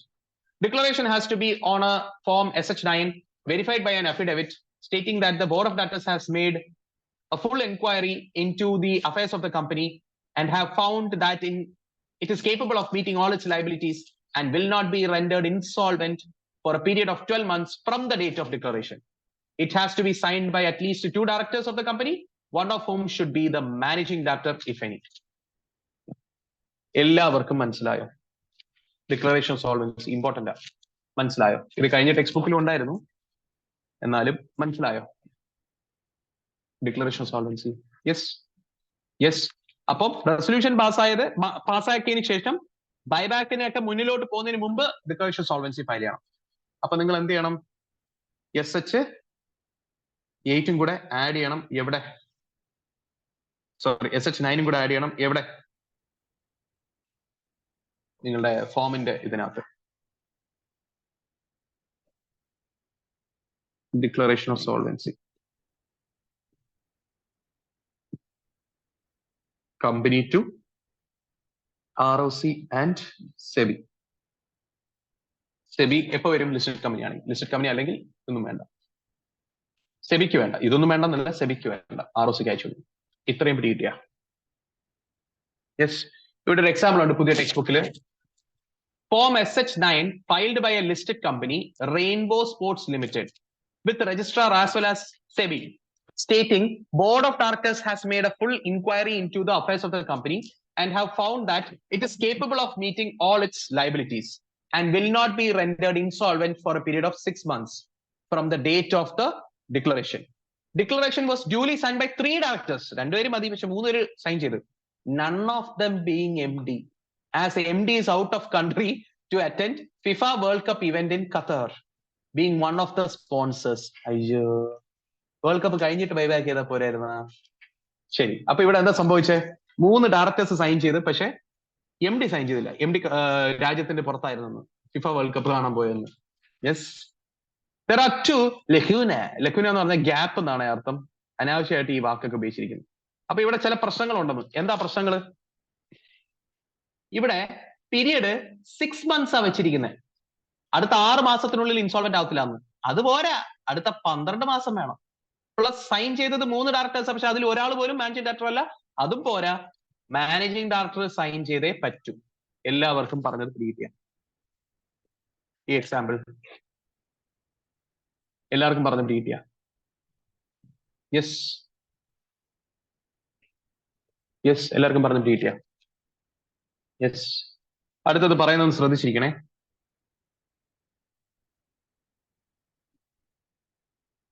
Guys, മെമ്പേഴ്സെ അവരുടെ ഷെയർ വിൽക്കാൻ താല്പര്യപ്പെടുകയാണെങ്കിലേ കമ്പനിക്ക് എന്ത് അയച്ചു കൊടുക്കുന്ന പറഞ്ഞ ഷെയർ സർട്ടിഫിക്കറ്റ് ഒക്കെ അയച്ചു കൊടുക്കും. എങ്ങനെയാണെങ്കിൽ ഫിസിക്കൽ ഷെയർ ഉണ്ടെങ്കിൽ, അല്ലെങ്കിൽ ഫിസിക്കൽ ഷെയർ ഒന്നും ഉണ്ടാവത്തില്ല, നമ്മളെ ഡെപ്പോസിറ്ററിനെ അറിയിച്ചാൽ മതി. ഡെപ്പോസിറ്ററി അത് ക്യാൻസൽ ചെയ്തോളും, എന്നിട്ട് അവരുടെ അക്കൗണ്ടിൽ പൈസ വന്നോളും. ആണോ? സപ്പോസ് ഫിസിക്കൽ ഷെയർ ഉണ്ടെന്ന് വിചാരിച്ചോ. അങ്ങനെയാണെങ്കിലേ ബൈബാക്ക് കംപ്ലീറ്റ് ചെയ്തതിന് ശേഷം, അതായത് എല്ലാവർക്കും പൈസയൊക്കെ കൊടുത്തു വിട്ടു, പൈസയൊക്കെ കൊടുത്തു വിട്ടതിന് ശേഷം ഈ ഷെയർ സർട്ടിഫിക്കറ്റ് കമ്പനിയുടെ കയ്യിൽ ഇരിക്കുന്നില്ലേ, മേടിച്ച ഷെയർസിന്റെ ഷെയർ സർട്ടിഫിക്കറ്റ്, ഇതെല്ലാം കമ്പനി അടുത്ത 7 ദിവസത്തിനുള്ളിൽ വിത്തിൻ 7 days ഫിസിക്കലി എക്സ്റ്റിംഗ്വിഷ് ചെയ്യണം. എന്ന് വെച്ചാൽ എന്താ അതിന്റെ അർത്ഥം? കത്തിച്ച് കളയണം 7 ദിവസത്തിനുള്ളിൽ. അപ്പൊ എന്ത് ചെയ്യും? 7 ദിവസത്തിനുള്ളിൽ ബൈബാക്ക് കംപ്ലീറ്റ് ചെയ്ത്, പൈസ കൊടുത്ത് കംപ്ലീറ്റ് ചെയ്ത് 7 ദിവസത്തിനുള്ളിൽ ബോർഡ് ഓഫ് ഡയറക്ടേഴ്സ് എന്ത് ചെയ്യും? ഒരു വലിയൊരു കുഴി ഒഴുക്കി, ഒരു 6 അടി കുഴി. യെസ്, ഇതിനകത്ത് നമ്മൾ എന്ത് ചെയ്യും? ഫിറോസൊക്കെ പറയും,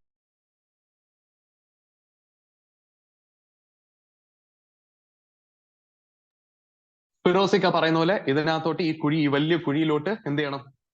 ഈ ഷെയർ സർട്ടിഫിക്കറ്റ് എല്ലാം എടുത്ത് ഇടണം. മനസ്സിലായോ? യെസ്. എന്നിട്ട് എന്ത് ചെയ്യണം? മണ്ണെണ്ണ ഒഴിച്ച് ഇത് ഫുള്ള് കത്തിച്ച് കളയണം. കത്തിച്ച് കളയുമ്പോൾ ഓരോ ഡയറക്ടറും ഇങ്ങനെ ചുറ്റി ചുറ്റി നിൽക്കും. ചുറ്റി നിന്നിട്ട് ഒരു കൈയടിക്കും, കൈയടിച്ച് ഒരു പാട്ട് പാടും. മനസ്സിലായോ? ഞാൻ കാര്യമായിട്ട് പറഞ്ഞാൽ ഇത് ചെയ്യണേ, പക്ഷെ ഇങ്ങനെ ചെയ്യണ്ട, കത്തിച്ച് കളഞ്ഞാൽ. ഓക്കെ, എല്ലാവർക്കും പറഞ്ഞു പിടികിട്ടിയ? Yes yes. അപ്പൊ നമ്മൾ എന്ത് ചെയ്യാൻ പോവാ? നമ്മളൊരു 6 അടി കുഴി കുഴിക്കാൻ പോവാ, അല്ലേ? അങ്ങനെ കുഴിച്ച് സംഭവം ചെയ്യേണ്ടി വരും. മനസ്സിലായോ? ഇത് എപ്പോഴാ ചെയ്യണ്ടേ? ബൈബാക്ക് കംപ്ലീറ്റ് ചെയ്ത് 7 ദിവസത്തിനുള്ളിൽ. Where a company buys back its own securities or other specified securities, it shall extinguish and physically destroy the shares and securities so bought back within 7 days of the last date of completion of buyback. Okay, understood? Adum understood? Yes, understood. Yes. ഇനി അടുത്ത point വളരെ important ആണ്. Cooling period. Guys, നമ്മളെ കമ്പനിയിലെ എക്സാമ്പിളിലുള്ള company അവരെന്താ purchase ചെയ്തേ? I mean buyback ചെയ്തേ? Equity ഷെയർസാ buyback ചെയ്തേ. ആണോ? ബൈബാക്ക് കംപ്ലീറ്റ് ചെയ്തിട്ട് അടുത്ത 6 മാസത്തേക്ക് ഏത് ക്ലാസ് ഓഫ് ഷെയർസ് ആണോ ബൈബാക്ക് ചെയ്തത് അത് വീണ്ടും ഇഷ്യൂ ചെയ്യാൻ പറ്റത്തില്ല അടുത്ത 6 മാസത്തേക്ക്. കൂളിംഗ് പീരീഡാണ്. കാര്യം പിന്നെ പർപ്പസ് ഇല്ലാതാവും. നിങ്ങൾ ബൈബാക്ക് ചെയ്തിട്ട് ഉടനെ തന്നെ വീണ്ടും അതേ ഷെയർ ഇഷ്യൂ ചെയ്താൽ പിന്നെ നിങ്ങൾ എന്തിനാ ബൈബാക്ക് ചെയ്യാൻ പോയെ എന്നെ ചോദ്യം വരുന്നു. അപ്പൊ ആ മണ്ടത്തരം ചെയ്യാതിരിക്കാൻ വേണ്ടി കമ്പനീസ് ആക്ടിൽ തന്നെ എടുത്ത് എഴുതിയിട്ടുണ്ട്, ഏത് ക്ലാസ് ഓഫ് ഷെയർസ് ആണോ നിങ്ങൾ ബൈബാക്ക് ചെയ്തത് അത് ഇനി അടുത്ത 6 മാസത്തേക്ക് ഇഷ്യൂ ചെയ്യരുത്. അത് റൈറ്റ് ഇഷ്യൂ ആയിട്ടോ ഒന്നും ഒരു രീതിയിൽ ഇഷ്യൂ ചെയ്യരുത്, എക്സെപ്റ്റ്. അപ്പൊ അതിന്റെ അർത്ഥം എന്താ? ഈ പറയുന്ന രീതികളിൽ വേണമെങ്കിൽ ഇഷ്യൂ ചെയ്യാം. എങ്ങനെ? Conversion of preference shares into equity shares. ഈ 6 മാസത്തിനുള്ളിലെ പ്രിഫറൻസ് ഷെയർസ് കൺവേർട്ട് ആയി ഇക്വിറ്റി ഷെയർ ആവും. അപ്പൊ ഈ ഇക്വിറ്റി ഷെയർ ഇഷ്യൂ ചെയ്യേണ്ടി വരും. അപ്പൊ കുഴപ്പമില്ല, അതൊക്കെ ചെയ്തോ. അല്ലെങ്കിൽ ബോണസ് ഇഷ്യൂ ആയിട്ട് കൊടുത്തു. എന്തായിട്ട് കൊടുത്തു? ബോണസ് ഇഷ്യൂ കൊടുത്തപ്പോ ഇക്വിറ്റി ഷെയർസ് ആ കൊടുത്തത് ബോണസ് ആയിട്ട്. ഈ 6 മാസത്തിനുള്ളിൽ ബോണസ് ഇഷ്യൂ നടന്നേ, കുഴപ്പമില്ല. അടുത്തത് ഈസോപ്പ് ആയിട്ട് എംപ്ലോയീസിന് കൊടുത്തിരുന്നു, അത് വെസ്റ്റ് ആവുന്നത് ഈ 6 മാസത്തിനുള്ളില്ല. അപ്പൊ എംപ്ലോയീസിന് എന്ത് മേടിക്കാം? ഈ ഇക്വിറ്റി ഷെയർ മേടിക്കാം. അപ്പൊ അത് ഇഷ്യൂ ആയില്ലേ? അത് കുഴപ്പമില്ല. ഷെയർ ഇഷ്യൂ അടക്കുക, ഇക്വിറ്റി ഷെയർ ഇഷ്യൂ അടക്കുക എംപ്ലോയീസിന്, അത് കുഴപ്പമില്ല. സ്വെറ്റ് ഇക്വിറ്റി ഷെയർസ് ഇഷ്യൂ ചെയ്തോ, കുഴപ്പമില്ല. ഈ 6 മാസത്തിനുള്ളിൽ ഇഷ്യൂ ചെയ്തോ, കുഴപ്പമില്ല. Conversion of share warrants and കൂപ്പോൺസ്.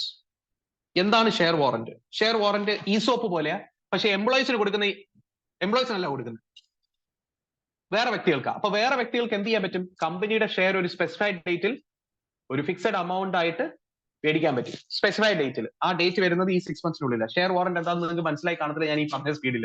ഇത്രയേ ഉള്ളൂ. ഷെയർ വാറന്റ് എന്ന് പറഞ്ഞാൽ ഒരു റൈറ്റ് ആണ്. ഫോർ എക്സാമ്പിൾ, മിസ്റ്റർ എക്സ് എന്ന് പറയുന്ന ഒരാളുണ്ട്. മിസ്റ്റർ എക്സിന് നമ്മളെ കമ്പനി ഒരു റൈറ്റ് കൊടുത്തു. എന്ത് റൈറ്റാ കൊടുത്തതെന്ന് വെച്ചാൽ 30th December 2024 വേണമെങ്കിൽ മിസ്റ്റർ എക്സിന് 10,000 ഇക്വിറ്റി ഷെയർ കമ്പനിയുടെ മേടിക്കാം at a predetermined price of ₹14 per share. അപ്പൊ മിസ്റ്റർ എക്സിന് വേണമെങ്കിൽ എന്ത് ചെയ്യാം? ഈ റൈറ്റ് പ്രകാരം 30th ഡിസംബറിൽ 10,000 ഇക്വിറ്റി ഷെയർസ് മേടിക്കാം 14 രൂപയ്ക്ക്. മനസ്സിലായോ? ഇതൊരു റൈറ്റാ, വേണമെങ്കിൽ എക്സസൈസ് ചെയ്യാം മിസ്റ്റർ എക്സിന്. ഈ റൈറ്റ് എപ്പോ കിട്ടുമെന്ന് വെച്ചാൽ അങ്ങനെ നമ്മൾ ഷെയർ വാറന്റ് ഒക്കെ വിൽക്കും കമ്പനി പൈസ ശേഖരിക്കാൻ.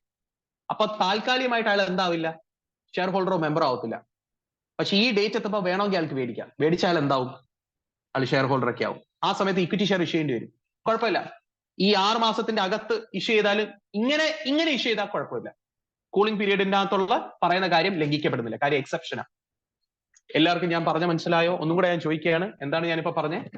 ബൈബാക്ക് ചെയ്താലേ ആ ബൈബാക്ക് ചെയ്ത ക്ലാസ് ഓഫ് സെക്യൂരിറ്റീസ് എന്ത് ചെയ്യാൻ പറ്റത്തില്ല, അടുത്ത 6 മാസത്തേക്ക് റീഇഷ്യൂ ചെയ്യാൻ പറ്റത്തില്ല, അല്ലെ ഇഷ്യൂ ചെയ്യാൻ പറ്റത്തില്ല. റീഇഷ്യൂ അല്ല ഇഷ്യൂ ചെയ്യാൻ പറ്റത്തില്ല. അത് റൈറ്റ് ഇഷ്യൂ ആയിട്ടോ പ്രിഫറൻഷ്യൽ അലോട്ട്മെന്റ് ആയിട്ടോ ഒന്നും ചെയ്യാൻ പറ്റത്തില്ല. Except conversion of preference shares to equity shares ആണെങ്കിൽ പറ്റും, ബോണസ് ഇഷ്യൂ ആണെങ്കിൽ പറ്റും, ഈസോപ്പ് ആണെങ്കിൽ പറ്റും, സ്വെറ്റ് ഇക്വിറ്റി ആണെങ്കിൽ പറ്റും, conversion of share warrants and കൂപ്പോൺസ് ആണെങ്കിൽ പറ്റും. മനസ്സിലായോ? Cooling period, no fresh issue. Where a company completes a buyback of its shares or other specified securities, it shall not make further issue of same kind of shares or other specified securities within a period of 6 months. It may, however, make a bonus issue, discharge its existing obligations such as conversion of warrants, stock option schemes, certificate, conversion of preference shares or debentures into equity shares. എല്ലാവർക്കും പറഞ്ഞു മനസ്സിലായോ? താഴെ ഒരു നോട്ടായിട്ട് വ്യക്തമായിട്ട് പറയുന്നു, this restriction applies only to the type of security bought back. അതിന്റെ അർത്ഥം എന്താ? നമ്മളെ കമ്പനി ഇക്വിറ്റി ഷെയർ മേടിച്ചത്, അപ്പൊ അടുത്ത 6 മാസത്തേക്ക് അതേ ഇക്വിറ്റി ഷെയർസിന്റെ ക്ലാസ് ഇഷ്യൂ ചെയ്യരുത്. അപ്പൊ പ്രിഫറൻസ് ഷെയർ ഇഷ്യൂ ചെയ്യാൻ പറ്റുമോ? പ്രിഫറൻസ് ഷെയർ ഈ 6 മാസത്തിനുള്ളിൽ പറ്റും കേട്ടോ. കാര്യം പ്രിഫറൻസ് ഷെയർ അല്ല മേടിച്ചത്, ഇക്വിറ്റി ഷെയർ മേടിച്ചത്. അപ്പൊ കൂളിംഗ് പീരീഡ് വരുന്നത് ഇക്വിറ്റി ഷെയറിന് മാത്രമാണ്. എല്ലാവർക്കും പറഞ്ഞത് പിടികിട്ടിയ? എല്ലാവർക്കും പറഞ്ഞത് പിടികിട്ടിയ? എല്ലാവർക്കും പറഞ്ഞു പിടികിട്ടിയ? കൂളിംഗ് പീരീഡ് വളരെ ഇമ്പോർട്ടന്റ് ആണ്. പിടികിട്ടിയ? Yes, very good, very good. Cooling period മനസ്സിലായി. അടുത്ത 2-3 കാര്യങ്ങളുണ്ട്. C, register of buyback company maintain ചെയ്യണം. ഗൈസ്, നിങ്ങൾ പറഞ്ഞ ഈ രജിസ്റ്റർ ഓഫ് ബൈബാക്ക് എന്ന് പറഞ്ഞാൽ എന്തായിരിക്കും? ഏതൊക്കെ സെക്യൂരിറ്റീസ് കമ്പനി എത്രയൊക്കെ രൂപയ്ക്ക് ആരിൽ നിന്നൊക്കെ എത്ര രൂപയ്ക്ക് ഏത് ദിവസം ബൈബാക്ക് ചെയ്തു എന്നുള്ള ഡീറ്റെയിൽസ് കാണിക്കുന്ന രജിസ്റ്റർ ആണ് രജിസ്റ്റർ ഓഫ് ബൈബാക്ക്. അപ്പൊ ഒരു കമ്പനി ബൈബാക്ക് ചെയ്യുകയാണെങ്കിൽ എന്ത് മെയിൻറ്റെയിൻ ചെയ്യണം? രജിസ്റ്റർ ഓഫ് ബൈബാക്ക് മെയിൻറ്റെയിൻ ചെയ്യണം. രജിസ്റ്റർ ഓഫ് ബൈബാക്ക് SH10 എന്ന് പറഞ്ഞ ഫോർമാറ്റിലായിരിക്കണം. അപ്പൊ format of register of buyback. അപ്പൊ കമ്പനിയുടെ രജിസ്റ്റേർഡ് ഓഫീസിൽ ഇങ്ങനെ ഒരു രജിസ്റ്ററും കൂടെ വരും, രജിസ്റ്റർ ഓഫ് ബൈബാക്ക്. ഏതൊക്കെ രജിസ്റ്റേഴ്സ് കമ്പനി മെയിൻറ്റെയിൻ ചെയ്യണം? Register of members MGT1, register of ESOP, പിന്നെ രജിസ്റ്റർ ഓഫ് സ്വെറ്റിക്കിറ്റി, പിന്നെ register of buyback. Register of sweat equity ഇല്ല, രജിസ്റ്റർ ഓഫ് ഈസോപ്പ് ഉണ്ട്, രജിസ്റ്റർ ഓഫ് ബൈബാക്ക്. അങ്ങനെ കുറെ രജിസ്റ്റേഴ്സ് കമ്പനി മെയിൻറ്റെയിൻ ചെയ്യണം. ഞാൻ പറഞ്ഞു മനസ്സിലായോ? പറഞ്ഞു മനസ്സിലായോ? അതിൽ ഒരെണ്ണമാണ് രജിസ്റ്റർ ഓഫ് ബൈബാക്ക്. എല്ലാവർക്കും പറഞ്ഞു പിടികിട്ടിയോ? എല്ലാവർക്കും പറഞ്ഞു പിടികിട്ടിയോ? അപ്പൊ കമ്പനി എന്ത് മെയിൻറ്റെയിൻ ചെയ്യണം? Register of buyback. The company shall maintain a register of buyback and other securities which have been bought back in form SH10, containing details of shares or securities so bought, consideration, date of cancellation, extinguishment, such other details as may be prescribed. ഈ register എവിടെ maintain ചെയ്യണമെന്ന് ഞാൻ വേറൊരു section എടുക്കാൻ പറഞ്ഞുതരാം കേട്ടോ. ഈ note നോക്കണ്ട. SH3 sweat equity register, duplicate share certificate register SH2, SH3 സ്വെറ്റിക്കിറ്റിയുടെ രജിസ്റ്റർ അല്ലേ, SH4 ട്രാൻസ്ഫറിന്റെ instrument of transfer, SH5 partly paid up ഷെയർസിന്റെ നോട്ടീസ്, SH6 ഈസോപ്പിൻ്റെത്, SH7 സെക്ഷൻ 64ൻ്റെത്, SH8 letter of offer, SH9 declaration of solvency, SH10 register of buyback. Yes, ആണ്. SH3 register of sweat equity shares. ശരിയാ, register ഉണ്ട്, ഞാൻ മറന്നു. Yes, എല്ലാവർക്കും പറഞ്ഞു പിടികിട്ടിയ? യെസ്. അപ്പോ എല്ലാവർക്കും ഇതുവരെ പറഞ്ഞു മനസ്സിലായോ? ഒരു കാര്യം ചെയ്യും, SH11 കൂടെ എഴുതിക്കോ ഇവിടെ തന്നെ. SH11 എന്താന്ന് വെച്ചാല് ബൈബാക്ക് ഒക്കെ കംപ്ലീറ്റ് ചെയ്ത് എല്ലാം കഴിഞ്ഞതിന് ശേഷം 30 ദിവസത്തിനുള്ളിൽ റിട്ടേൺ ഓഫ് ബൈബാക്ക് ആയിരിക്കണം ROCക്ക് കമ്പനി. Return of buyback.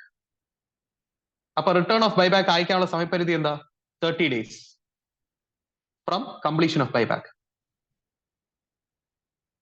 ആർക്ക് അയച്ചു കൊടുക്കണം? ആർക്ക് അയച്ചു കൊടുക്കണം? കമ്പനി അയച്ചു കൊടുക്കണം ROCക്ക്. ബൈബാക്ക് നടത്തിയതിന്റെ എല്ലാ ഡീറ്റെയിൽസും കാണിച്ചുകൊണ്ട് ROCക്ക് അയച്ചു കൊടുക്കണം 30 ദിവസത്തിനുള്ളിൽ. എന്തിൽ നിന്ന് 30 ദിവസത്തിനുള്ളിൽ? ബൈബാക്ക് കംപ്ലീറ്റ് ചെയ്തിട്ട് 30 ദിവസത്തിനുള്ളിൽ. എല്ലാവർക്കും പറഞ്ഞത് പിടികിട്ടിയോ? അയ്യോ, ഞാനത് സ്ക്രീൻ കാണിക്കുന്നില്ല. Section 11 return of buyback. Company ROCക്ക് അയച്ചു കൊടുക്കണം. എല്ലാവർക്കും പറഞ്ഞ പിടികിട്ടിയോ?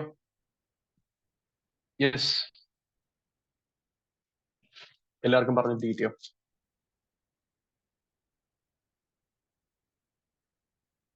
എല്ലാവർക്കും പറഞ്ഞ പിടികിട്ടിയോ? ഇതാ filing of return of buyback. A return of buyback in form SH11 along with the fee shall be filed. Filled എന്ന് എഴുതിയിരിക്കുന്നത്, filed എന്നാ. Filed with registrar and SEBI, listed company SEBIക്കും, containing such particulars relating to the buyback within 30 days of completion of buyback. എല്ലാവർക്കും ഇതുവരെ പറഞ്ഞു മനസ്സിലായോ?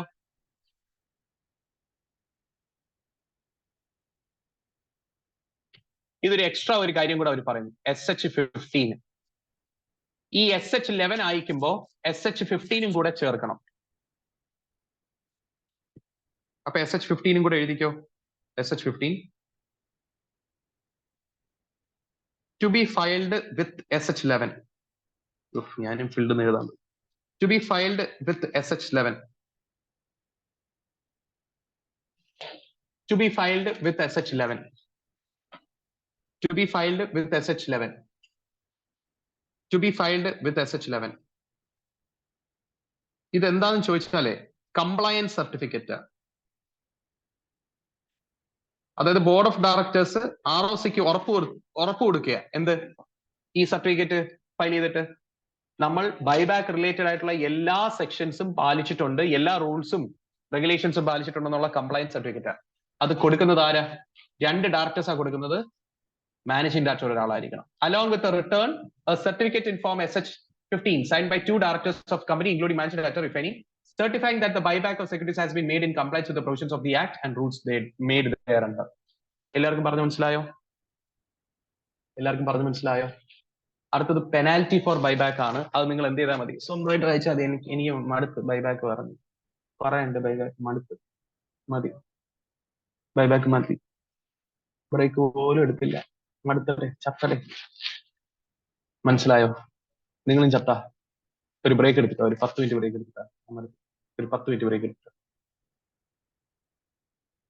ഒരു 10 minute break എടുത്തിട്ടോ. ഇപ്പൊ സമയത്രയായി? 12:37. ഒരു 12:47 ആകുമ്പോ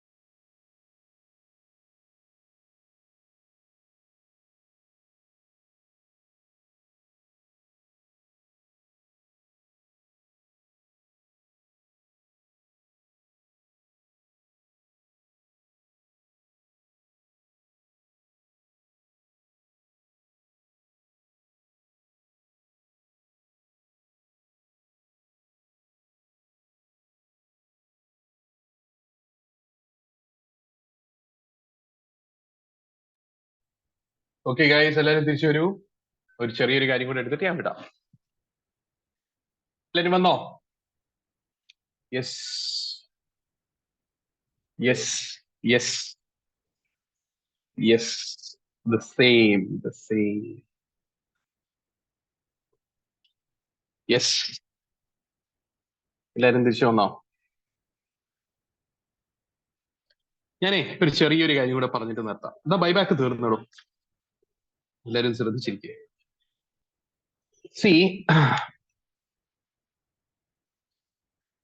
എല്ലാവർക്കും രജിസ്റ്റർ ഓഫ് ബൈബാക്കും പിന്നെ റിട്ടേൺ ഓഫ് ബൈബാക്കും എല്ലാവർക്കും മനസ്സിലായോ? യെസ്. ഒരു ചെറിയൊരു കാര്യം കൂടെ പറയാനുണ്ട്. എന്താന്ന് വെച്ചാലേ സെക്ഷൻ 68 പെനാൽറ്റിയും കൂടെ ഉണ്ട്. ആ പെനാൽറ്റി സ്വന്തമായിട്ടൊക്കെ പഠിച്ചാൽ എന്നെ കൊണ്ട് വയ്യ, നിങ്ങൾ പഠിച്ചു. സെക്ഷൻ 69 ഞാൻ പറഞ്ഞത്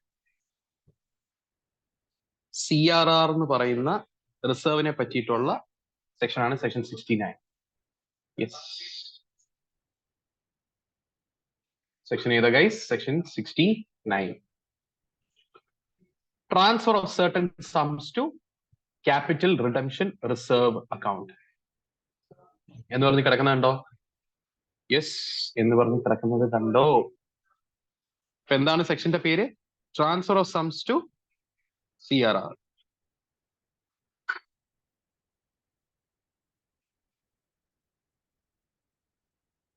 എപ്പോ, എന്തിന്, എങ്ങനെ? ഗൈസ്, ബൈബാക്ക് 3 രീതിയിൽ ചെയ്യാന്നാ പറയുന്നത്.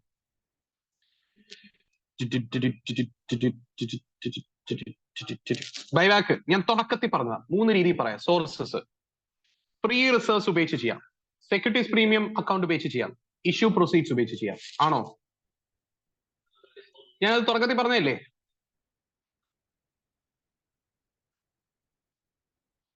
ആണോ? ശേബ ചേച്ചി ഉണ്ടോ? ശേബ ചേച്ചി, ആ, വെരി ഗുഡ്. ശേബ ചേച്ചി 40 ലക്ഷം രൂപയുടെ ഇക്വിറ്റി ഷെയർസ് ബൈബാക്ക് ചെയ്തു. യെസ്, ഫ്രീ റിസർവ്സ് ഉപയോഗിച്ച്. അതിനകത്ത് ജനറൽ റിസർവ് ഉപയോഗിച്ച്. എൻട്രി പറ.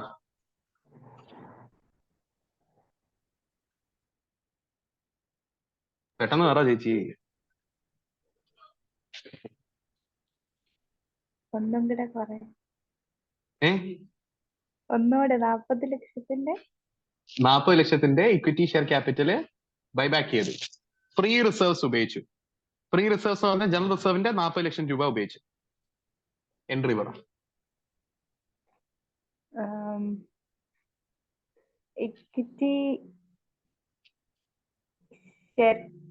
Equity share capital account debtor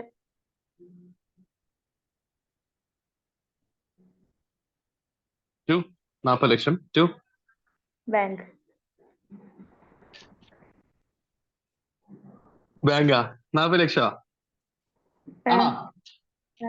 ഉറപ്പാണോ? ഞാനിപ്പോ എന്താ പറഞ്ഞേ? ഫ്രീ റിസർവ്സ് ഉപയോഗിച്ചാ ഇത് ചെയ്തേന്നാ പറഞ്ഞു. ഫ്രീ റിസർവ്സ് ആണല്ലോ ബാങ്കിൽ കിടക്കുന്നത്. ഇതൊക്കെയാണല്ലോ. നീ പഠിച്ച്. അപ്പൊ ഈ എൻട്രി തന്നെ ഇടുന്നേ ബൈബാക്കിൽ. കറക്റ്റ്. ഇതിലാണ് ഇപ്പൊ നീ. യെസ്, കറക്റ്റ് ആണ് നീ പറഞ്ഞ എൻട്രി. ഓക്കെ, അപ്പൊ നിങ്ങൾ ഒരു കാര്യം മനസ്സിലാക്കണം. ഫ്രീ റിസർവ്സ് ഉപയോഗിച്ചോ സെക്യൂരിറ്റീസ് പ്രീമിയം അക്കൗണ്ട് ഉപയോഗിച്ചോ ബൈബാക്ക് നടത്തിയാലേ എന്ത് പറ്റൂന്ന് വെച്ചാൽ റിഡക്ഷൻ ഓഫ് ക്യാപിറ്റൽ വരും. എന്തുവരും? റിഡക്ഷൻ ഓഫ് ക്യാപിറ്റൽ വരും. പക്ഷെ ഇഷ്യൂ പ്രൊസീഡ്സ് ഉപയോഗിച്ച് നടത്തിയാലോ റിഡക്ഷൻ ഓഫ് ക്യാപിറ്റൽ വരില്ല. കാര്യം എന്താ? പ്രിഫറൻസ് ഷെയർ ഇഷ്യൂ ചെയ്ത് ആ പൈസ വെച്ച് ബൈബാക്ക് നടത്തി. അപ്പം ഇക്വിറ്റി ഷെയർ ക്യാപിറ്റൽ എത്രത്തോളം പോയി, അതിന് പകരം പ്രിഫറൻസ് വന്നു. അപ്പൊ എന്ത് വരുന്നില്ല? റിഡക്ഷൻ വരുന്നില്ല. അപ്പൊ റിഡക്ഷൻ ഓഫ് ക്യാപിറ്റൽ വരുന്ന 2 കേസസ് ഏതാ? ഫ്രീ റിസർവ്സ് ഉപയോഗിച്ചോ സെക്യൂരിറ്റീസ് പ്രീമിയം അക്കൗണ്ട് ഉപയോഗിച്ചോ ബൈബാക്ക് നടത്തിയ. അപ്പൊ ഫ്രീ റിസർവ്സ് ഉപയോഗിച്ചോ സെക്യൂരിറ്റീസ് പ്രീമിയം അക്കൗണ്ട് ഉപയോഗിച്ചോ ബൈബാക്ക് നടത്തിയാൽ ബൈബാക്കിന്റെ ഷെയർസിന്റെ നോമിനൽ വാല്യൂ, അപ്പൊ എന്തെടുക്കരുത്? ഫേസ് വാല്യൂ മാത്രം എടുക്കാവൂ, മറ്റേ പ്രീമിയം എടുക്കരുത്, ബൈബാക്ക് പ്രീമിയം ഒന്നും എടുക്കരുത്. നോമിനൽ വാല്യൂ എങ്ങോട്ട് ട്രാൻസ്ഫർ ചെയ്യണം? ഫ്രീ റിസർവ്സിൽ നിന്ന് CRRലോട്ട് ട്രാൻസ്ഫർ ചെയ്യണം. എല്ലാവർക്കും പറഞ്ഞു കിട്ടിയോ? ഫോർ എക്സാമ്പിൾ, നമ്മളെ കമ്പനിയെ എക്സാമ്പിൾ കൊടുത്തിട്ടുള്ള കമ്പനി 2 ലക്ഷം ഇക്വിറ്റി ഷെയർസ് ബൈബാക്ക് ചെയ്യാൻ ഉദ്ദേശിക്കുന്നത്. ₹20 ഈച്ചിനാണ് ബൈബാക്ക് ചെയ്യുന്നത്. പക്ഷെ ഫേസ് വാല്യൂ എത്രയേ ഉള്ളൂ? 10 ഉള്ളൂ. അപ്പൊ എത്ര രൂപ അത് സെക്യൂരിറ്റീസ് പ്രീമിയം അക്കൗണ്ടിൽ കിടക്കുന്ന പൈസ ഉപയോഗിച്ചാൽ ബൈബാക്ക് ചെയ്യാൻ ഉദ്ദേശിക്കുന്നത്? അങ്ങനെയാണെങ്കിൽ എത്ര രൂപ CRRലോട്ട് ട്രാൻസ്ഫർ ചെയ്യണം? ഫ്രീ റിസർവ്സിൽ നിന്ന് എത്ര രൂപ ട്രാൻസ്ഫർ ചെയ്യണം? 2 ലക്ഷം ഇൻറ്റു ₹10, 20 ലക്ഷം ഫ്രീ റിസർവ്സിൽ നിന്ന് CRRലോട്ട് ട്രാൻസ്ഫർ ചെയ്യും. അപ്പൊ എന്ത് എൻട്രി എഴുതും? General reserve account debtor 20 lakhs to CRR account debtor account 20 lakhs. അത് ചെയ്തേ പറ്റും. എന്നാൽ ഈ CRR ഇനി എപ്പോഴെങ്കിലും ടച്ച് ചെയ്യാൻ പറ്റുമോ? ഒരേ ഒരു കാര്യത്തിന്, to issue fully paid up bonus shares. അപ്പൊ ബോണസ് ഷെയർസ് ഇഷ്യൂ ചെയ്യാൻ വേണമെങ്കിൽ ഈ CRR ഉപയോഗിക്കാം. മനസ്സിലായോ എന്നാണ് സെക്ഷൻ 69 പറയുന്നത്. Section 69 subsection 1, where a company purchases its own shares out of free reserves or securities premium account, a sum equal to the nominal value of the shares so purchased shall be transferred to capital redemption reserve account, and details of such transfer shall be disclosed in the balance sheet. Subsection 2, the CRR account may be applied by the company in paying up unissued shares of the company to be issued to members of the company as fully paid up bonus shares. എല്ലാവർക്കും section 69 മനസ്സിലായോ? അങ്ങനെയാണെങ്കിൽ എല്ലാവരും section 70 എഴുതിക്കോ. Important ആണ്. Section 70 എഴുതിക്കോ. Prohibition on buyback.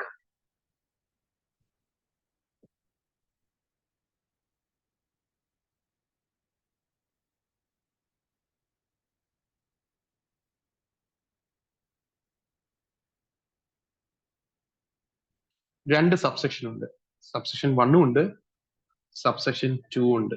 ഞാൻ ആദ്യം പറയാൻ പോകുന്നത് സബ്സെക്ഷൻ 2 ആ. ഒരു കമ്പനിക്ക് ബൈബാക്ക് ചെയ്യാൻ പറ്റില്ല. എങ്ങനെയാണെങ്കിലും അറിയോ? Directly or indirectly, no company shall buyback its shares or other specified securities directly or indirectly if it is not in compliance. If it is not in compliance, compliance പറഞ്ഞാൽ എന്താ? അനുസരണ. ഈ പറയുന്ന സെക്ഷൻസ് അനുസരിക്കാത്ത കമ്പനിക്ക് ബൈബാക്ക് ചെയ്യാൻ പറ്റില്ല. Section 92, section 123, section 127, section 129.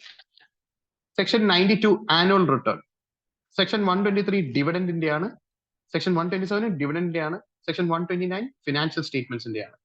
ഇത് അതാത് സെക്ഷൻസ് എത്തുമ്പോൾ ഞാൻ പഠിപ്പിക്കാം. ഞാൻ പറഞ്ഞു മനസ്സിലായോ?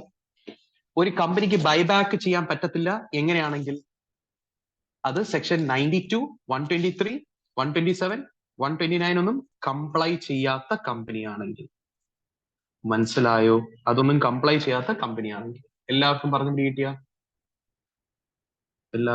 കിട്ടിയ? യെസ്. അടുത്തത് സബ്സെക്ഷൻ 1 ആണ്. ഈ സബ്സെക്ഷൻ 2 ഞാൻ കാണിച്ചു തന്നിട്ട് സബ്സെക്ഷൻ 1 പോവാം. Prohibition for buyback in certain cases, certain circumstances. Subsection 2, no company shall directly or indirectly purchase its own shares or other specified securities in such company in case such company has not complied with provisions of section 92, 123, 127, 129. എല്ലാവർക്കും മനസ്സിലായോ?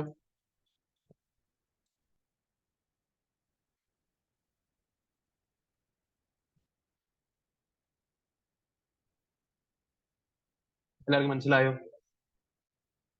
മനസ്സിലായെങ്കിൽ അടുത്തതിലോട്ട് പോട്ടാ. അടുത്തതിലോട്ട് പോട്ടാ.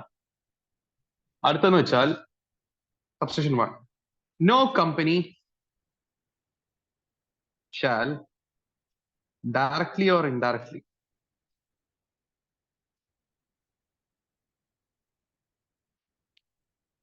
purchase its own shares or specified securities through its subsidiary company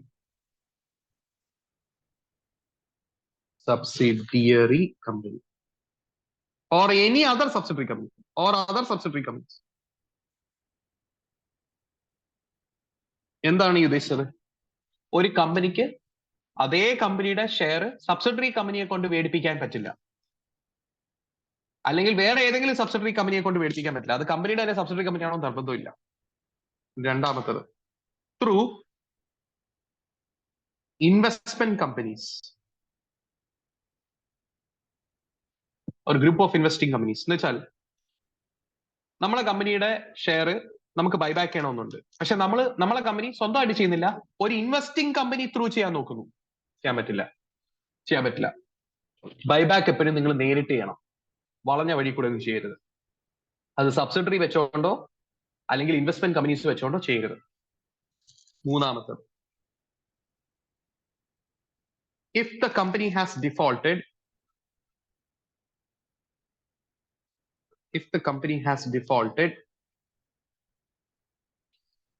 in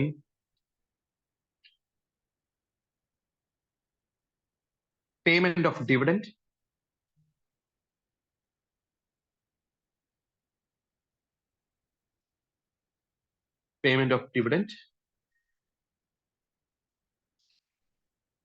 payment of interest. Interest ആർക്കൊക്കെ? Deposit ഹോൾഡേഴ്സിനും debenture ഹോൾഡേഴ്സിനും ബാങ്കുകളിൽ നിന്നും financial ഇൻസ്റ്റിറ്റ്യൂഷൻസിൽ നിന്നും എടുത്ത ലോണിന്റെ ഇൻട്രസ്റ്റ്. മൂന്നാമത്തത്, redemption of preference shares, debentures and repayment of deposits.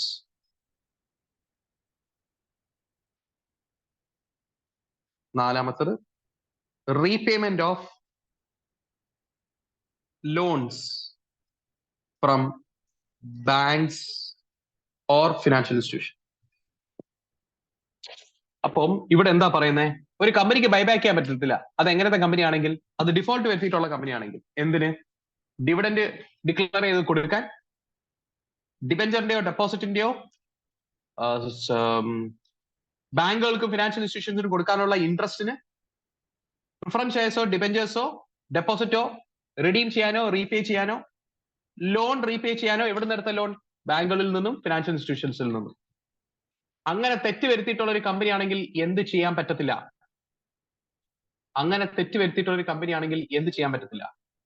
അവർക്ക് എന്ത് ചെയ്യാൻ പറ്റത്തില്ല ഗൈസ്? ബൈബാക്ക് ചെയ്യാൻ പറ്റില്ല. ആണോ? ഞാൻ ജസ്റ്റ് ഒന്ന് വായിച്ചു തരാം. Subsection 1. No company shall directly or indirectly purchase its own shares or other specified securities through any subsidiary company, including its own subsidiary companies, through any investment company or group of investment companies, or if a default is made by the company in the repayment of deposits accepted either before or commencement of this act, interest payment thereon, redemption of debentures, preference shares, or payment of dividend to any shareholder, or repayment of any term loan or interest payable thereon to any financial institution or banking company. അപ്പൊ ഇത്രയും തെറ്റ് വരുത്തിയ കമ്പനിക്ക് എന്ത് ചെയ്യാൻ പറ്റത്തില്ല? ഇത്രയും കാര്യങ്ങൾ തെറ്റ് വരുത്തിയ കമ്പനിക്ക് എന്ത് ചെയ്യാൻ പറ്റത്തില്ല? ബൈബാക്ക് ചെയ്യാൻ പറ്റില്ല. പക്ഷേ തെറ്റ് വരുത്തിയിട്ട് ആ തെറ്റ് തിരുത്തിയിട്ട് 3 വർഷം കഴിഞ്ഞു. എന്താണ്? The company has remedied the mistake അല്ലെങ്കിൽ default and a period of 3 years has lapsed. അങ്ങനെയാണെങ്കിൽ ബൈബാക്ക് ചെയ്തോ. അപ്പൊ ഈ തെറ്റ് വരുത്തിയ കമ്പനികൾക്ക് ബൈബാക്ക് ചെയ്യാൻ പറ്റില്ല. പക്ഷെ തെറ്റ് വരുത്തിയിട്ട് അത് തിരുത്തിയിട്ട് 3 വർഷം കഴിഞ്ഞു. അങ്ങനെയാണെങ്കിൽ ബൈബാക്ക് ചെയ്തോ. എല്ലാവർക്കും പറഞ്ഞു കിട്ടിയോ? അപ്പൊ ബൈബാക്ക് ചെയ്യണമെങ്കിൽ ഇങ്ങനത്തെ തെറ്റുകൾ വരുത്താത്ത കമ്പനികളായിരിക്കണം. എങ്ങനത്തത്? ഒന്ന്, സെക്ഷൻ 92, 123, 127, 129 ഡിഫോൾട്ട് വരുത്താത്ത കമ്പനി ആയിരിക്കണം. അത് കംപ്ലൈ ചെയ്തുകൊണ്ടിരിക്കുന്ന കമ്പനി ആയിരിക്കണം. അടുത്തത്, സ്വന്തം സബ്സിഡറിയോ അല്ലെങ്കിൽ വേറെ ഏതെങ്കിലും സബ്സിഡറി ത്രൂ ബൈബാക്ക് ചെയ്യരുത്. ഇൻവെസ്റ്റ്മെന്റ് കമ്പനി വെച്ച് ബൈബാക്ക് ചെയ്യരുത്. മൂന്നാമത്തത്, ഈ പറയുന്ന തെറ്റ് ചെയ്ത കമ്പനികൾക്ക് ബൈബാക്ക് ചെയ്യാൻ പറ്റില്ല. ഏതൊക്കെ? ഡിവിഡന്റ് ഷെയർ ഹോൾഡേഴ്സിന് കൊടുക്കാൻ തെറ്റ് വരുത്തിയ കമ്പനി, ഇൻട്രസ്റ്റ് കൊടുക്കാൻ തെറ്റ് വരുത്തിയ കമ്പനി. ആർക്കൊക്കെ? ഡെപ്പോസിറ്റ് ഹോൾഡേഴ്സിന്, ഡിബെഞ്ചർ ഹോൾഡേഴ്സിന്, ബാങ്കുകൾക്ക്, ഫിനാൻഷ്യൽ ഇൻസ്റ്റിറ്റ്യൂഷൻസിന് ലോൺ എടുത്തതിന് ഇൻട്രസ്റ്റ് കൊടുക്കാൻ തെറ്റ് വരുത്തിയ കമ്പനി. റിഡംഷന് തെറ്റുവരുത്തിയ കമ്പനി, പ്രിഫറൻസ് ഷെയർസിന്റെയോ ഡിബഞ്ചേഴ്സിന്റെയോ. ഡെപ്പോസിറ്റ് റീപേ ചെയ്യാൻ തെറ്റുവരുത്തിയ കമ്പനി, ലോൺ റീപേ ചെയ്യാൻ തെറ്റുവരുത്തിയ കമ്പനി. ഇങ്ങനത്തെ തെറ്റുവരുത്തിയ കമ്പനികൾക്ക് ബൈബാക്ക് ചെയ്യാൻ പറ്റില്ല. പക്ഷെ ബൈബാക്ക് ചെയ്യാൻ പറ്റും, അവർ ഈ തെറ്റ് തിരുത്തിയിട്ട് 3 വർഷം കഴിഞ്ഞിട്ടുണ്ടെങ്കിൽ. എല്ലാവർക്കും പറഞ്ഞു പിടികിട്ടിയോ? എല്ലാവർക്കും പറഞ്ഞു പിടികിട്ടിയോ? Yes, provided that the buyback is not prohibited if the default is remedied and a period of 3 years has lapsed after such default ceased to exist. എല്ലാവർക്കും സെക്ഷൻ 68, 69, 70 മനസ്സിലായോ? സെക്ഷൻ 68 ബൈബാക്ക്, 69 CRR, 70 എന്താണാവോ പ്രൊഹിബിഷൻ ഓൺ ബൈബാക്ക്. എല്ലാവർക്കും മനസ്സിലായോ? എല്ലാവർക്കും മനസ്സിലായോ? ഈ group of sections മനസ്സിലായോ? Yes, yes. 67 മനസ്സിലായിരുന്നു. എന്നാലേ 67ന്റെ ഒരു ക്വസ്റ്റ്യൻ നമുക്ക് ചെയ്തിട്ട് പോവാ. ഒരു ക്വസ്റ്റ്യൻ ജസ്റ്റ് ഇതും കൂടെ ഒന്ന് ചെയ്തിട്ട് പോവാം. നല്ല രസം. ആഹാ, ക്വസ്റ്റ്യൻ. ഓക്കെ, ടെക്സ്റ്റ് ബുക്കിലുള്ള ക്വസ്റ്റ്യൻ ആണേ, അതും കൂടെ ചെയ്തിട്ട് പോവാം.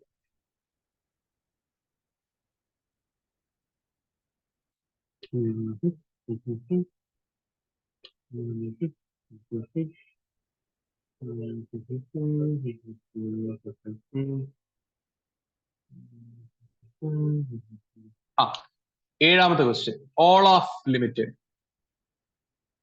All of limited a subsidiary of PQR limited. അപ്പൊ ഓൾ ഓഫ് ലിമിറ്റഡ് ആരാ? സബ്സിഡറി ആണ് PQR ലിമിറ്റഡിന്റെ. യെസ്. അപ്പൊ PQR ലിമിറ്റഡ് എന്ന് പറയുന്ന ഒരു കമ്പനി ഉണ്ട്. ഇത് ഹോൾഡിംഗ് കമ്പനി. ഇതിന്റെ സബ്സിഡറി ആണ് ഓൾ ഓഫ് ലിമിറ്റഡ്. യെസ്. എന്ത് പറ്റി? Decides to give a loan of rupees 4 lakh to its human resource manager, Mr. Surya Narayanan, who does not fall in the category of KMP and draws a salary of 40,000 per month. അപ്പോ human resource manager ആയ mister സൂര്യക്ക് എന്ത് കൊടുക്കാൻ ഉദ്ദേശിക്കുന്നു? Loan. എത്ര രൂപയുടെ loan? 4 ലക്ഷം രൂപയുടെ loan. ഇയാളുടെ monthly salary എത്രയാ? 40,000. മന്ത്ലി സാലറി റുപ്പീസ് 40,000 ഉള്ളൂ. ആണോ? Yes. To buy 500 partly paid up shares of rupees 1,000 each in all of limited. Yes, yes. അപ്പൊ ഇവിടെ എന്താ സംഭവിച്ചേ? ഓൾ ഓഫ് ലിമിറ്റഡിന്റെ എംപ്ലോയി ആകുന്ന സൂര്യക്ക് പൈസ കൊടുക്കുകയാണ്, ലോൺ കൊടുക്കുകയാണ്. എന്ത് തന്നെ ചെയ്യാൻ? ആ പൈസ വെച്ച് ഓൾ ഓഫിന്റെ തന്നെ പാർട്ട്ലി പേഡ് അപ്പ് ഷെയർ മേടിക്കാൻ. ബേസിക്കലി ഇത് ഏത് സെക്ഷന്റെ? സെക്ഷൻ 67ന്റെ. 67ന്റെ സബ്സെക്ഷൻ 2 ഓർക്കുന്നുണ്ടോ? നോ പബ്ലിക് കമ്പനി എന്ന് പറഞ്ഞ് സ്റ്റാർട്ട് ചെയ്യുന്നത്. No public company shall directly or indirectly give any loan or other financial assistance to anyone to purchase its shares or its holding company shares എന്നല്ലേ പറയുന്നത്. Yes. പക്ഷെ 3 exception കൊടുക്കുന്നുണ്ട്. ആദ്യത്തെ എക്സെപ്ഷനോ, banking company ആണെങ്കിൽ കൊടുത്തോ, നിങ്ങൾക്ക് അറിയാൻ പറ്റത്തില്ല ആ ലോണിന്റെ പൈസ വെച്ച് അയാൾ എന്തൊക്കെ ചെയ്യുമെന്ന്. ചിലപ്പോൾ അയാൾ നിങ്ങളുടെ തന്നെ ബാങ്കിന്റെ തന്നെ ഷെയർ മേടിച്ചെന്നിരിക്കും, അത് കുഴപ്പമില്ല. രണ്ടാമത്തെ മറ്റേ എംപ്ലോയീസിന്റെ ട്രസ്റ്റ്. മൂന്നാമത്തെ എന്താ? KMP ഡയറക്ടേഴ്സോ അല്ലാത്ത എംപ്ലോയീസിന് അവരുടെ 6 മാസത്തെ ശമ്പളം വരെ ലോൺ കൊടുക്കുക, കമ്പനിയുടെ ഷെയർ മേടിക്കുക, അല്ലെങ്കിൽ കമ്പനിയുടെ ഹോൾഡിംഗ് കമ്പനിയുടെ ഷെയർ മേടിക്കുക. അങ്ങനെയാണെങ്കിലേ സൂര്യനാരായണന്റെ 6 മാസത്തെ സാലറി എത്ര വരും?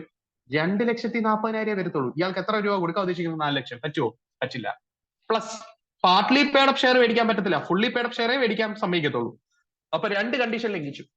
ഒന്ന്, 4 ലക്ഷം എന്ന് പറയുന്നത് 6 മാസത്തെ സാലറിയെ കാട്ടി കൂടുതലാണ്. 2, പാർട്ട്ലി പേഡ് അപ്പ് ഷെയറാണ് മേടിക്കുന്നത്. പക്ഷെ ഒരു കണ്ടീഷൻ പാലിച്ചു. ഏതാ? KMP ഡയറക്ടറോ അല്ലാത്ത കണ്ടീഷൻ പാലിച്ചു. പക്ഷെ ബാക്കി 2 കണ്ടീഷൻസ് പാലിച്ചില്ല. അതാണ് ഇതിന്റെ ആൻസർ. മനസ്സിലായോ? മനസ്സിലായോ? ഈ ക്വസ്റ്റ്യൻ ഒന്ന് ഹോംവർക്ക് ആയിട്ടൊന്ന് ചെയ്തിട്ടൊന്ന് എനിക്ക് വായിച്ചാണ്. ഈ ക്വസ്റ്റ്യൻ ഒന്ന് ഹോംവർക്ക് ആയിട്ടൊന്ന് ചെയ്യണേ. ആൻസർ നിങ്ങൾ ടെക്സ്റ്റ് ബുക്ക് നോക്കാതെ ഒന്ന് എഴുതുക. എന്നിട്ട് നിങ്ങൾ എനിക്ക് അയച്ച വേണമെങ്കിൽ നിങ്ങൾക്ക് ടെക്സ്റ്റ് ബുക്ക് നോക്കാം ആൻസർ എഴുതിയതിനു ശേഷം. So you will understand where all you are going wrong. Understood? എല്ലാവർക്കും പറഞ്ഞു കിട്ടിയോ? ഈ ക്വസ്റ്റ്യൻ ഒന്ന് അയച്ചു തരാം. ഇപ്പൊ വേണ്ട, സമയം എടുത്ത് അയച്ചു തന്നാൽ മതി. Everybody understood? Everybody understood? അപ്പൊ ഏത് സെക്ഷൻ്റെ നമ്മൾ ഡിസ്കസ് ചെയ്തു? സെക്ഷൻ 67 നമ്മൾ ഡിസ്കസ് ചെയ്തു. ഇനി പ്രീവിയസ് ഇയർ ക്വസ്റ്റ്യൻസ് ഞാൻ തരാനുണ്ട്, അത് അസൈൻമെന്റ് ആയിട്ട് തരാം. ഓക്കെ. ഇനിയേ നമുക്ക് ഷെയർ ക്യാപിറ്റൽ ആൻഡ് ഡിബഞ്ചേഴ്സിൽ നിന്ന് ഏതൊക്കെ സെക്ഷൻസ് ഇനി എടുക്കാനുണ്ട്? ഡിബഞ്ചറിന്റെ സെക്ഷൻ 71 എടുക്കാനുണ്ട്. പവർ ടു നോമിനേറ്റ് സെക്ഷൻ 72 നിങ്ങൾക്ക് പഠിക്കാനില്ല. സെക്ഷൻ 57, 58, 59 കുട്ടി കുട്ടി സെക്ഷൻസാ. ഇത്രയും സെക്ഷൻസ് എടുക്കാനുണ്ട്. ഇത് ഞാൻ നാളെ എടുത്തു തരാം കേട്ടോ, ടുമോറോ. അപ്പൊ നാളെ കൊണ്ട് എന്ത് തീരുകയാണ് guys? Share capital and debentures എന്ന ചാപ്റ്റർ തീരുകയാണ്. Share capital and debentures chapter തീരുമ്പോൾ ഷോർട്ട് നോട്ട്സ് വരും, പ്ലസ് പ്രീവിയസ് ഇയർ ക്വസ്റ്റ്യൻസും RTP മോക്കിന്റെ കമ്പാരിഷൻ തരും. ഇതെല്ലാം മക്കൾ എഴുതി എനിക്ക് അയച്ചു തരണം കേട്ടോ. Okay okay, Tata guys, Tata guys. നിങ്ങളുടെ പേഷ്യൻസിന് വേണ്ടി Tata. Bye bye bye bye bye bye bye bye bye bye.